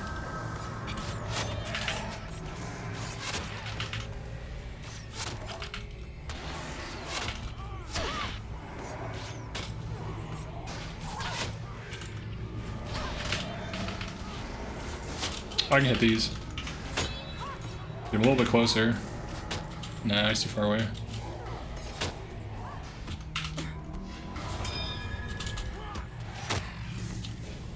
We get this assassin the path over here, maybe. He's thinking about it. We have to kill their healers. Their healers are really good. Or get them to ball up. Oh, here we go. Try to get him. Oh shit! We gotta bail. Bail. Another group aggroed. Shit, dude. Yeah, that alley boss got us behind. That fight just goes on forever. Like when they're split apart, you just cannot kill them.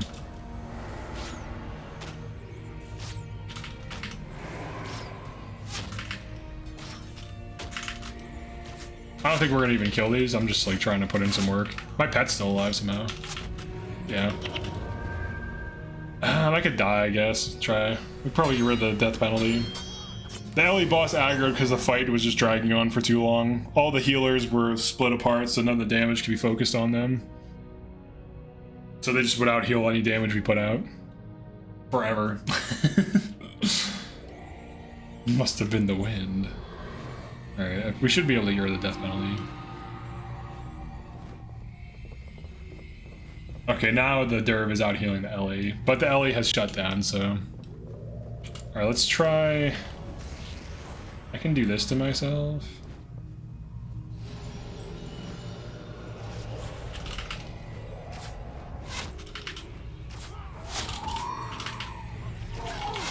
Don't get meteored! Oh yeah, do not get mind burned, oh my god.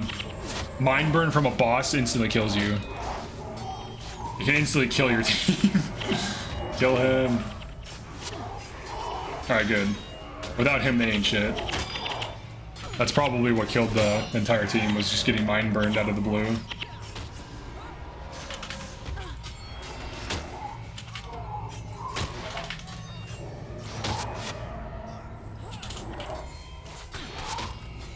Oh, I don't really need Splinter right now.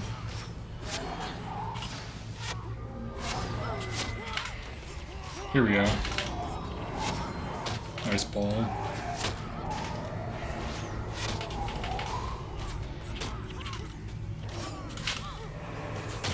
Oh shit. The fight's just going for so long, like you usually get like a healer that comes over, it's like, hey, what's going on over here? It's like, I don't need you to be here right now.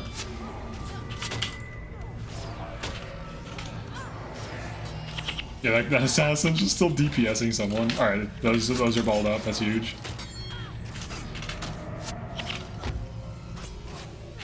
Rit died. Massive loss in DPS now.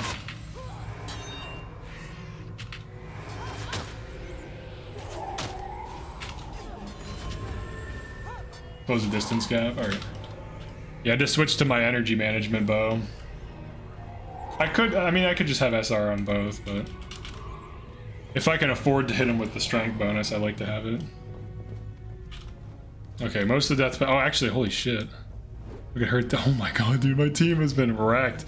These, I didn't realize how many times those died. Holy shit. Ellie wasn't using ice spikes for ages there, even though it had energy. Really? That's good. It's good that you're observing that, because like I can't really focus. Like I cannot pay attention to what they're doing unless I go back and rewatch this. Because there's too much, like, too many groups getting aggro too fast. It's too crazy. How's Milani doing? Milani's doing alright. She's tanking. I could drop Twin Moon for the Rending Aura, or Rending Sweep, or whatever. Okay, this is a crazy one. I don't know if there's a strategy for this one. Like, I know you can try to rush, but, like, what happens? Even use moving targets. I know what happens if you try to rush them is, like, you get overwhelmed fast, but we'll try it anyways. Alright, hit me with shit.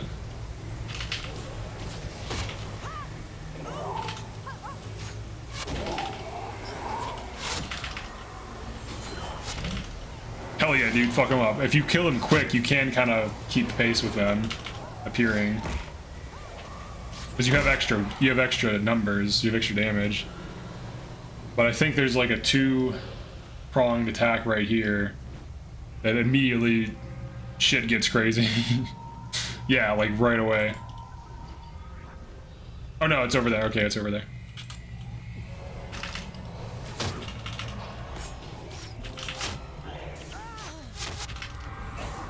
Alright, it's a two. No, I was right. It's a two-pronged attack.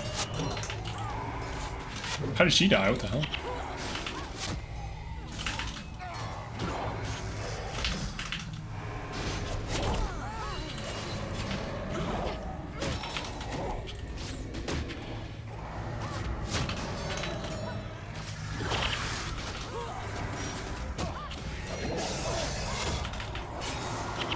My pet, you bastard. Alright, we can kind of soft reset here. Because, like, they're just chilling out down there.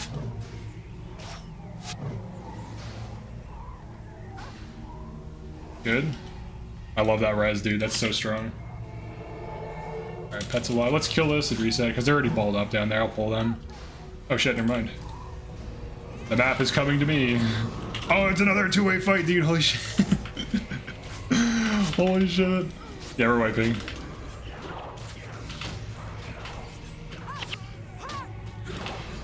I think the issue is they had a lot of existing DP, so they're like they're all easy targets.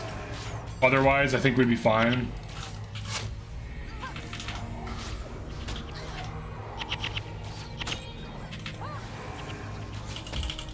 Oh, I have empathy? Oh, that sucks. Ready for a self nuke. I can't attack through that. Diversion. Oh. Even one. Yeah, I think the DP stack is what did us in there, because we were just dying. Our back line was just dying super quick from that bad fight. I think we have to fight the Ellie boss right away. What's Milani's build? Oh yeah, actually let me change that. I could drop Twin Moon Sweep from her. She should be running Rending Aura, because they have some crazy enchantments. Like, they have, like, Aegis and shit. Like, we have to start pulling some enchantments. Or not Rending Aura, Rending Sweep. To the Twin Moon. I can figure out where Scythe Mastery is. Yeah, so then we have Stance Removal, Unblockable, and then Enchant Removal on hit. And she has 2 sources of burn, but one of these could be changed to something else. Alright, let's look at the numbers really quick. How's Vec doing? His damage is lower than... Okay, so I think Sandstorm is probably not the thing. I think Unsteady Ground is probably just better. Because it's just insane. And then he can use that. Then De-Stomp Churning Earth is crazy. So I think that's a no-brainer. So let's try that. I think those are some improvements.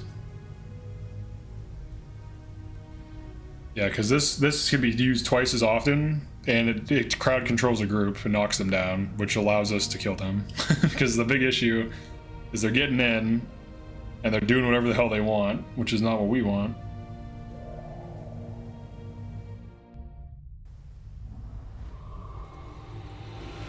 Vec may not need... Oh, he doesn't need Shadow Step anymore.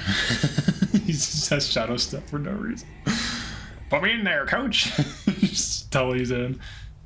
I could give him Res, I could give him another skill, give him Earthen Shackles. I could give him Eruption, which is crazy.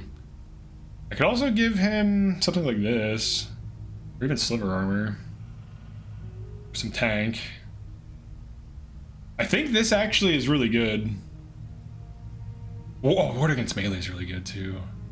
Both, I think this gives you bonus armor versus Elemental, which does not count towards armor cap. And with my team, they should stay in it. So I think we're going to try it. I'm pretty sure that's how it works. If not, definitely correct me. But I'm pretty sure that it's because it's elemental damage and not just armor. It basically, if you use stand your ground with this, you basically have 48 versus elemental.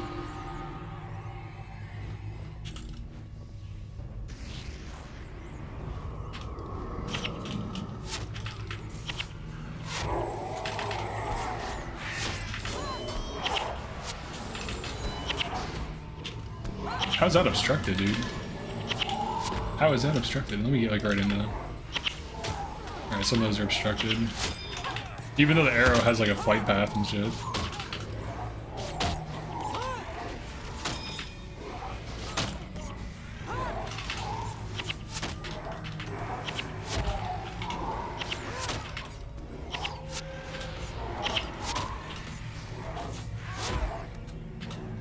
I mean, I saw a lot of like moving earth animations, so I think he was doing some work there in terms of crowd control.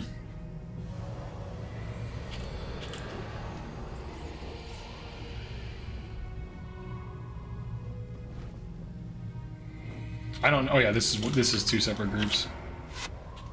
Let me shoot this guy. Gonna ball up nice and neat for us.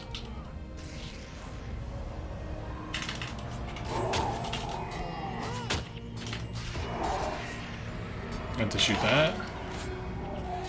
Oh, it's single target. Oh, I get to have to these necros. In this position, we run the risk of them, of either of those groups helping. Which is not good at all. Oh, here we go.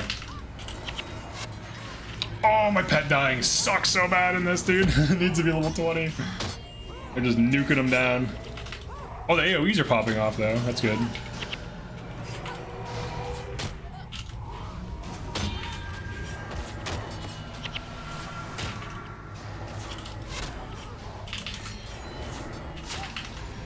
Oh, I thought that was a ball, but I guess it's not.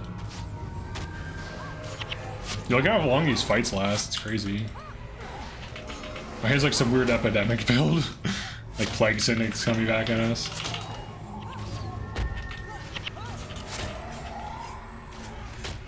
Yeah, they're not, oh, here we go. They accidentally balled up. Perfect.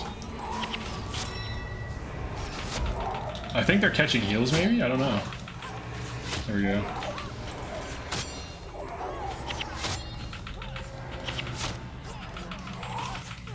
There we go. Yeah, once like they start to die, then we can kill the monk. This assassin's just chilling, just DPSing whatever he feels like this whole time. Poor bird. I love that will of power is a thing now. Yeah, it's quite good.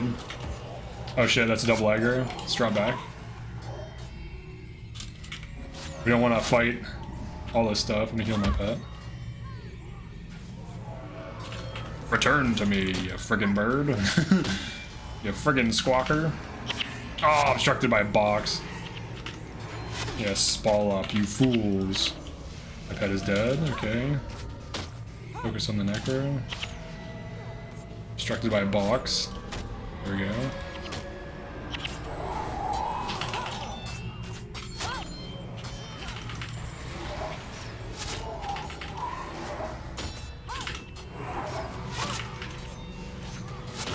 So Barrage actually is kind of really fun. And good. And fun.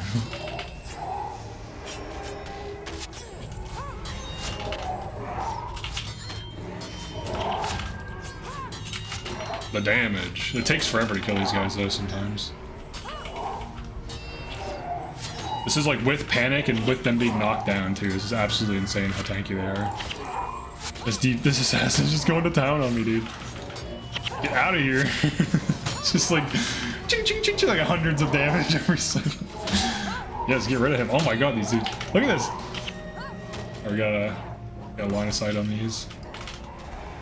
There we go. They move around though. They like cast skills on us, so they're a little flippant. Yeah, when they're split up like this, it can be hard to kill them. There we go. One died, knockdown, huge. Alright. This is just to get to the area, too.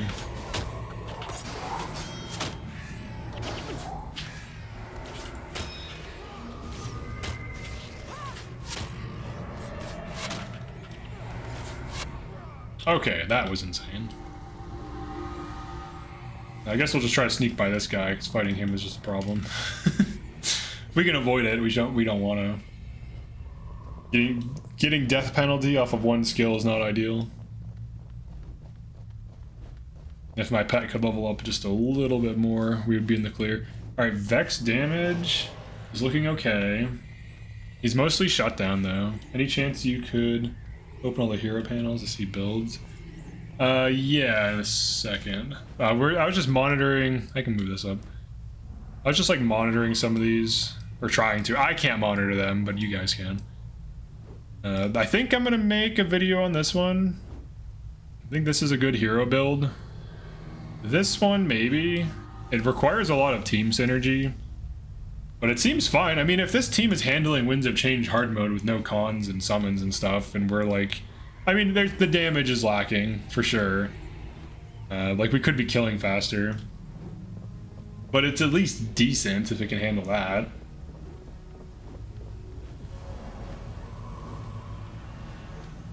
Here, some of them.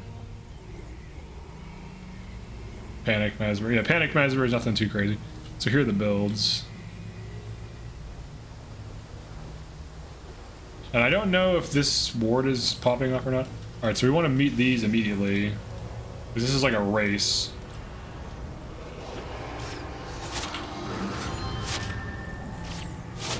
It's a race of us to kill them before they kill us. We have to be as proactive as humanly possible, like this, and just like immediately dive on them. Because this particular quest is insane. Water only kind of slows down a lot when it gets low energy. Like I want to keep wanting to prioritize Deep Freeze and Maelstrom. I could throw Glowstone on her to see if that helps. So this is a problem here though. I guess we have to wait for these to ball up, which would be better.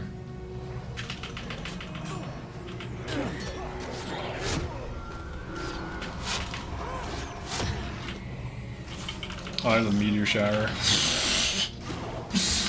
That'll kill my whole team. And all these other dudes that are with us. Pretty quickly.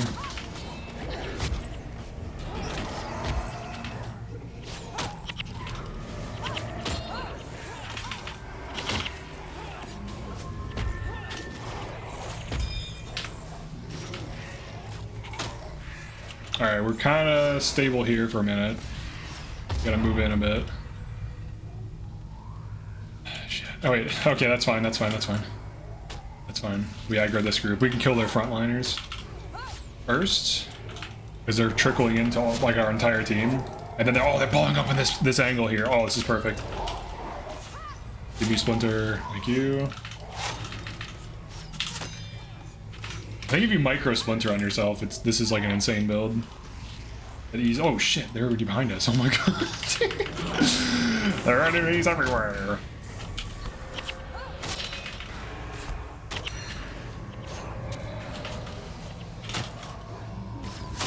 Discord? What is this, 2007?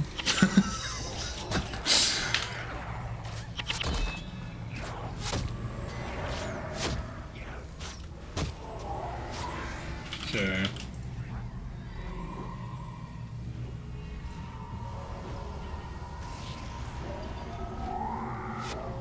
Wait for the ball. Hoo-yah! I got Vord. Oh, that's fine. Vord sucks. If it was empathy, I would instantly kill myself because of all the attacks. But Vor, I can tank.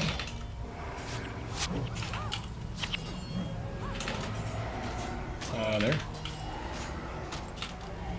Or no, we want to kill the healer.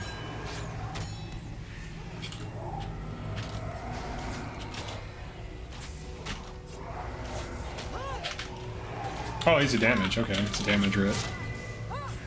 I'm used to their writs being healers because their stock variation, or their stock writs are healers. Oh, and these are, okay, those are, the Necros are healers.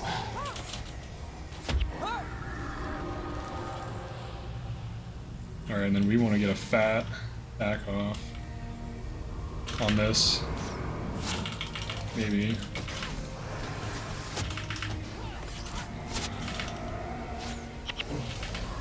Nice. Oops. Actually, this is fine.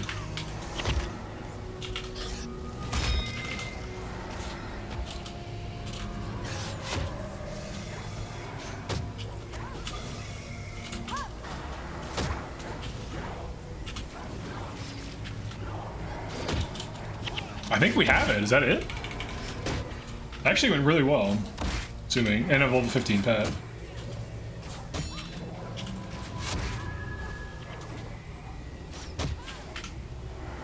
Use everything. No, that's not it. It's like we have our momentum. Alright, it's about to get crazy, dude. Yeah, I was like, there's no way it's that easy. Alright, where are they coming from, dude? I don't remember where these last waves are from. Right? Yeah, we're still in this shit. Yeah, here we go. Oh, what? How did you die? Get her?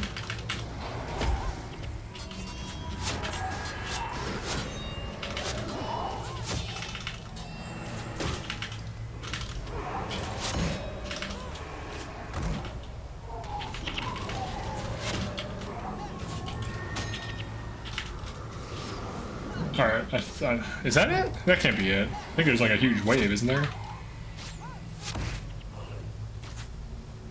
Yeah, there's gonna be more. Oh shit.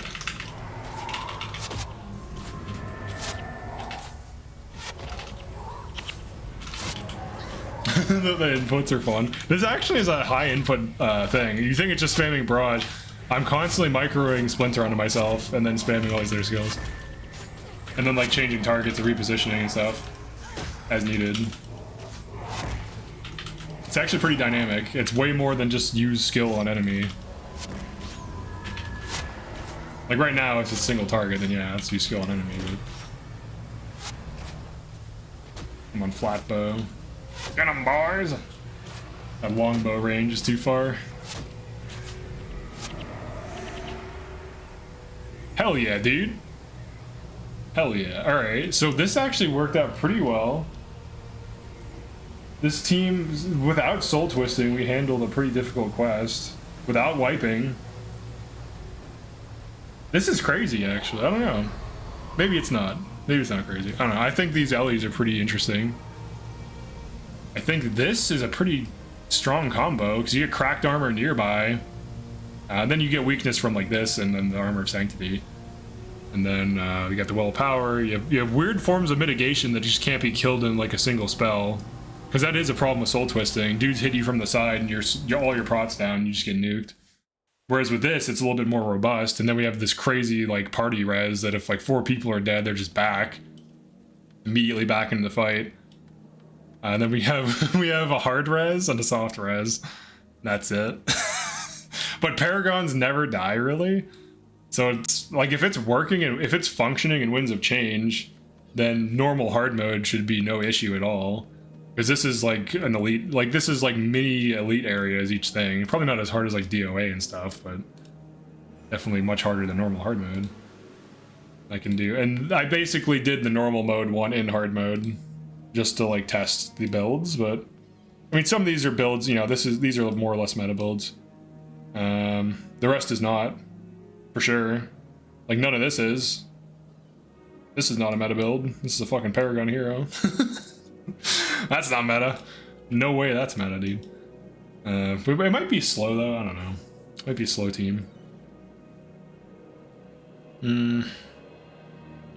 What do I want to do? I can always keep going, but running ZV for free, PM me.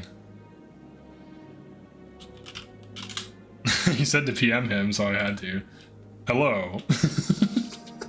Just deploy the mini zoo Hanuku.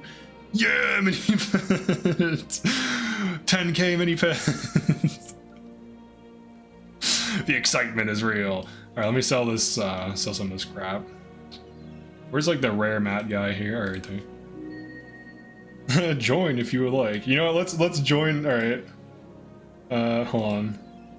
Oh, is he just like killing like 2 enemies or something? Is that what it is? Is it one of those? Or is he gonna is he gonna be like vanquishing shit? Let's get our platinum, dude. Get some plat. How about that?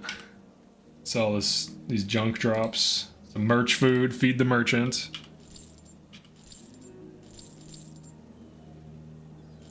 Sell the bolts of cloth and the bow. I don't think it really is worth anything. What is the ZV? What is the ZV? Buck Deck Byway? Alright, let's join just because I'm curious. Alright. Alright, let's see what he does. Oops. Hello, I'm just bored. Well, not really bored, but I'm just like curious to see what's gonna happen. Sure, yes, we're ready. Yes. 1, yeah. Alright, we're ready. Alright, he's gonna vanquish this for me. Let's see. Let's see the big vanquish. We vanquished 0 foes. Okay. What? I have Winds of Change active, is that why? Let's all check Arcading City quests in the quest log. Oh yeah, it is just a gimmick. He just runs you out there. Do not have eliminate the Amphi, eliminate the Jid. Am I ruining this because I have Winds of Change active? I think I am. I'm not gonna say anything. I'm just gonna be like, how do I use computer? Oh, I'm gonna leave. I'm trolling him. It's stupid. Okay, I figured it was some gimmick. People don't do that shit and actually vanquish it. I was hoping he was actually gonna vanquish it, like legit, and he was gonna have like some small team and some interesting comp. But no, it's just one of those gimmicks. It's all good. I want to see some cool shit. You know what I'm saying? I like when people know some interesting things. You know, that cool shit. Alright, there's our bank. It's seen better days. Kinda like how Triple Shot and Barrage almost look exactly the same. Okay, what are we on? We're on... We got all these to turn in. I have to do the knowledgeable Azura on this dude.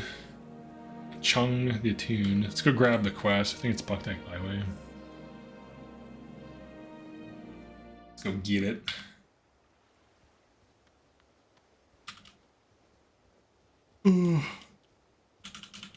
Give me the quest. I need coins. I just spent 15 on the golden, or the phoenix or whatever. Clear at least 25 enemies. What?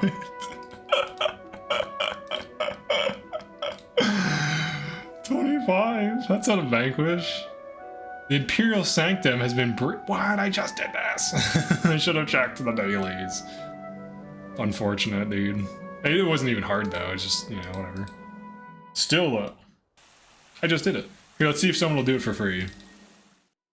Let's see. I get a free guy. Yeah, doing it for free. Hell yeah. Hell yeah. Alright, I'm ready.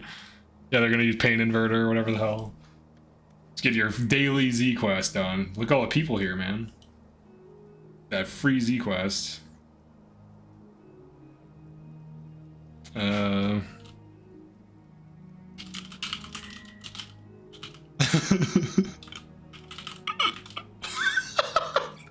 I can't abandon my quests.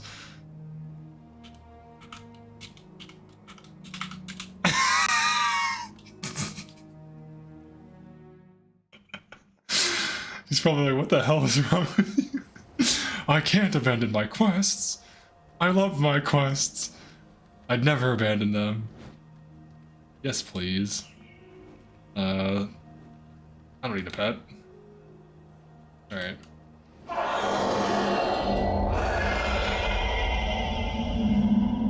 You can get them again. Okay. I don't always be an idiot when I interact with people, but sometimes... He's not doing anything wrong, by the way. I'm just being stupid. He's just helping people with quests. I'm just being an idiot for fun. Let's see what everyone's got. We got a BDS on a ranger. What the fuck? What else do we got? We got a fire, flame, or what the hell is it? Dragon's breath wand. What do you got? What do you got? Just quit moving. Stop friggin'. You got commas, dragon commas. That's decent. Raven staff. I think that's OS only. It's decent. We got some decent items. What else do we got? What kind of hammer? I don't know what the hell that is. I don't know hammer skin, so someone will know. Alright, then he's doing his business. Oh, Lucas died. No. Uh-oh. Oh, okay, he recovered. Alright, what kind of weapon you got? You got a bow staff? What you got? That's the main thing I do when I play with other players. What skins you got? He has... Oh, tormented. Respectable, I guess. Alright, Timo. Way. Here, have a mesmertome. Here, have a mesmertome. Here you go. He's like, nice, dude, a mesmertome. Nice. Give me that shit. 150 copper coins for that. That's funny. Nice. Got some silver. We're loaded now, dude. Got the silver coins. And learn some LE skills. Deposit some funds. What else? What else is going on? So we got ZV. It's the bounty. I don't think I have that area on this character. Gotta figure it all out. Oh, did my thing go away? Or no, okay, that's just preview. Vec tries to mitigate melee, while water LE mitigates projectile. Neat setup. Yeah, that's true. Yeah, it's like two halves to the whole coin. I'm in a really dumb mood today, I guess. I don't know. Alright, what do we got? We got always this here for that, so I can micro that onto myself. Dude, microing Splinter Weapon onto yourself is so insane. I think that in of itself is a build for like all physical player builds. Especially, I do think it's safe to say that Barrage is at least like a meta build at this point. And even without, like, you can change these things. But I think the rest of it, and you can change that. That could be Flail, you don't need a pet. You can just run Flail, that gets you another skill slot. You could change these to whatever the hell you need or want. And one of the things I was thinking about doing, like, do we really need to be saving ourselves? I think I might be getting a little too far out there, but do we need to save ourselves? What if we did marginally more damage with favorable wins? What about that? I didn't think about that. We got winnowing. What if we did plus 10 damage and drew spirits or something? Is that stupid? Probably. Yeah, how long does this shit last? 72 seconds. Yeah, what if we had like winnowing? What if we had like draw spirits? I'd have to drop. Oh yeah, I won't have save yourselves. I don't even have Writ. Let me go buy that. Go buy Writ secondary. Dude, look at this. The shame. 2 swords. Oh. Wait, how did I get 2 swords on like the easiest mission in the game? Damn. What the hell was I doing? That's crazy. 2 swords on the Pui Quarter. That's like easy. It's like an easy one. I gotta understand the turtle one because one of the turtles got nuked, but maybe I didn't have stuff. Any Derv enchants that could do stupid stuff with a bow. Like interactions with a bow. Here, let's get Mox into the mix. A lot of them don't really do too much. Like the change the bow, that influence the bow. Because there's no like there's melee attacks. Like for example, Pious Assault is a melee attack, and Twin Moon is a melee attack. So you can use these with other melee weapons, but there's nothing like that. I don't think so. Probably not. There might be some weird shit. Oh, that's interesting. What the hell? Dude, what? I can cripple and deal bonus damage with wind prayers? Oh shit. Hold on, does anyone even know about this? What the hell? Hold on. Obviously we're dropping prod on our team for this, so like, how good is it really? But what the hell? Alright, let me get some skills here. I don't think I have Derv tomes because they're kind of uncommon. Let me go buy some Derv skills. You can cripple? Hold up. Let me get some coins. A few coins. I mean, it'd be against moving foes though. So like, it's not gonna always be the case, but get some skills. Let's check it out.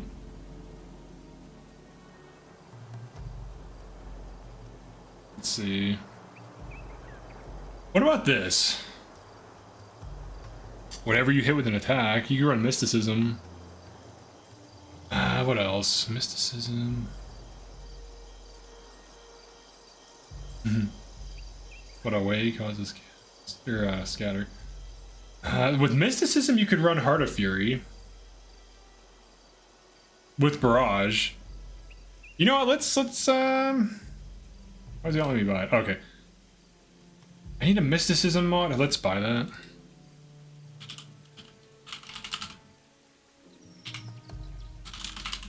$20K. I don't have Actos right now. I just used them all on something else. Yeah. Someone will probably sell me that. So we would want this.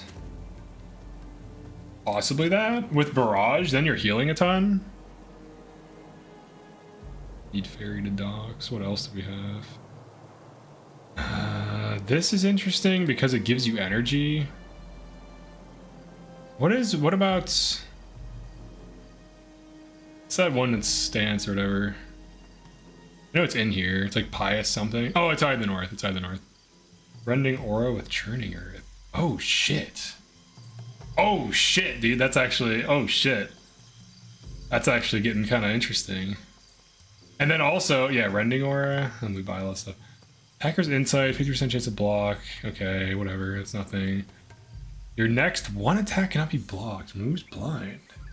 It's gonna be expensive to cast that. That's gonna be unreasonable.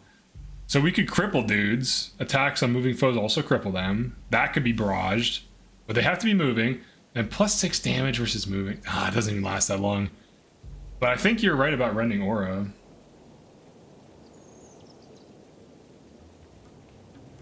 I already have it. Yeah, the enchant. That dude, enchant stripping. Wait, is it attacks? Your attack skills remove enchantments from knockdown foes. What the fuck? Dude, Barrage is popping off so hard right now. I can mass remove enchants. What the hell? Jesus Christ. And then I could run this too if I don't want to run the other thing. So I don't necessarily need the mysticism. This lasts for 30 seconds. Damn. That's crazy. Dude, this is a good option. It's a good utility. What else? The plus damage versus moving. It's too expensive to use that, I think. Damn. I think Mystic Vigor could be interesting. Because then you get more health and then you're kind of tanky. Heart of Fury could be okay. The Zealous thing could be okay too. Wonder if there's a silly teardown for it too. I mean, there's like, there are things. There's that stance that's a teardown, but you wouldn't want to tear it down because you want to remove enchantments from knockdown foes, potentially. It's an interesting interaction because of attack skills, Barrage and Barrage multi-hits. So like, honestly, I do think Barrage, for the longest time I was thinking it needs buffed, but I think actually it's untapped potential that people are ignoring for some reason. I think it's really strong. I think it's really underrated. It doesn't need preparations. It's actually better without them because they would slow it down and have you invest in weird attributes or whatever. Possibly. Mystic Corruption, Adjacents. Okay, not that. Spice Haze. Let me go to Eye of the North.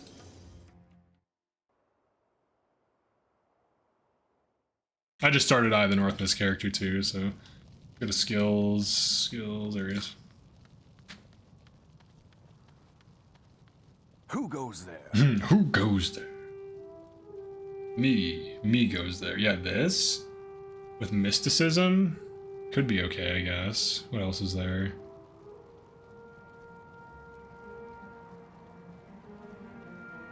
Yeah, that's with the scythe. I mean, there's this stuff. Honestly, this isn't bad. Crippling in the area is kind of crazy. And it recharges 75% faster on a 10-second cooldown is kind of wild. I did kind of want to mess around with this a bit. People hate this skill, dude, but half recharge. I feel like if you had low energy builds, there could be something there. Because people just assume it sucks, but if you like drew spirit with this and brought it with you, I feel like there's some potential there. Assuming you place it correctly and it's not on your enemies and stuff. And Nature's Renewal can be good too. If you don't use hexes and enchantments, it's like a...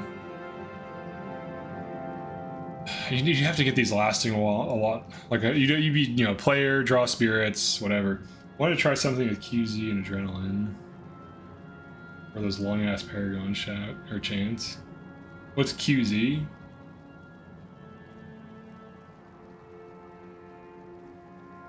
Alright, what else do we got? This is an interesting option. We do have to drop Team Prot for it though. One of the things I was thinking about, I think there's a thing you can do. Oh, Quickening Zephyr. Oh yeah. I'm not used to seeing it as abbreviated, that's all. One of the things I was thinking about, it's kind of weird. I think it's technically possible.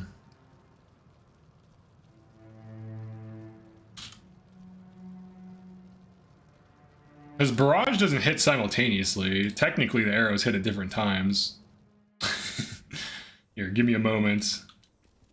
Show you this weird shit. I thought about this. I didn't test it yet, but let's just grab like just any hero I don't actually use. Like this guy. What's up, brother? All right. This big dinosaur, tiger guy, whatever. This Charmander. Let's grab him. Let's get / Necromancer on him.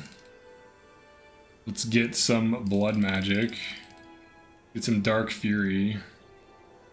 One strike of Adrenaline with a hit with an attack, right? So this is a kind of a dumb idea. Run, go for the eyes, Barrage before. So, alright, so here is the idea, basically. I don't think it's really a good one. But basically, hold on, let me see. Get a little bit of command here. So when he does this, let me just build it up. Alright, so I'm gonna have him do it again. This is gonna be really technical.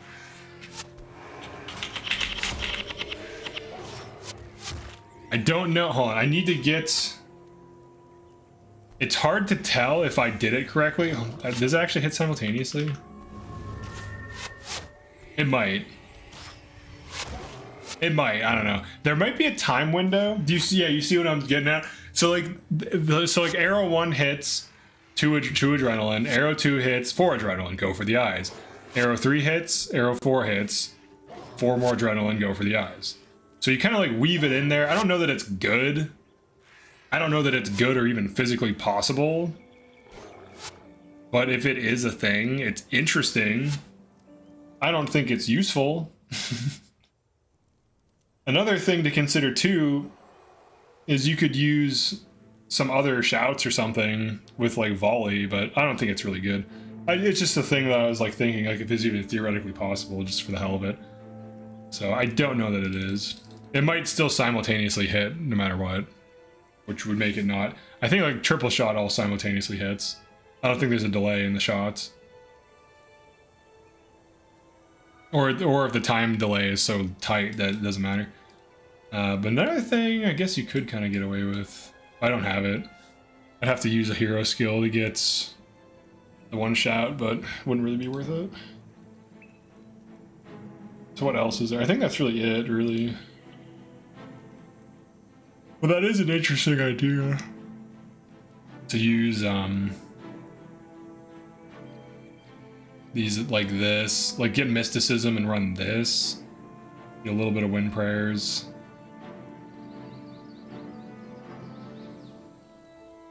To grab rending aura. Well, I guess you don't even need any investment in wind prayers at all, because you just want the duration. So your attack skills remove enchantments from knockdown foes, and then you can get some healing if you had mysticism, if you wanted it. Anthem of Envy is the other thing I slapped on Command Barrage. Yeah, but unfortunately that just hits one of the random attacks. It doesn't hit at all. If it did, it'd be so good, but it doesn't. It'd be really good. It hits spirits though, so Anthem of Envy does have a use case. Then another idea, I need to get that secondary.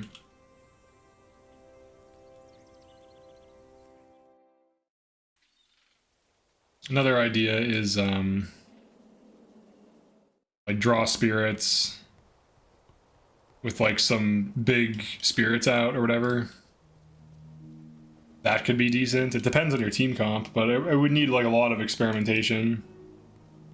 But so, I'm surprised that some of this stuff is working in Winds of Change hard mode. That's crazy. Or I don't want Channeled Strike. That's not what we're after. So we have to go buy draw spirits. Oh, I don't have a guild hall anymore. That's right.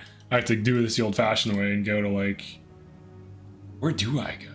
Oh, wait, Avalon. It's like, where do you go, dude? It's not the guild hall. Let's go to this guy. Easy peasy. You could get away with running like favorable winds and maybe some other stuff. Let's do some wilderness.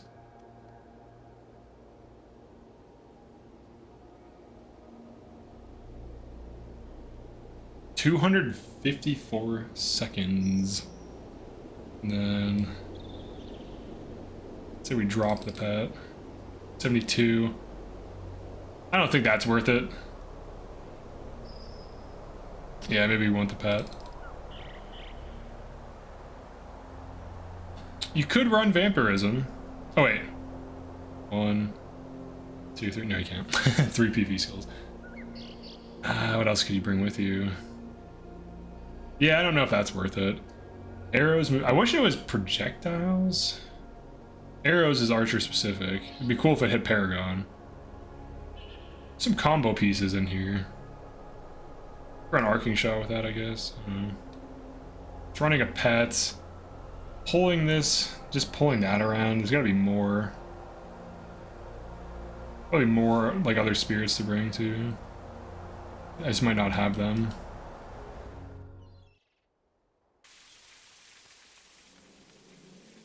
See what else we got. Yeah, this is like a.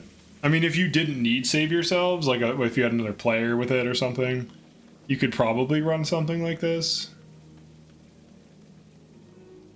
It's basically just worse than using Ebon Battle Standard, though. But you could do it. Let's see. Have some weird skills.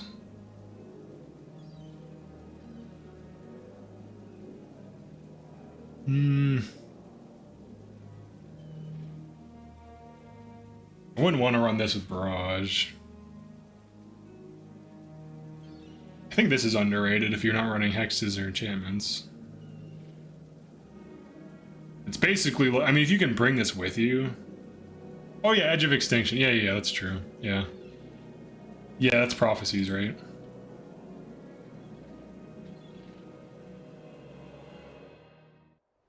EOE. Edge of Extinction. It's in the game. It's in the game.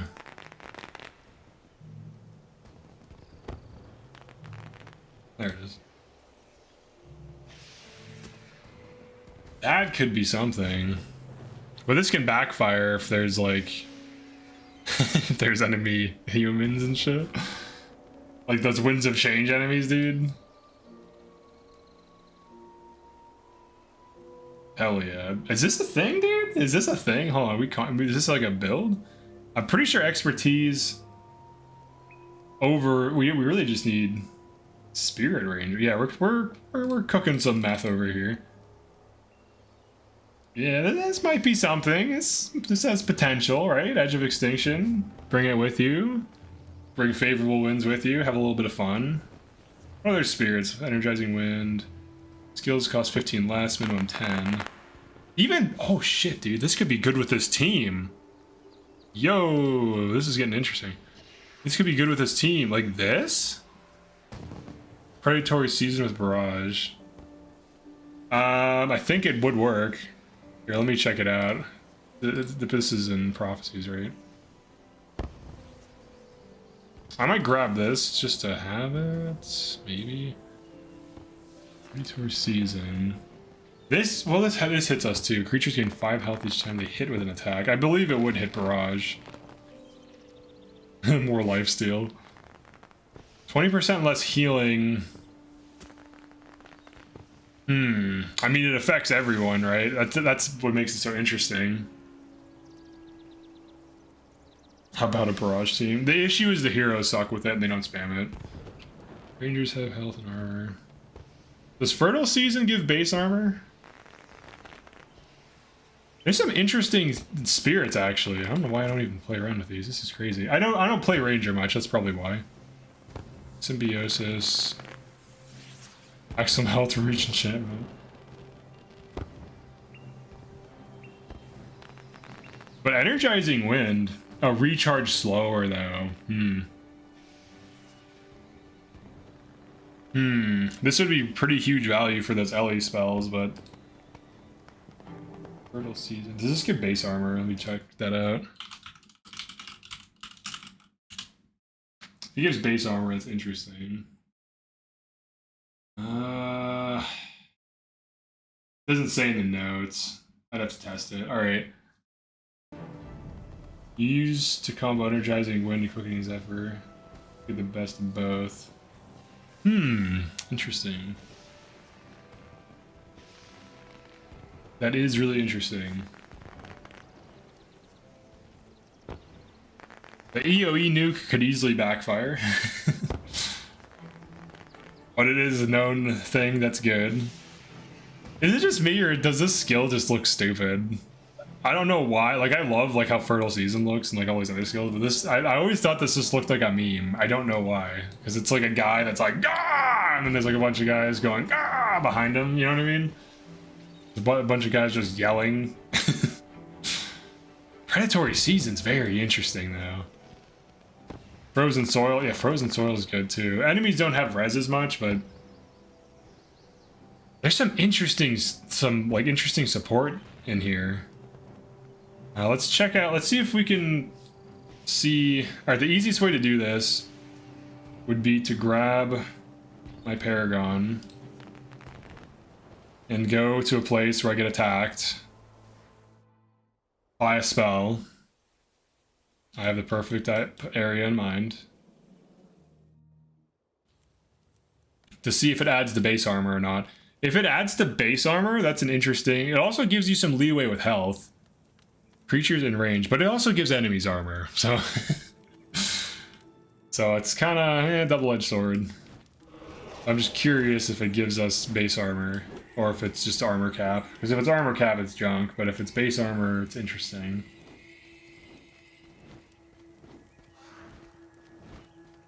Oh, we have stand your ground, yeah, so we can check. So you're gonna stay here. Alright, we want a drone. Actually, let's kill this. Run out EOE, spirit strength. Bow and visit a square was a fun time at least. Yeah, it can definitely work out.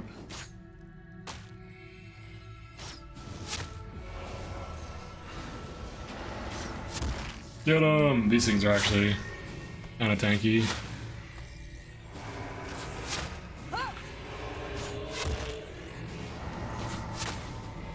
I think a drone will drop down.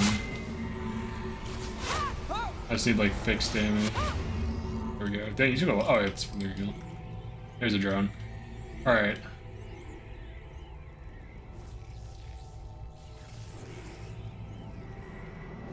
Oh, wrong skill. He's dead. All right, hit me. All right, hits a 33.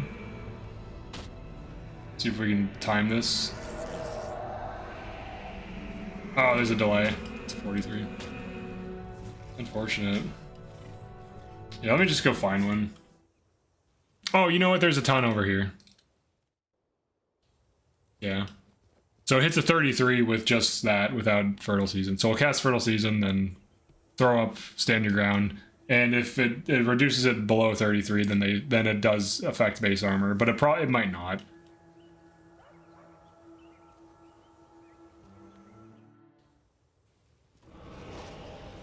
Yeah, there's a drone right there. Fertile Season, yeah.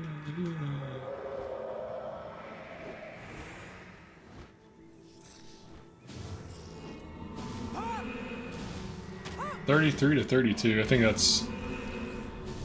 Is that giving me armor? I don't think so. Let me make sure it's the 33. It could be like a rounding thing. Because 8 armor should be some kind of reduction. And I'll just not cast it, and if I take 33... It might be giving me... I don't know, because isn't 8 armor... What's the armor reduction on 8 armor? I don't know off the top of my head. I know 40 armor is half damage, and 20 is 25% less. So 10 is 12.5. So it'd be like 10% damage reduction, I think. Alright, let's see.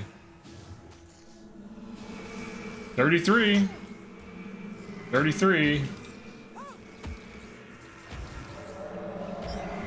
32. Yeah, it seems to be that little? 1 damage? How is it giving me 1 damage reduction? That's weird. It seems to work. Oh, no, I know what it is. It's 1 armor. Armor cap's 28.5. That's why. It's giving me 1 more armor. Yeah, so it doesn't... Yeah, it's junk. It's no base armor. Alright. Yeah, because what's happening is you're getting 24, not 25, from Stand Your Ground. So then it's giving me that extra 1. And that's all it can do. So we could contribute to damage support with this. Obviously, you could drop... I don't think this lasts long enough. I mean, it is a really strong effect. Like, if you kill 3 enemies, it does like 90 damage to everyone else. Which does help with cleanup, because then as I'm nuking stuff down... Yeah, the armor cap is, or the armor buff cap is capped at 25. Some things add to base armor, most don't. Like I Am Unstoppable gives you base armor, or gives you like a separate armor amount that is not considered for armor cap for some reason. So I was just checking because it wasn't on the wiki. It didn't state that it's just base armor. So I wanted to see. This could give me a shit ton of damage. Obviously, I'm throwing out all of my team support for damage, so I'd have to run an ST. This is an option. Yeah. Yeah, so you can run, like, Stand Your Ground with I Am Unstoppable and be, like, plus 48 armor. Kind of stupid. Like, you're so tanky. And then if you want to be even funnier, you can add Dark Escape. I have it. I do not. So dark. Oh, let me just get rid of her. Who's an assassin? Vex an assassin, right? You're an assassin. So Dark Escape just halves damage. For pretty low investment, like if you just have like 3. You just have 7 seconds of taking half damage. So you can stack all this shit and then just pop Dark Escape and just take half damage. It ends if you attack, but if you're on a caster, even though it's only 7 seconds out of 30, it's still like enough. Like you saw how crazy that Winds of Change shit is, like in hard mode. This is 7 seconds of tanking and Winds of Change is like the difference between winning and losing a fight. So this is a pretty powerful skill that I think people are like seriously ignoring. Feign Neutrality could be better. Plus 80 armor. But it ends, but yeah. Oh yeah, and then Shadowy Burden was buffed. This is crazy. Shadowy Burden could be a thing now. Do I have an assassin? I don't think I do. Unless you're in PvP, monks like Dark Escape, right? Yeah, sometimes, yeah. Pretty decent. So this could be a thing with Rit. So we would like, so let's grab, yeah, we're in hard mode. Let's get like you. Nope, not you. It's actually the same character, I just changed her name so I could get the extra Rits. Let's get you. And you. For now. Let's see how we do, just these 3, just goofing off. This is just like an easy vanquish though. I just want to check. I just want to see if I can get some meaningful EOE. I might need another damage, maybe Derv. Some Milani damage.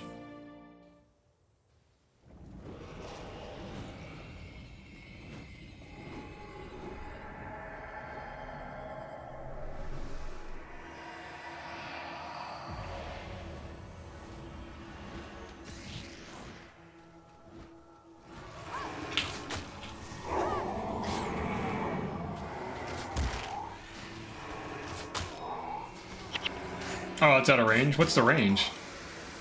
What is the range? Oh, no, no damage to creatures above. Oh, they can't be full health. Okay, got it. Gotcha. And because we're fighting everything incrementally, it's not going to be effective. So I'd have to like split up my damage a lot.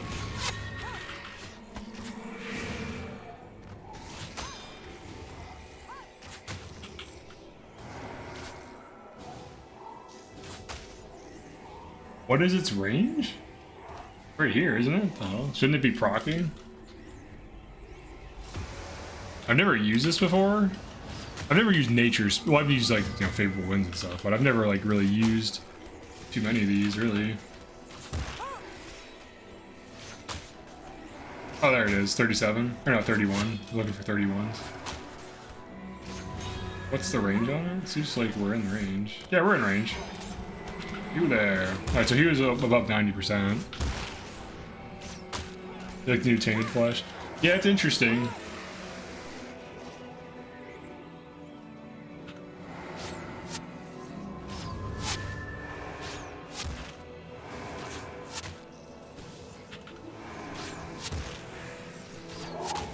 It's a pretty huge cover enchantment. But so's Order of the Vampire. You know what I'm saying? I'm not really seeing the EOE trigger unless I'm just missing it. We're definitely in range. Yeah, like that's in range. Edge of Extinction.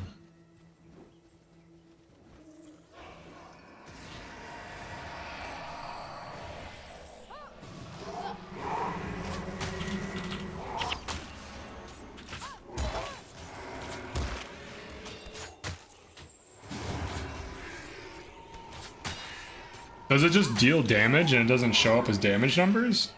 What does it say? Does 30 damage to creatures in range whenever a creature of the same type dies.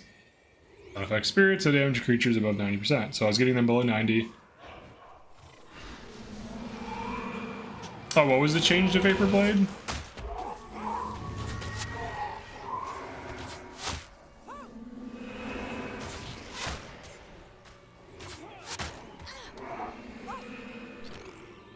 Oh yeah, the halving cost. Yeah, yeah. Yeah, it makes it a little bit more easy, or a little bit easier to use.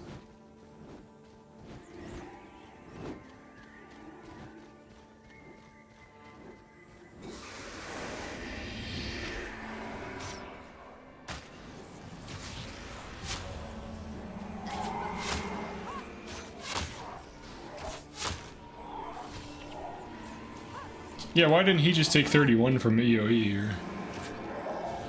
Unless EOE deals the damage, I just can't see it.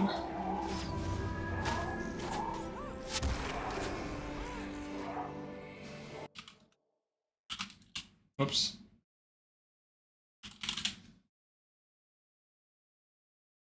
Alright, so what the heck is going on here?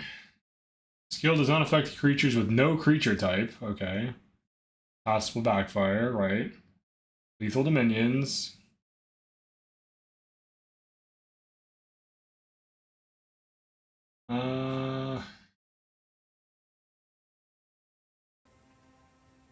Yeah, I don't know.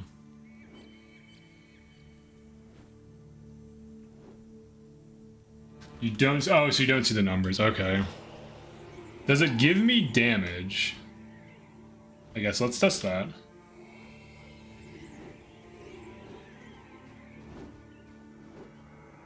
I'm not going to attack anything?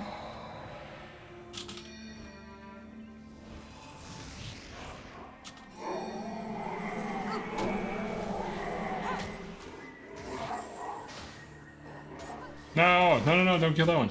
This one. Damn it. I have to damage them first, but like I can't, I don't want to shoot. Well, I guess I can shoot to like, yeah, I guess we could do it this way. Here, let's do, let me barrage these Kappa. Alright, Kappa or barrage, let's barrage them again. Alright, I'm at 5.3. Didn't mean to do that. I don't think it's doing any damage. My damage number is not increasing, but I guess if it doesn't deal it and just does the effect, we wouldn't see it. It's like, so the damage won't be tracked, I guess. It's hard to tell that it's working at all. Because this, oh yeah, because I guess the spirit is what's dealing damage to the creature, right? So I just have to kind of take it on faith that they're taking some damage as things are dying.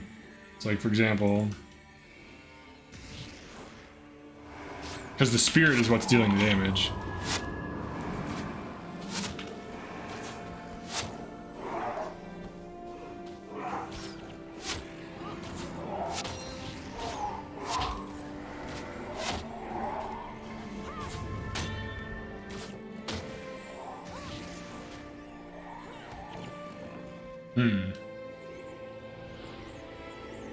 So how much damage is that really dealing? So there's 3 enemies. We kill 2. We kill 1. The other 2 take 30. We kill the other one. The final one takes 30. So that's 90 damage total. For bringing the spirit with me. Now if there's a huge group of enemies, I think that's where you get huge value. If you kill 4, and there's 4 left, they all take 120 from this. So that's pretty huge. I mean, if I'm barraging them down, especially with all this other crap.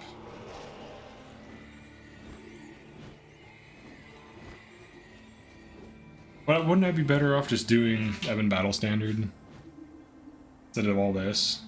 Probably. Yeah, let's see. Let's get this. I caught the goat live. How you doing, Valley Gomu? Yeah, we're testing out some stuff for fun. Just see what it does.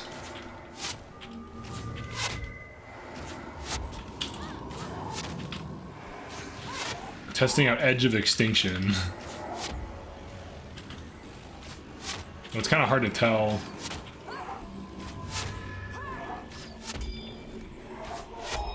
In theory, it's doing a lot of bonus damage by existing.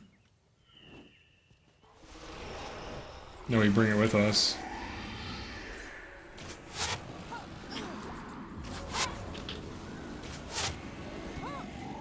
So as things die, they take more damage. Whoops, I didn't mean to do that. It doesn't appear though, because I think the spirit itself is what does damage to them. Q8. Yeah, I'm about to go to bed though. I'm staying up late. Just been like playing on this character. Level 15 pet.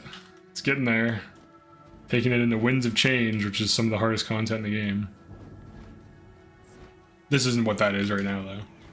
This is just testing stuff. So what's the range on EOE? Pretty far. Pretty far.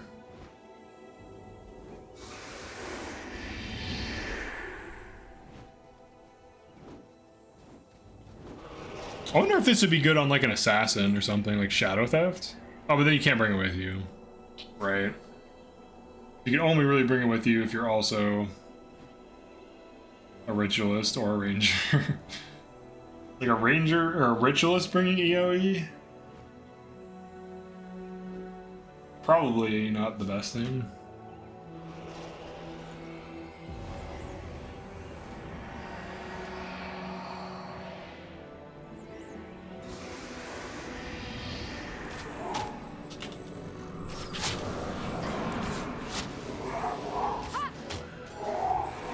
Yeah, in situations where enemies are split apart, it could be decent. Because, like, as long as they're damaged, they'll start taking damage as they start dying.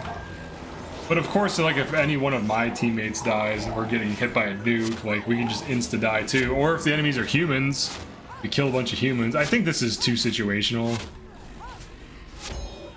It obviously has a lot of potential, but I think that it depends on the area. If it's an area where there's not humans, it's probably great. But if it's an area with humans, then I wouldn't run it, because then you're just gonna nuke yourself down.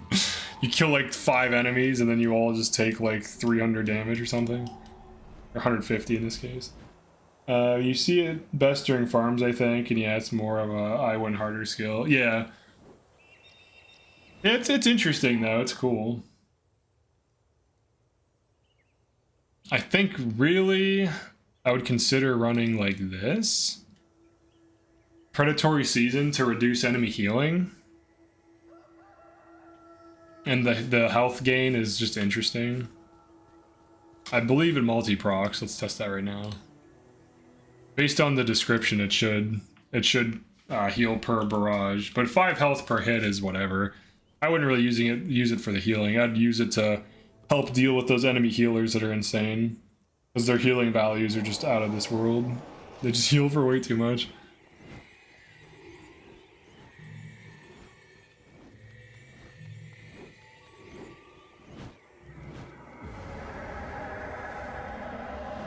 Alright, we should get... Yep, it's per thing. And then with Vamp... Look at all that health, dude. It's kinda cool. Interesting. And then we can get bonus damage on favorable and then bring this with us. I would use this mostly for the anti-heal, but the health gain is nice too. So we get 10 health, and then so like a triple shot. I'm getting 30 health. Vigorous Spirit on top of that, yeah.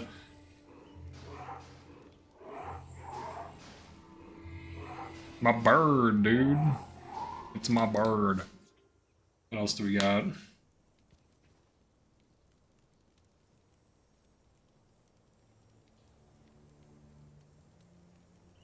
This is interesting, like running this.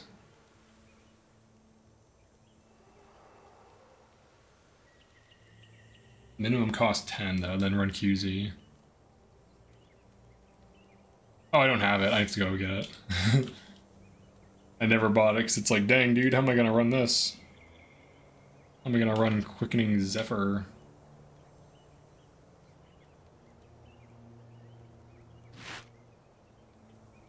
Let's check it out.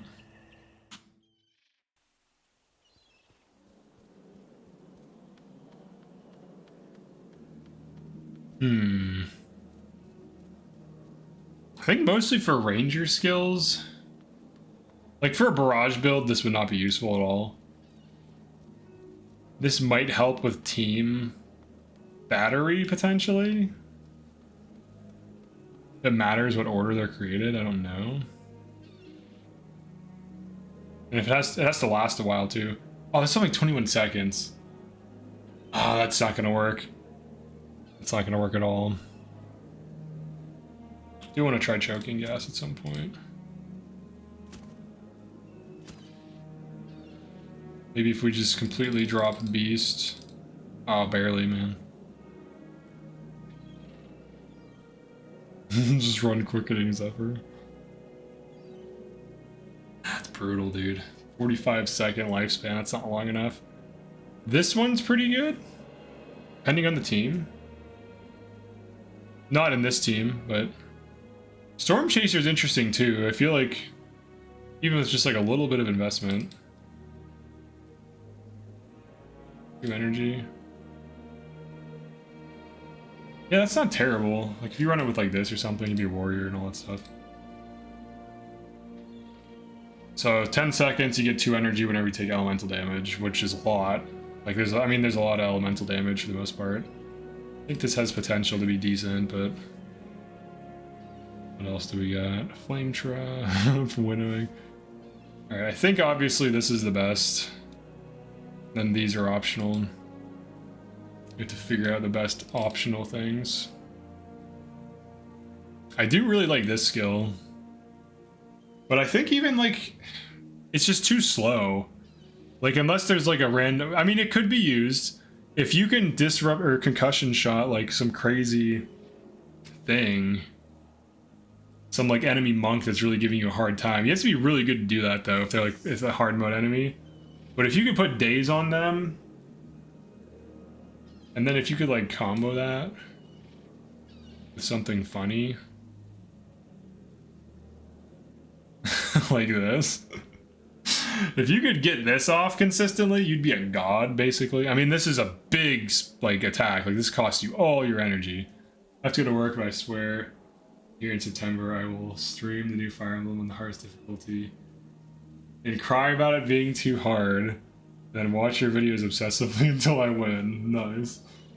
Yeah, when is that even coming out, man? Like, when is Fortune's Weave? When is that even coming out? 2 days ago, big Fortune's Weave news. Okay.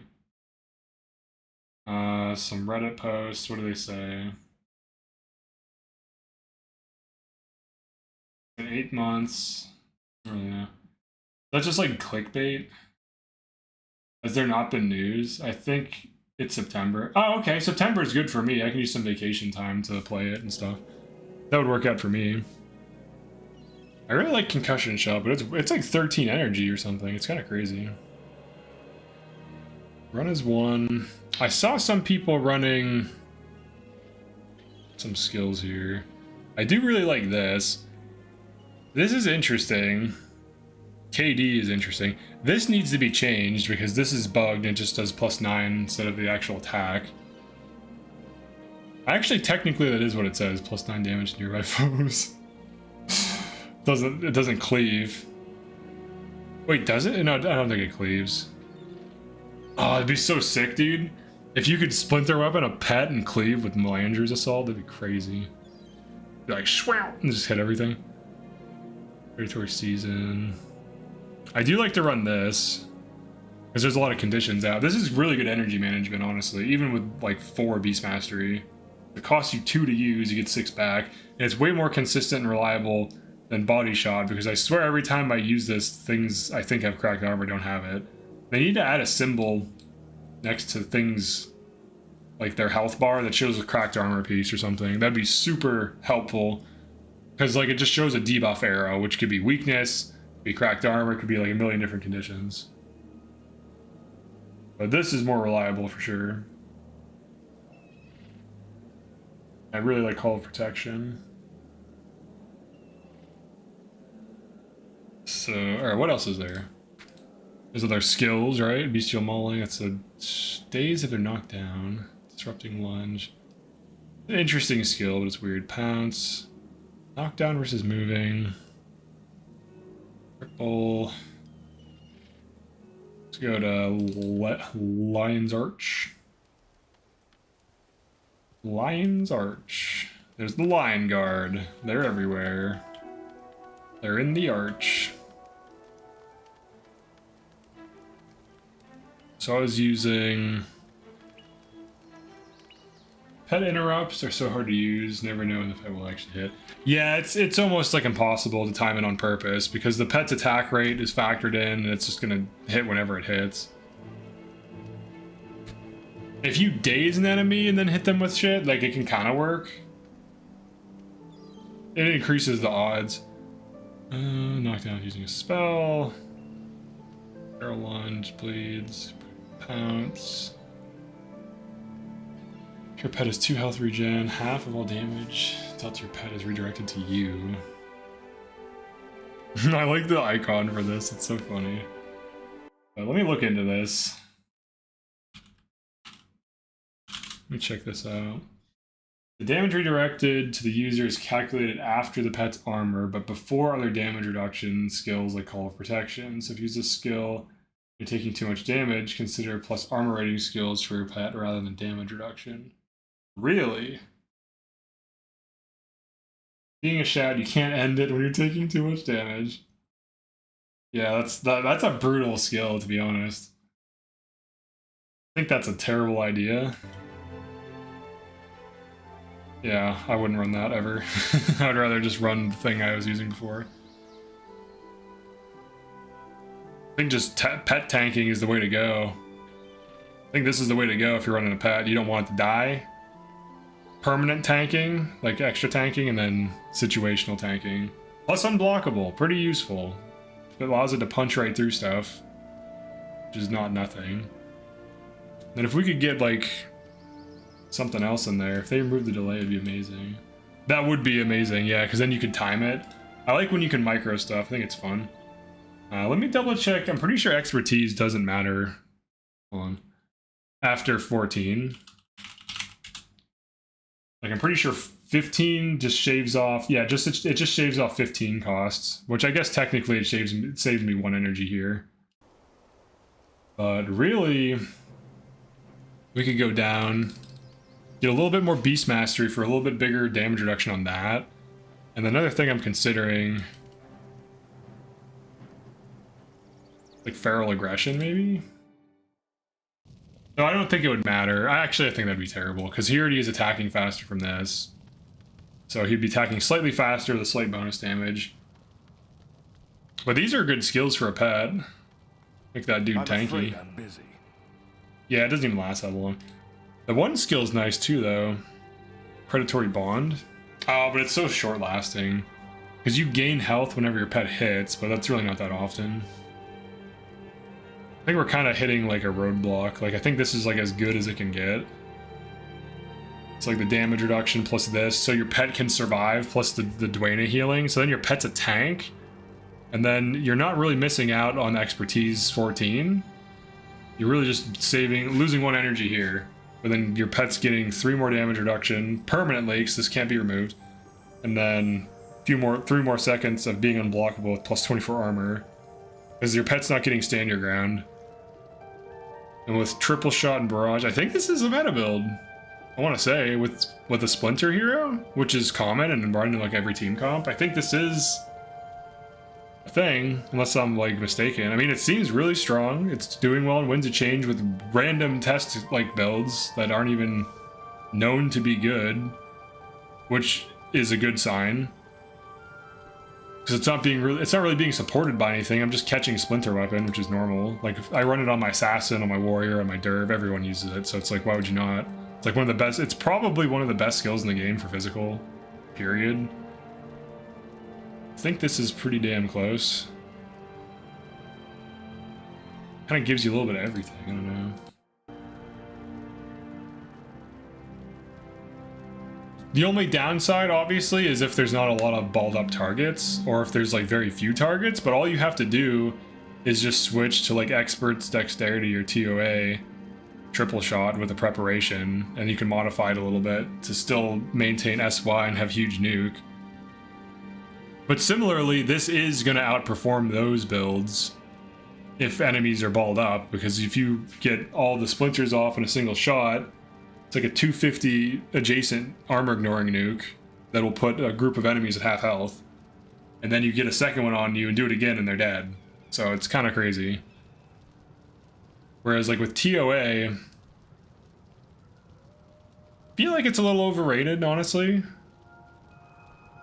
Because like the bonus damage is like you, your pet, and adjacent like party, or not adjacent, like nearby party members, but like really how many fizz are you running?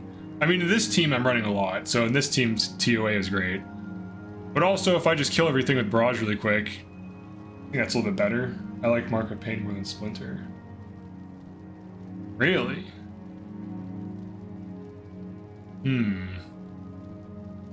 There's a few reasons I like Mark of Pain, don't get me wrong. There's a few things I don't like about it though. I feel like enemies scatter too fast. I think the big issue is its cooldown.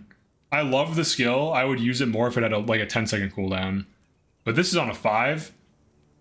So I can pre-cast this on myself and then cast it on like another, like a Derv hero or something. Then we start off the fight with like huge nuke. Whereas like with Mark, you use it on a target, and if that target moves, there's like several problems I have with it that are really just the nature of how the game is. Like if the target moves, like let's like simulate it, I guess, or whatever. Just run both. You can. But if the target moves away from enemies, that can suck. Or if it causes scatter like almost immediately. Whereas with Splinter never causes scatter. And I don't think scatter is always bad, by the way. I think scatter can be good when you use it correctly.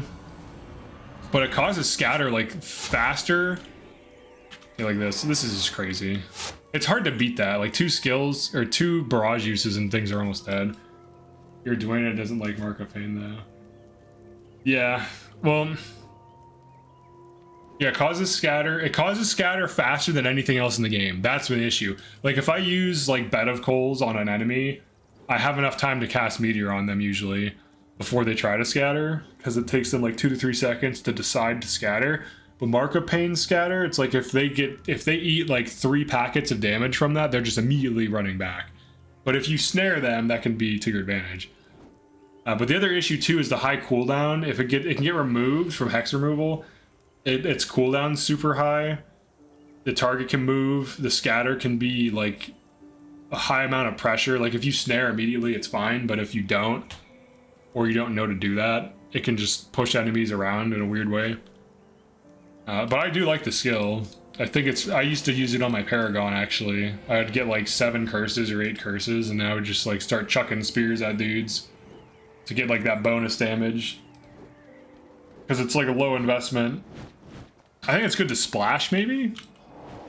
Like not have a curses necro, but have it like at 6 or 8 or something. Like on a support build. Like she'll have 3 curses. With Awaken the Blood, she'll 5. Mark will get us, I think like 18 or 20. At 5, you're getting 20. That's decent. Yeah, so she would be getting 20 from that, which is respectable, I would say. So I could swap out, that could be a utility in this build. I think it's best used as like a high cooldown utility because its cooldown's high. And this team does have Snare, so I could add it in place of Enfeebling Blood, which I currently need, so I'd probably drop SOA for it. Or Spirit Bond. Or even Jaundice Gaze. Because I don't necessarily need that effect. I think sometimes they use Jaundice Gaze in a way that's bad. Because that gets you a lot of damage, actually. Yeah, I would consider using it here. One of these 3. But it is a good skill. I like it. I think it's good. Plague Sending is good too, but it can be tricky. So I gotta get that curses up. And then they buffed... Not this. Another skill like that. That's weird. People don't like... They don't use it as much. It still sees use. Meekness. No, not Meekness. Or was Meekness buffed? Maybe Meekness was buffed. Hexes foes in the area. Yeah. Yeah, this is crazy now, dude. Meekness is crazy now. Area Hex? First of all, just the fact that it's an area hex is crazy. 50% slower. Just Mark of Pain, Enfeeble, and the one that makes enemies attack faster with miss. Spiteful Spirit. Yeah, Spiteful Spirit can be good. I think Spiteful Spirit's good in extended fights. In fast fights where it's just like a single group, I think it's not that good because like enemies die too fast. But if you're in like these huge Winds of Change fights that are lasting forever, it can be really strong. Because then the enemies just like attack themselves to death. Some decent things in curses, but I still think it's like I really like Pain of Disenchantment. I mean, I know that's a meta build, but the Reckless Haste, interesting. And what's the other thing? Price of Failure, but that's single target, I think. Yeah, target foe, and they take damage. An interesting combo. I think it's too slow for hard mode, but Reckless Haste is definitely good for hard mode, because I don't think they get an attack bonus, because they already have one. So I think in hard mode, this just basically makes it so they have a chance to miss. So it's quite good. Oh shit, alright, it's late, dude. I should go to bed at like 10. Alright, I think that'll do it for tonight. Thank you for checking this out, everyone. I think I already made a video on this, so I'm not going to make a second one, obviously. This is basically meta build. I think there's some videos, maybe these two builds to go over, and variants and stuff, and testing it and Winds of Change. Get an empathy kill pretty quick. Yeah, empathy and backfire are really good if the enemies are living. It's like this issue where if you can get visions of regret on a group of enemies that you aren't actively nuking down, you will deal insane damage. But the big problem for most hard mode stuff is unless all the enemies are balled up and you're killing them quickly, you're running the risk of wiping constantly, unless you're like super skilled or highly coordinated or whatever. So I think, oh, where am I going with this? I'm like way too tired, dude. Oh yeah, empathy. Oh yeah, visions of regret and shit. Yeah, so like the advantage, like if you can get empathy on an enemy ranger, like let's say we have like some setup or whatever where here's like an enemy ranger and they're just chilling over there and your team is nuking over here. If you can get empathy on that ranger while your team is nuking over here, they can empathy themselves to death basically. Or if you can get like a backfire on a stray guy and then empathy over here and then a vor on a subgroup while the main group is getting nuked, that can rack up to shit tons of damage. But the problem usually is like most content, the enemies die too fast for that to matter. And the heroes don't know to do that. Like if you're a player, I think you can do that for sure. But the AI is always going to try to prioritize what you're attacking. So then they'll put like empathy on the thing that you're nuking down, and then it attacks once or twice and barely even gets any damage in. Whereas if they would use it better. Same thing with AoE. Like AoE is really that way too. Like if I grab like an Ellie or something, like Vec or whatever, and I have like if he's just gonna kind of do whatever, he'll probably try to prioritize a ball of enemies, but he's not as much of an opportunist as a player. Like he's not gonna do something like this. Like he's not gonna be like, oh, let's do that. As he gets over here, he's not gonna do this, and then he's not gonna do that.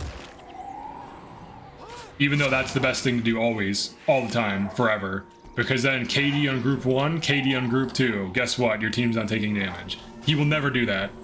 They will never do shit like that. But a player will always do that. A remotely good LE player will always do stuff like that constantly. And then you can de-stomp group 3 or de-stomp group 1 as they stand up again or whatever. So like you could prioritize all that knockdown nearby. The hero AI will never cast empathy on a caster and back on a melee. If caster they change for empathy. No, I'm sure that's what they do. I'm talking about like if we're nuking down groups, because like they should be racking up a lot of damage, and sometimes it does work out, but it works out on accident, not on purpose. So kind of like how I just outlined how Vec will not split his AoEs between two groups very likely. I haven't really observed them doing it, whereas a player would. Like let's say I'm attacking this group here. We're attacking this group. Great. And then, you know, they're gonna start spamming all their abilities on this group. There could be like 2 enemies over here that you could throw empathy on or whatever that would end up adding to more damage, because we're competing for damage, right? Like if I do 200 damage and 2 other people do 200 damage, that group's dead. So that empathy is getting lost if it's being used on like a physical in here. So like a player would see that there's like an assassin running in your back line, throw empathy on him because no one's attacking that. So it's almost like, yeah, okay. Yeah, it's that's just kind of like what they do. Like, so like if there's like a mage here that was like not part of the group we're killing, and you backfired that as the player, and then you empathied another guy over here, and then vored like a group over here, like you're gonna top damage for sure, or get like really high damage. But like the AI, it just sucks with that stuff. It just can't prioritize the targets well enough. I wish it could, because it would open up more skills to be better. Now, adding empathy does usually increase an E-Surge's damage. I will say that. It doesn't increase it by a ton, but compared to the E-Surges without it, they do tend to kind of use it. Like, I think they prioritize it low, but it does increase their damage. But if you switch out E-Surge for Visions of Regret, that usually decreases their damage, because then, you know, they will cast empathy on those stray rangers, like, as the fight progresses. Which does, and then maybe switch targets, but I don't think they really switch targets as much as we'd like them to, but... Because I've noticed it increases damage. But by how much, it depends on the situation. If there's like a bunch of enemy physical, it'll definitely get a lot of damage off of on that. Or enemy dervishes. Enemy dervishes die so fast to empathy because they multi-hit. So if they multi-hit like minions or something, they like kill themselves in like 3 attacks. That adds up quick. Backfire is usually good against lone targets too, but... Let me see, get a Mesmer. Grab a Mesmer. Grab Gwen.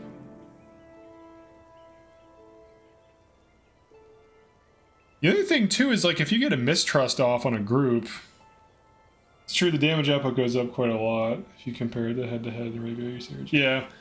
Yeah, so like this build, this is like a panic. The Waste Not, Want Not, and hard res, but we could throw like E-Surge on there. I noticed adding Overload increases damage a lot too, because it's just like spammy quick damage. But usually, I don't usually run Waste Not, Want Not. This is an old build. I haven't played. This character has not used Gwen in like years. But let's see. So we could add Empathy, obviously. Something like this is usually fine. Backfire, I don't know about. Because Empathy, like, they attack fast, they have multi-hit attacks. With Backfire, they have to cast a spell, and sometimes they use, like, Signets, sometimes they're getting knocked down. Very often, you're better off just hitting them with, like, a Cry or a Mistrust. Yeah, I agree. I don't think Backfire is obviously good. I think it could be if you only used it when it was optimal. Like, if you had, like, I don't know, this, and you were getting bipped or something, or well-powered, and you would only use this on, like, let's say there's an enemy monk that's by himself, not part of the group getting nuked, and you know, cast that on him first, cover Hex with Overload as he tries to remove it, then he takes damage from Overload, and then he removes Overload, which is like a dead cover Hex, and then takes Backfire damage. Like, if you did shit like that, if you Overload, actually, I could see, if you, like, Overloaded that... If it's on a monk, it's crazy good. Yeah, if you get it on like one of their healers and you hit them with overloads during that, it's massive value. But you gotta, like, they have to know how to prioritize it. I'll experiment with it on heroes to see. On players, I think it's fantastic. Because you can actually, like, you just never use it until it's good to use it. And then it's amazing. Same thing with Empathy. Like, if there's a group, I'm gonna, you know, hit them with E-Surge or whatever. Or hit him with Psychic Instability, Overload, Cry of Pain, Cry of Frustration, stuff like that. Wastrel's Demise. I find that I do more damage with Wastrel's Demise and Psychic Instability than I do with E-Surge as a player. Because it ends up being more, and then you like hit them with all these nukes, then when they stand up you hit them with Cry, like both Cries, and then they just like die so fast, it's crazy. I think with optimal play, E-Surge isn't... Well, I mean, with optimal play, I guess everyone's spamming it. It's easy. It's kind of disappointing, but... that this is what's so good. Because it's kind of a boring skill. Like, at least with Barrage, I have to micro a thing onto myself. I have to prioritize adjacents. I have to, like, keep looking out for small little tight clusters of enemies to hit. I have to, like, use all these skills. But, like, E-Surge... It's just like use skill on enemy. Like Ellie has a skill ceiling too, or skill floor that's much higher, I think, than using E-Surge. I think running Psychic Instability has a very high skill floor. And like if you're not used to doing it, it's very difficult. I'm also an E-Surge enemy. So like running PI is much harder, for sure, than playing Ellie. But I think playing Ellie well, like how I outlined with Vec, like managing all your cooldowns and knockdowns and big spam and like, you know, getting the tight balls of enemies attacked at different group or different ranges and shit. Because enemies move around and things change, and Winds of Change is like huge groups of enemies just coming and going constantly. So I think that's like the big thing. Same thing for like, even though Barrage is just a spam skill, like it's, in that context, it's like reasonable skill floor. It's not easy to do. Like you don't just attack one group. There's several groups that all need attacks and in different orders, and you have to change off and focus targets, whatever. But all right, that's it for tonight.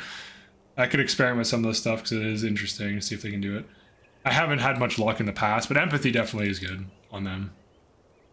Thank you for checking this out, everyone. I'll see you guys probably maybe next week, potentially on a stream. I'm going to try to do some videos this week, so we'll see if I can get some builds that are interesting and good. This might be one of them. This might be another. All right, peace.